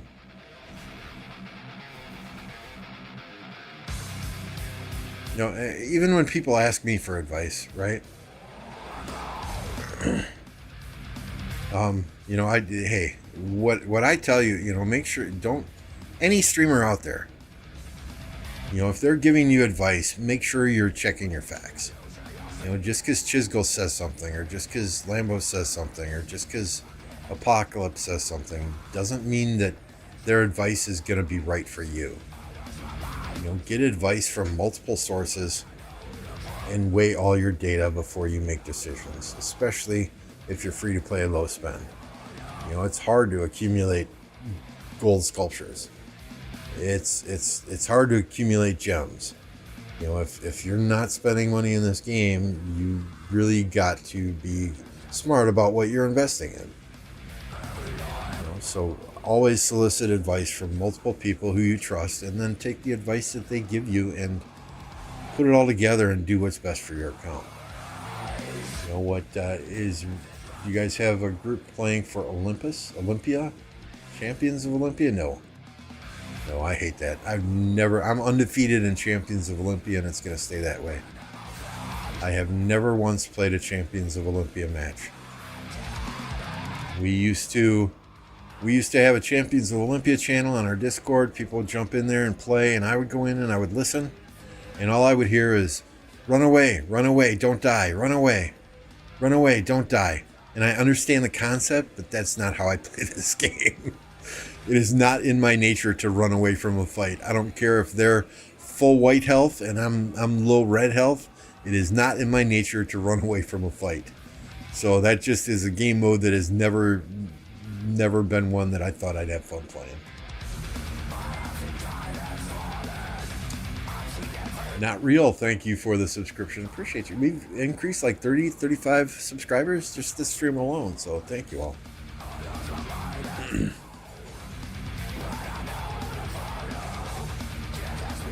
I forgot where I was, but yeah, okay. You know, when people ask me for advice, hey, well, these are my six, or these are my six commanders. What commanders should I use? Well, or what should I invest in next? Should I go for Nevsky or should I go for ZL? Well, you know, it's easy for me to say something based on my equipment, based on my kingdom, based on how I fight. You always got to factor in too, okay, what kind of equipment do you have on your commanders? What city skins do you have? You know, how hard a fighter are you? Do you attack and retreat, or do you tank for your kingdom? Are you a rally lead? Are you a garrison lead? I mean, there's so many questions that factor into, so many additional questions that factor into a question that somebody asks initially about who should I invest in next, that it's really hard as a content creator to say, or even a player in this game to say, oh, go for ZL or go for Boudica, without knowing all of the facts. And a lot of times I see people asking streamers, okay, should I get ZL or should I get Scipio next? And that streamer will give them a blanket statement. Oh, get Scipio. But they don't know what city skins that person has, what equipment, armaments, so on and so forth. So, make sure that when you are asking for advice from any individual, that you're giving them all the data so they can help you make an educated decision rather than, just maxing the commander they tell you to max and then getting pissed off because it's not doing as well as you thought it would.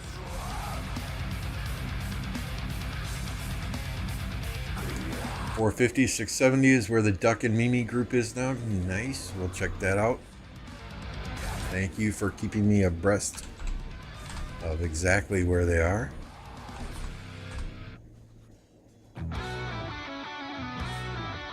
Did I do that right? 450, 670? Oh, yep. There they are.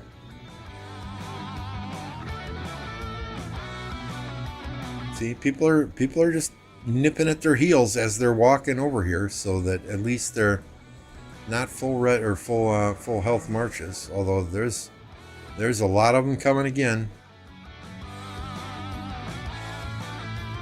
2 gold heads, yeah. 2 gold heads a week are not worth the frustration of playing Olympia. Black Panther steals Ziggs now. It doesn't mean that everyone else should too.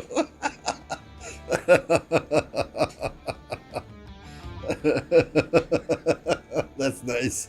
I like it. I like it. Hey, Joe. 120 likes. Yes, sir. We can get there. We can get there.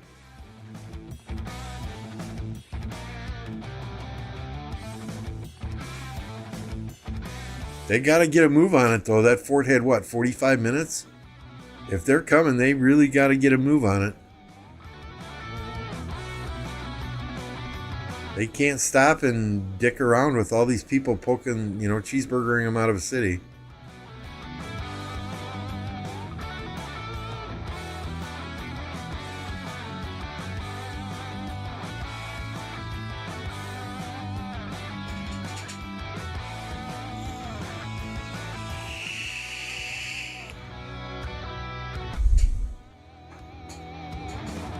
I mean, you just kind of have to go and just face facts that, yeah, there's going to be some people that are going to pick off some marches. You're going to have some marches that get sent home on the way there.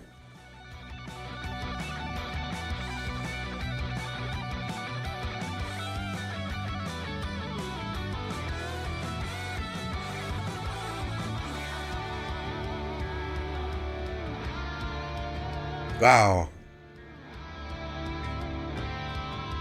This guy on the field? Maybe it's just a distraction. He wants them to rally him to take away from what they're doing here and what they're doing at the pass. I don't know. Fuck, 66 million. They just swarm that shit.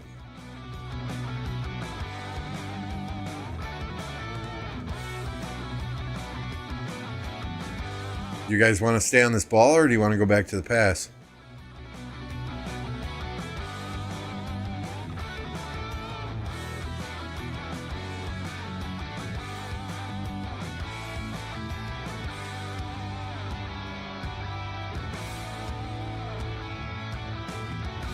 Yeah, look at that. Look at that. Players just porting in left and right to take down as many of these marches as they can before they get to the pass to help. I mean, smart play.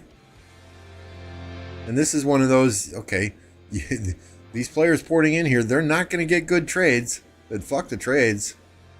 I don't think anyone cares about trades right now. It's about getting that fort built.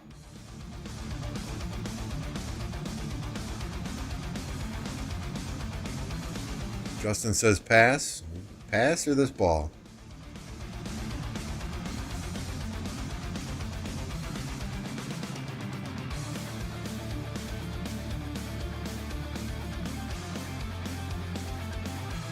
Yeah, I think they're all porting over here to take out these guys. Yeah, I mean, you got to admire 846 for their activity. It's just crazy insane.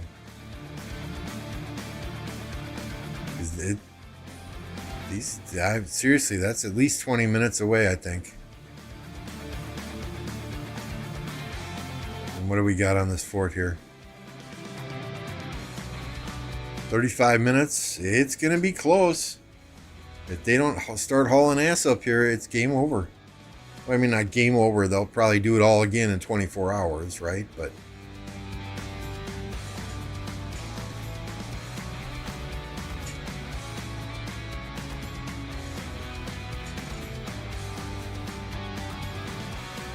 they're going to get cheeseburgered so hard.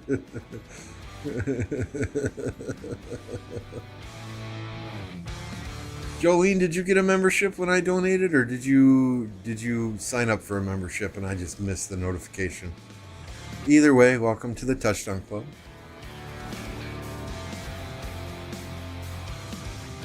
So getting gifted a membership or signing up for a membership, I appreciate all you guys as members.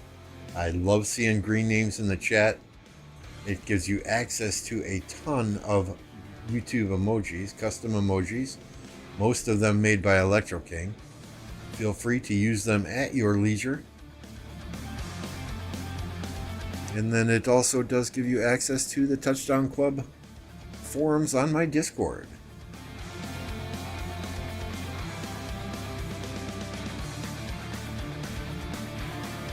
I try to rotate emojis every now and again, right? The most common thing that I see people using emojis for is the following right here. That I see a lot.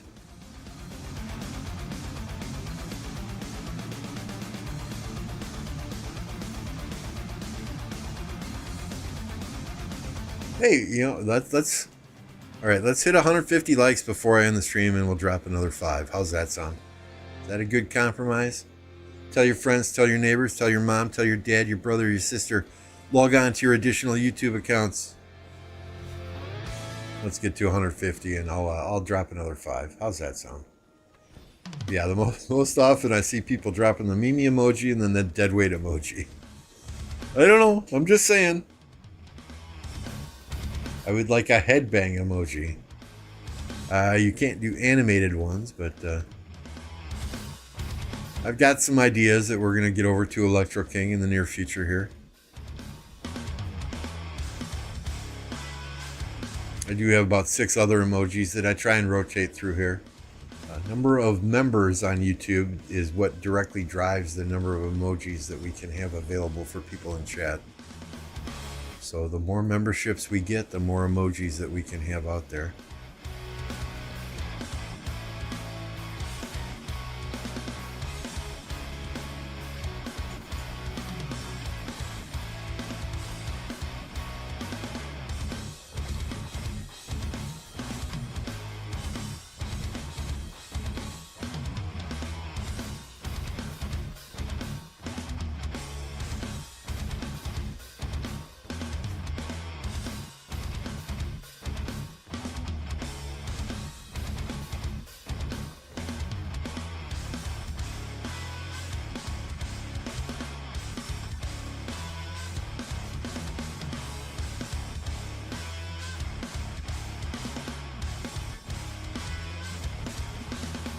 Don't end before the 4. I'm trying. I'm getting really fucking hungry though. I'm trying. Got 32 minutes. Obviously, depending upon, I think, well, there's a rally. Here's a rally coming. Where's it going?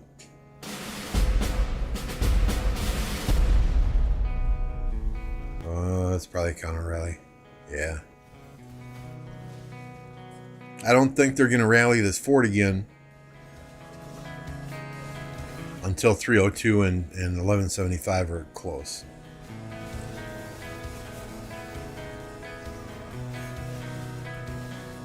Mr. President emoji, like a Trump emoji?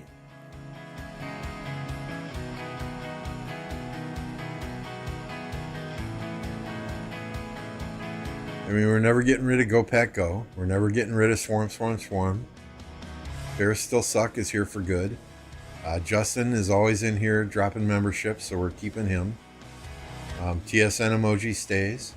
STFU stays. Infantry Simp, Cav Rule, and Archer Gang, those three stay. You know, but the explosion, the hype, the Mimi emoji, the deadweight, the burn, you know, those are all up for negotiation.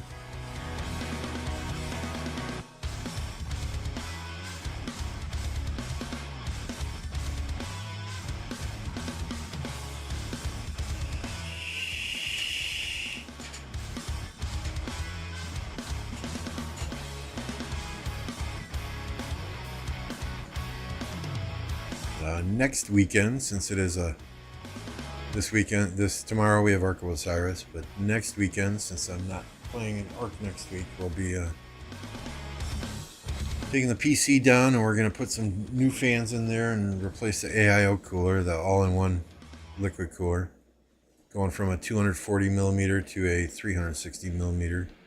Hopefully keep this processor a little bit.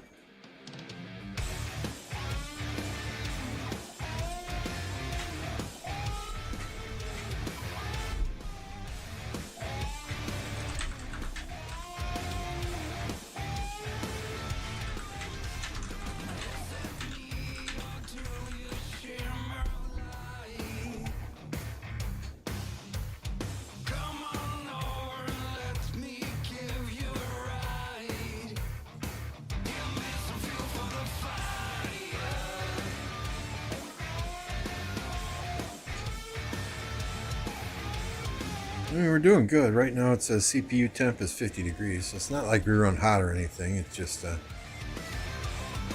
bigger is better. 360 is better than 240.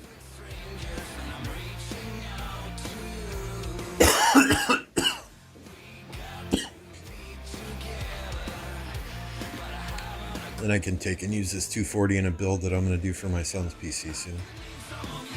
He's getting a real itch to move from Xbox 360, no, it's Xbox One.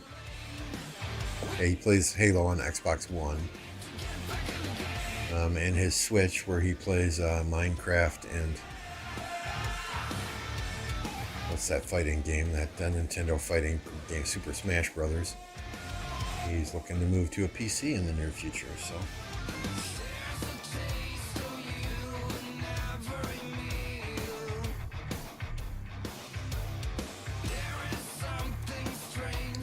Koala with the updates. 612. That's not 612. 791.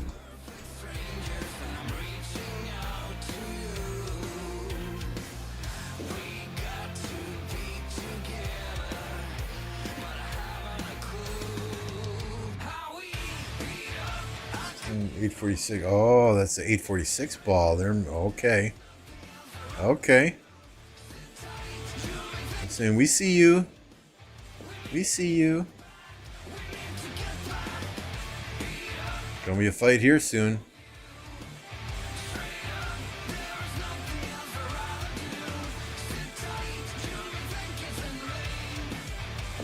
Yeah, I mean, you gotta respect 846 for helping their allies defend that building fort and balling up like this to go and meet 1175 and 302 here. I mean, that's top tier, right? Nope, I have never had any pilot on my account ever. Every kill I've got, every dead I've got, every resource I have gathered is from my own two hands, from my own lack of sleep.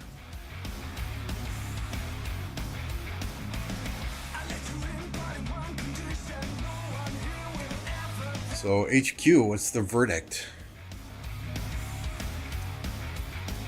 If you've already got, and this is my opinion, right? If you've already got your Nevsky Joan, your XY William, I don't believe there's any sense in upgrading to HQ. Unless you are in the top 4 for your realm for Ark of Osiris then HQ is going to be better. Is HQ better than XY in those marches? Yes. Is he that much better that you should dump a bunch of gold universals into him and max him immediately? No. Not unless you need him for your Osiris League, or you need him right now today in KVK. That's what I'm doing anyway. My HQ is at 3431. So we're going to spin the next wheel for him. Same with Justinian. We're not in KVK, so I have no need for him immediately. We are at 3132.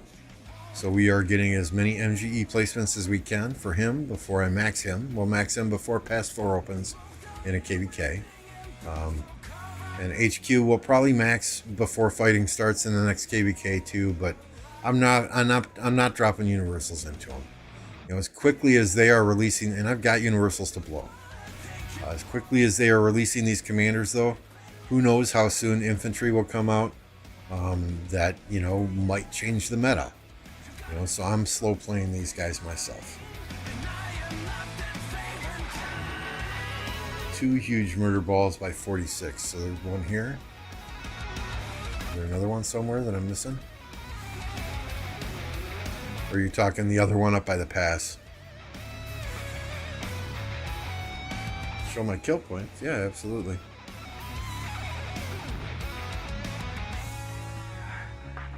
$12 billion kill points. 54 million deads. This is the number I'm most proud of though, right here. 250,000 helps. That shows right there how active I am.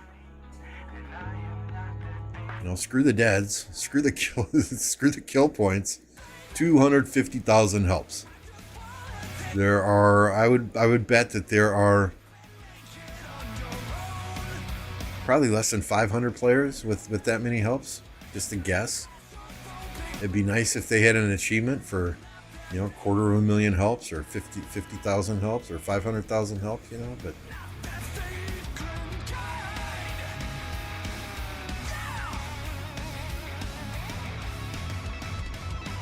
yeah, the problem with XY is he gets swarmed down. But HQ isn't going to be much better. It's not going to upgrade you that much.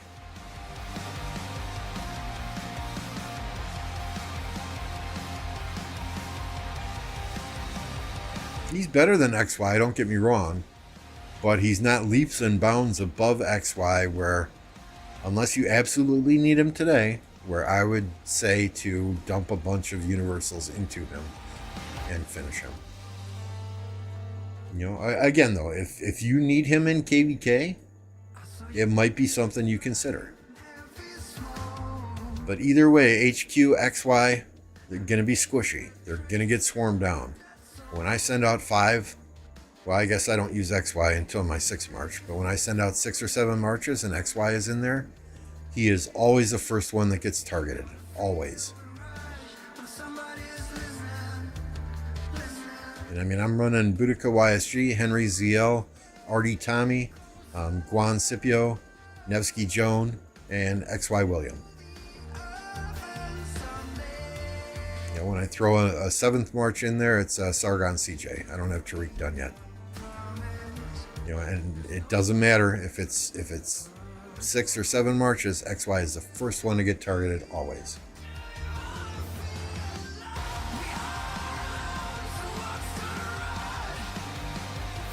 You don't need 250k helps. 10 farms proves it. What do you mean? I mean, 10 farms I run through. That's why I have resources. But hey, Rogan. I am exactly 1,687 days into the game.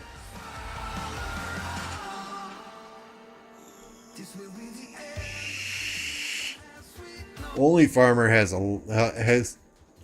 more helps than me, I do believe, right? Only Farmer.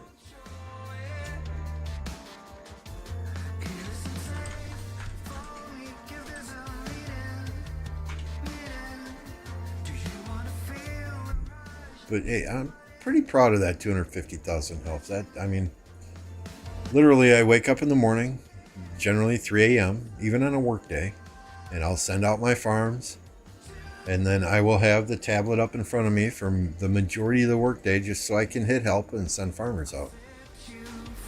You know, I may not hit it every time the help button pops up. I may not keep my farmers going. You know, it depends on meetings, depends on my workload, right? But for the most part, I'm trying to, at a minimum, hit that help button every time I see it.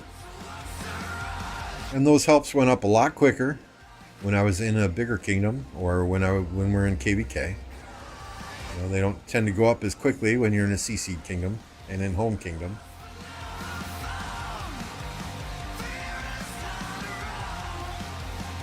I used to target XY, but now I look at 12-inch or Chiz videos to see the squishiest march they recommend. Everybody listens to them. I'll be honest with you, since I'm running 3 archers on the field, I go for Guan right away as well. Guan frickin' melts, especially when Tommy drops her poison on him. He absolutely melts. I don't care who you put behind him. My 3 archer marches will melt your infantry, guaranteed. And when I've got Nevsky Joan and my own Guan also hitting that same march, yeah, you're history, buddy. XY can have his fun. Others can focus on XY. If I'm not fighting in dot mode, which generally I don't have to in the Sea Kingdom, but if I'm not fighting in dot mode, I will always target infantry first, because I'm always running 3 archers.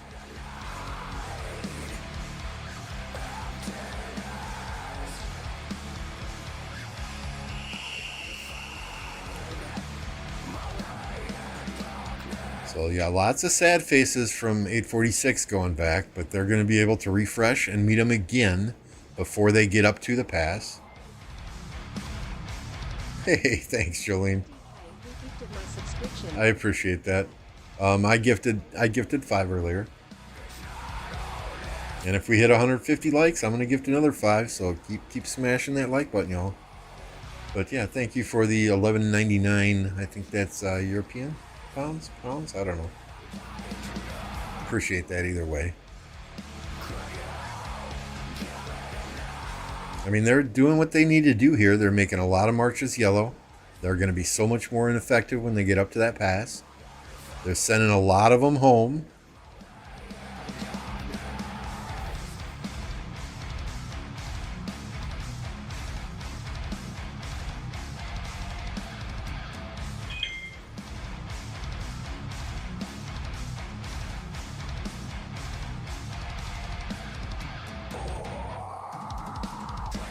I mean, they've still got a huge presence up here. This fort is 18 minutes out.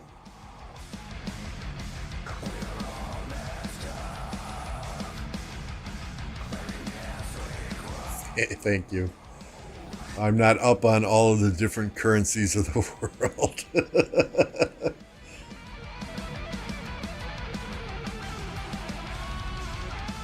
Guan has silence, everything else is trash.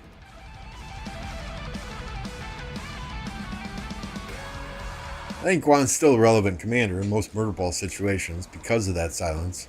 He does a fair amount of damage as well.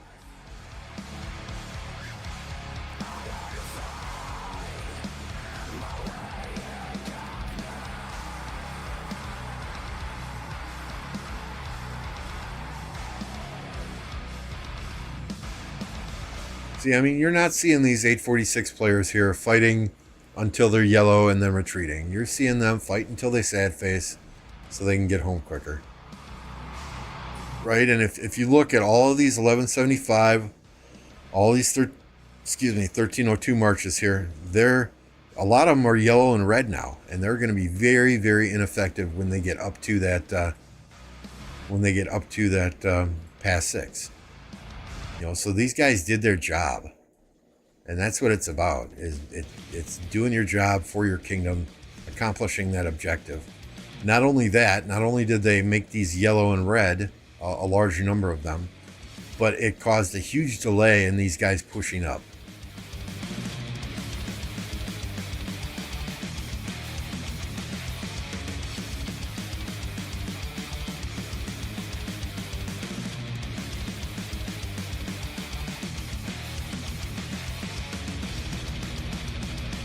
No, no, no, absolutely not. No, nothing to be sorry about.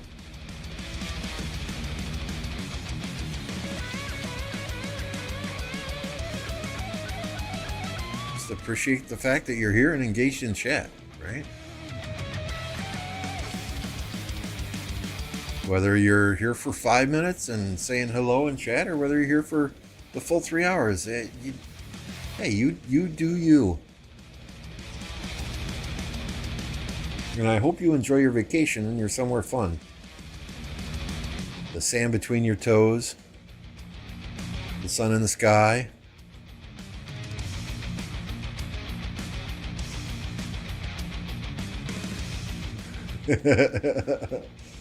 Dutig says, we won the last KVK and enemy was like, we got better trades. Yeah, fuck trades. I really don't like that word, trades. You guys go back and you watch my live streams from when I was fighting. It's very rare that I'm checking reports. If I'm checking reports, it's because normally I just changed a march.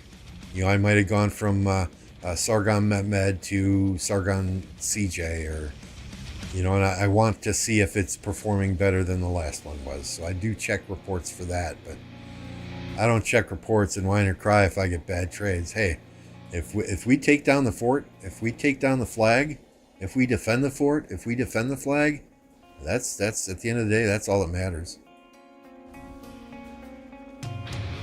Is this 2605 downtime? No, I think they're grouping up here for one last push. I think they were hoping for 1175 and 1302 to come in and help from behind. We haven't seen them rally this fort for a good half hour, 40 minutes now, since the last 1302 and 1175 push up here. So I think that's what they were waiting for, but they gotta shit or get off the pot real soon. Because that murder ball from their allies is about half as big and about 1/3 as strong as it was initially. And they've got 13 minutes here to take this fort out.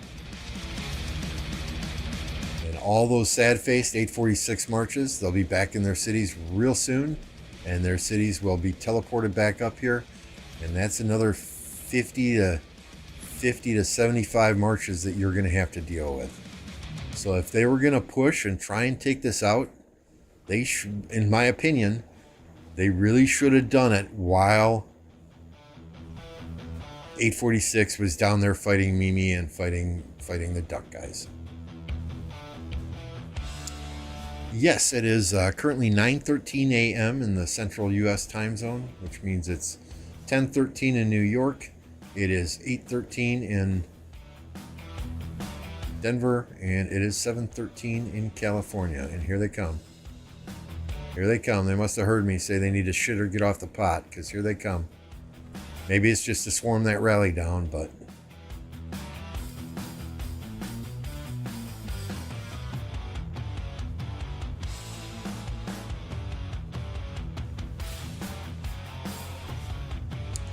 I mean, this is what I mean, guys, when everybody is saying, "Oh, it's over, 846 is lost." Yeah, I mean, they're doing what they need to do to get into Kingsland. And when they get into Kingsland, it's dangerous. Do they have an uphill battle against 2605, 1175, 1302? Absolutely. But you can see they don't shy away from a fight. And they're very objective focused. I don't see any of them chasing kills.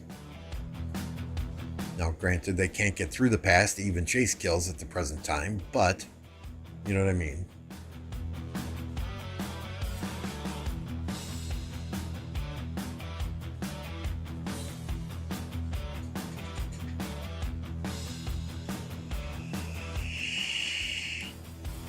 As long as they get into Kingsland, it's still anyone's game. And that's why this fort here, in my opinion, is so important. If this fort dies, and this flag dies, then 2605 has got their foot in the door, right? They've got a beachhead. They can then potentially start to build territory down here to cut them off from one pass here. You know, somebody was saying earlier that all of these kingdoms, 1175, 1302 and 2605, sorry, too many numbers. You know, they're going to do their best to try and prevent them from getting into Kingsland in the first place by potentially sending murder balls by their passes here before those passes open. But that said, I mean, I think 846 has demonstrated they can deal with open field fighting fairly well. Fairly well.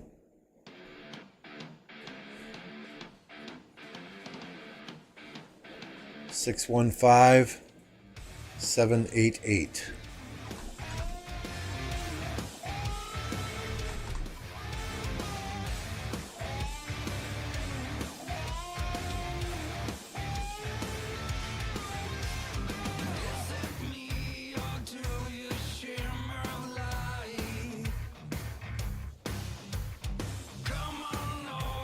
Yep, so these guys ain't getting there. I don't think they're getting there. I don't think they're even getting there.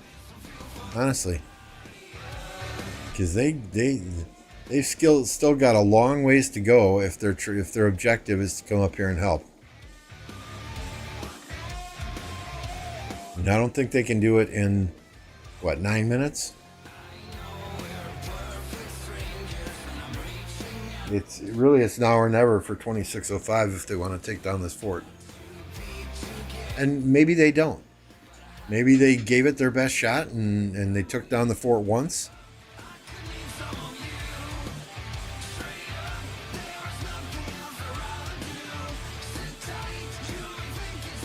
Where are you going? Don't go home. Your marches are still white. Don't go home yet.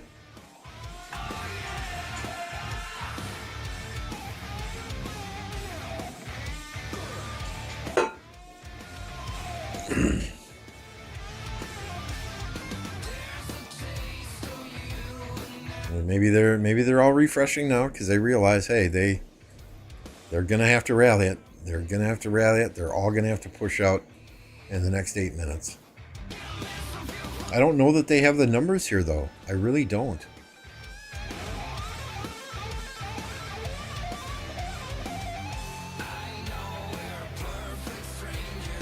I mean, especially if all those 846 marches that are dealing with Mimi and Duck, if they're here too, I just don't think 2605 has the numbers. Not trying to repeat myself and sound like a broken record, but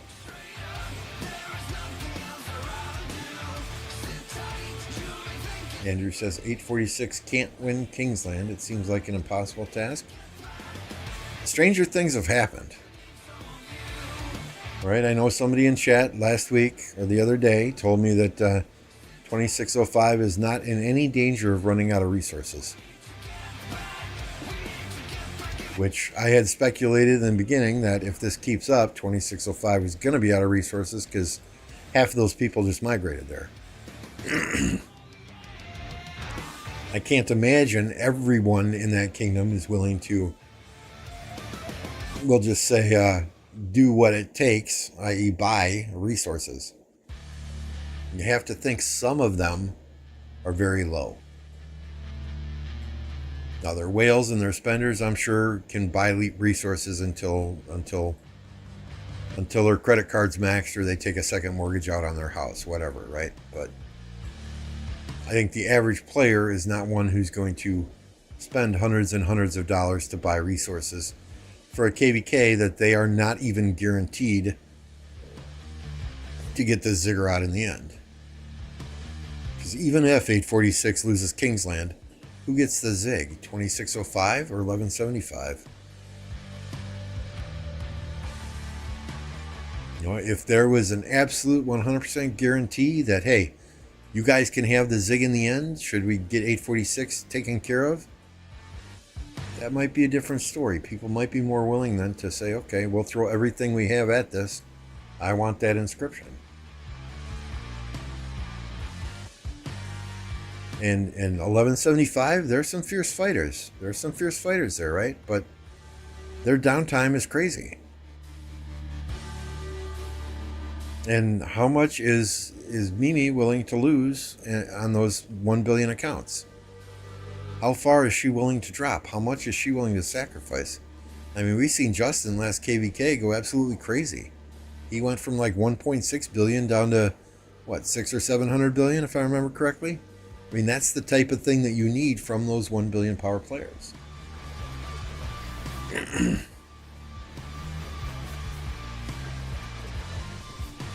I think 1175 and they'll do their hardest to try and distract them when those pass 8 opens. I just don't know that they're going to be able to. I mean, 846 has done that themselves in the past, so it's something they're going to plan for and they're going to be ready for. Any action from 254? They are farming like champs. Now, I don't know what's going on the 254 side. I haven't looked.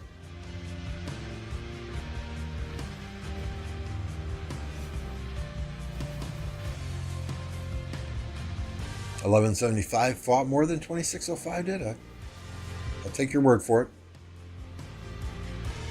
Civil war between Mimi and Justin would be awesome.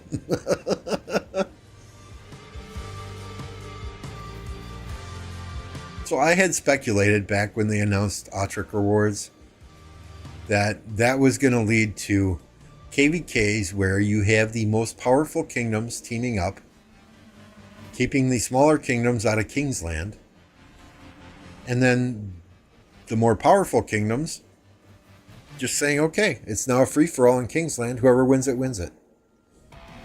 Right? I mean, you know, and maybe, you know, everybody's all about the fair fights in these early zones, but a lot of these kingdoms, it's about that star. It's about those Autric rewards. Maybe that's the future of KVKs, right? Is, you know, you have big kingdoms that go into KVKs and they ally with each other.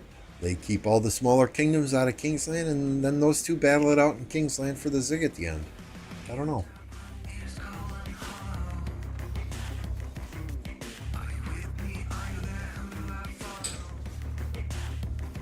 Justin wasted millions of power trying to swarm down BLN farm forts and never actually burn them down, whereas Makote lost similar amounts of power doing a lot more with it. Yeah, I didn't watch that KVK. I mean, I watched that KVK, right? But it's hard to have eyes all over, so I'll take your word for that, Kid Dynamite. And welcome to the stream, if I didn't already welcome you.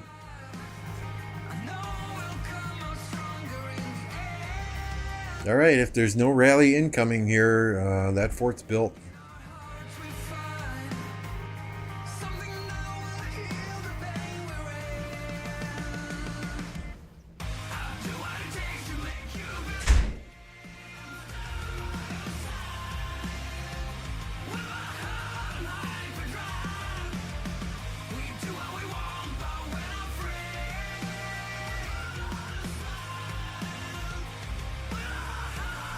Okay, I'm confused. What is a 86 million, 9 billion kill point player doing with fucking Lohar running around on the field?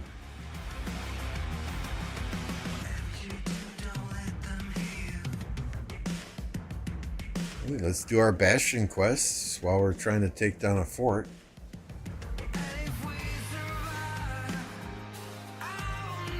Unless they got a rally, just leaving like right frickin' now, and unless they all push through and swarm immediately with that rally, this fort is getting built. Yes.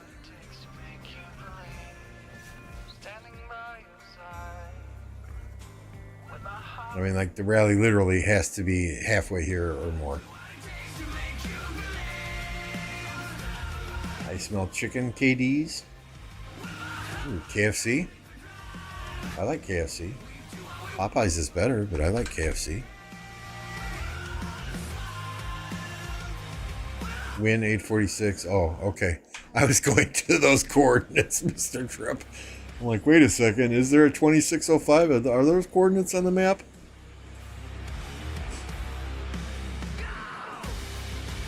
Yeah, so I mean, amazing job here to 846. What, 2332, right? I want to make sure and give them credit.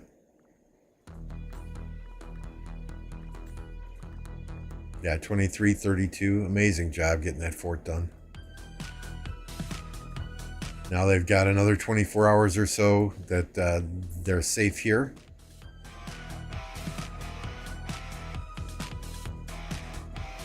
And they can go back and look at Pass 7, maybe focus on Pass 7 a little bit, or do whatever they need to do. Jolly, never had Jollibee.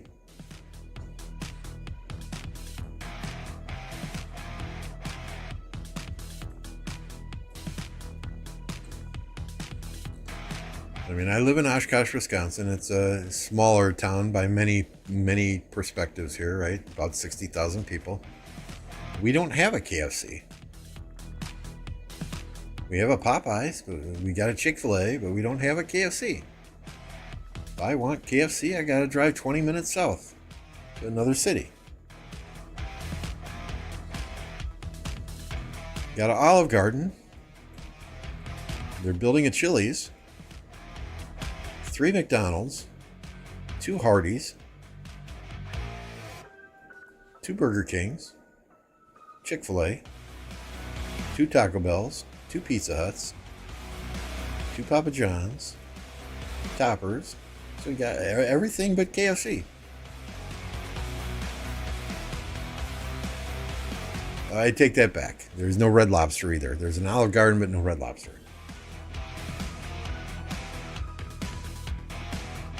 So yeah, I mean this fort's built. These guys are going back to doing what they were doing before.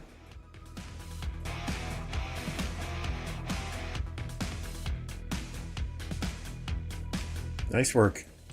Nice work. We'll give you some applause here.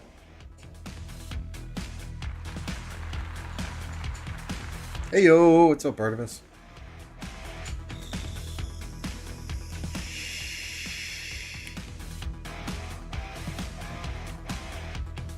All right, I said I would hang out until that fort was built. I am a man of my word. I have done so. I'm going to check right now, see if anyone else is live streaming that we can get you over to.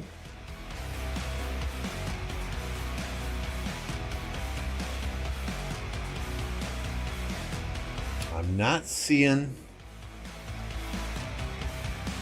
anything as far as this KVK goes. Only Farmer, you want to get a stream going? You want to get a stream going? You want some viewers? If not, that's cool. I mean, I gotta jump off. I gotta get some food, take a shower, run some errands, be a productive husband and father for a little bit today on a Saturday.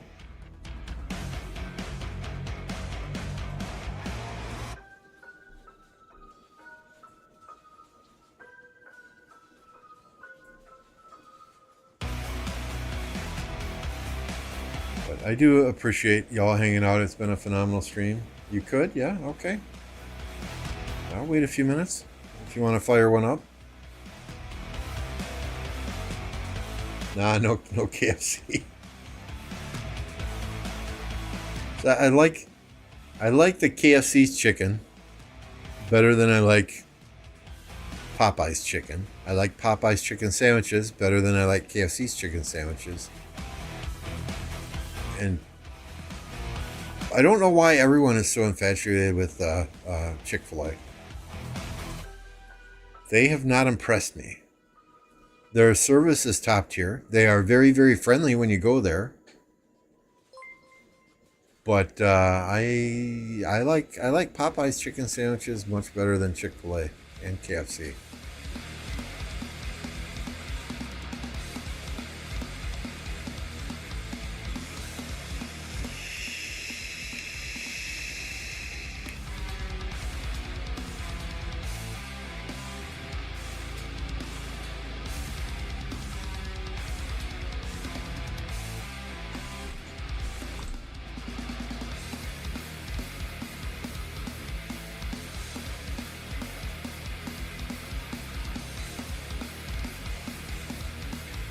Just let me know when you got something set up, Farmer, and we can direct everyone over there.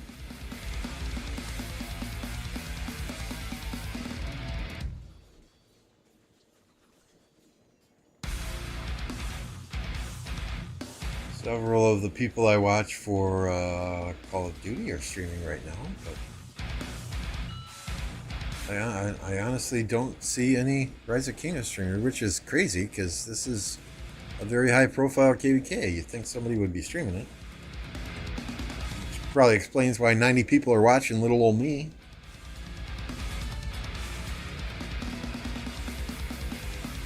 Yeah, I did. My subscribers jumped up big time on this stream, and I cannot express how much I appreciate that. We're close to that 200 or 2,000. You know, I think Electro King had sent me an IM earlier and told me you gained 30 subs this stream. But I think that's probably up to 40, 45 now at least. My alliance is stacked? Not really. Not really. I mean, R5, R4, absolutely. We got these are all main accounts in here, right? So yeah. But I mean, every single one of these is a farm account. Okay, yeah, 74 million farm, 85 million farm, but these are filling flags, filling rallies. So are we stacked? I guess, you know, if you want to call it stacked, we have 37. What is that? 46 main accounts, and the rest are farms, so we can call it stacked. What's up, Ape? Good to see you.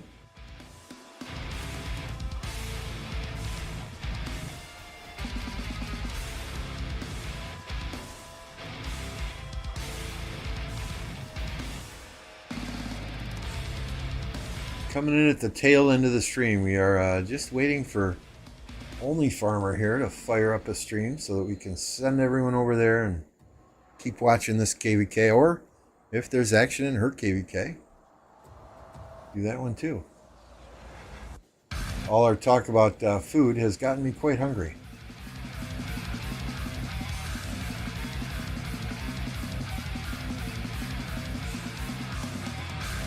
Oh, have you not seen MF before? He is a legend, man. He is a legend. 32 million kill points. I think he was one of the first to hit 100 million deads.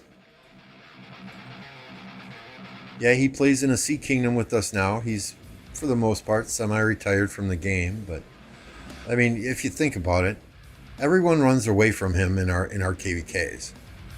So for him to get billions of kill points in a KVK, he's got to be online and he's got to work twice as hard as anyone else. Because people just run away from him.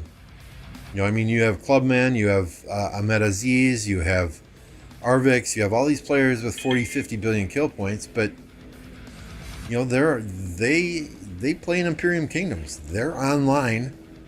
They can be online fighting at any point in time and there's a fight. You know, MF playing in a lower seed kingdom, every time a pass opens, we have 1 to 3 days of fighting.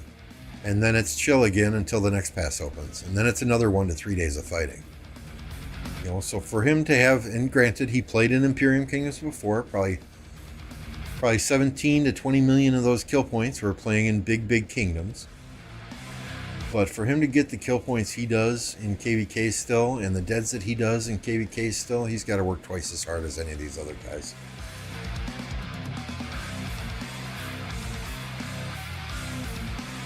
Our alliance power is 7.6 billion. Oh yeah, his resources donated is crazy, but there's a story behind that, right? 243 billion. There's a story behind that. So MF and JPI and Reaper they went to 1365 a while ago to play in a big KVK. And when he was in that kingdom, he accidentally there were a bunch of food, you know, these food things. A bunch of these got popped by mistake. You know, so before he could leave, he had to give it all away. And it was like 200 billion food, something crazy like that, right?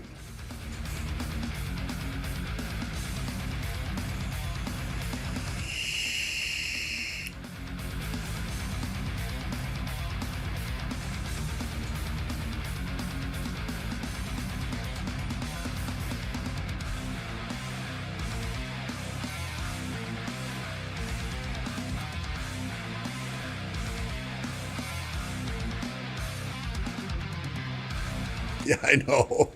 I know. You just, man, and you know, I have 10 farms. So after every MGE, I will transfer resources from my farms.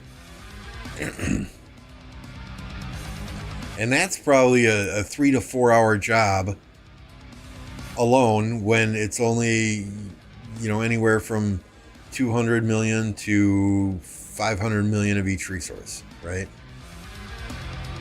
I think most of my farms right now are sitting at like 250 million of each resource. And I'll go down to 100 million and then I'll farm it up again and then do it all over again 2 weeks later. But imagine transferring billions of resources at once. Looks like 46 is back down here. They're focused on this SW pass down here.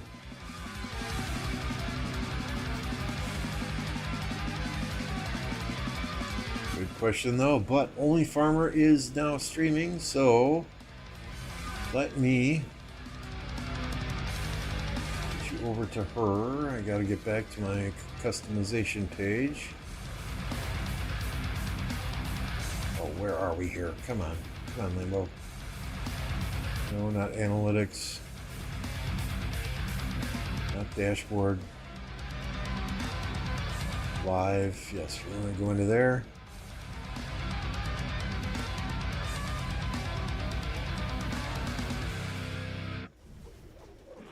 There we go. All right, we are sending it over to Only Farmer. Thank you very much, y'all. Yes, we are One Alliance Kingdom. Thank you very much, y'all, for tuning in today. I appreciate you. Appreciate the 3 hours we've hung out watching this KVK. It's been an absolute blast. Y'all killed it on likes. And we're going to get you over to Only Farmer so you can continue watching this KVK uninterrupted. That said, we'll be back either tonight or tomorrow. Maybe watch some more of this. Maybe do some other shit. We'll have to see. Thanks, y'all. You have a good one.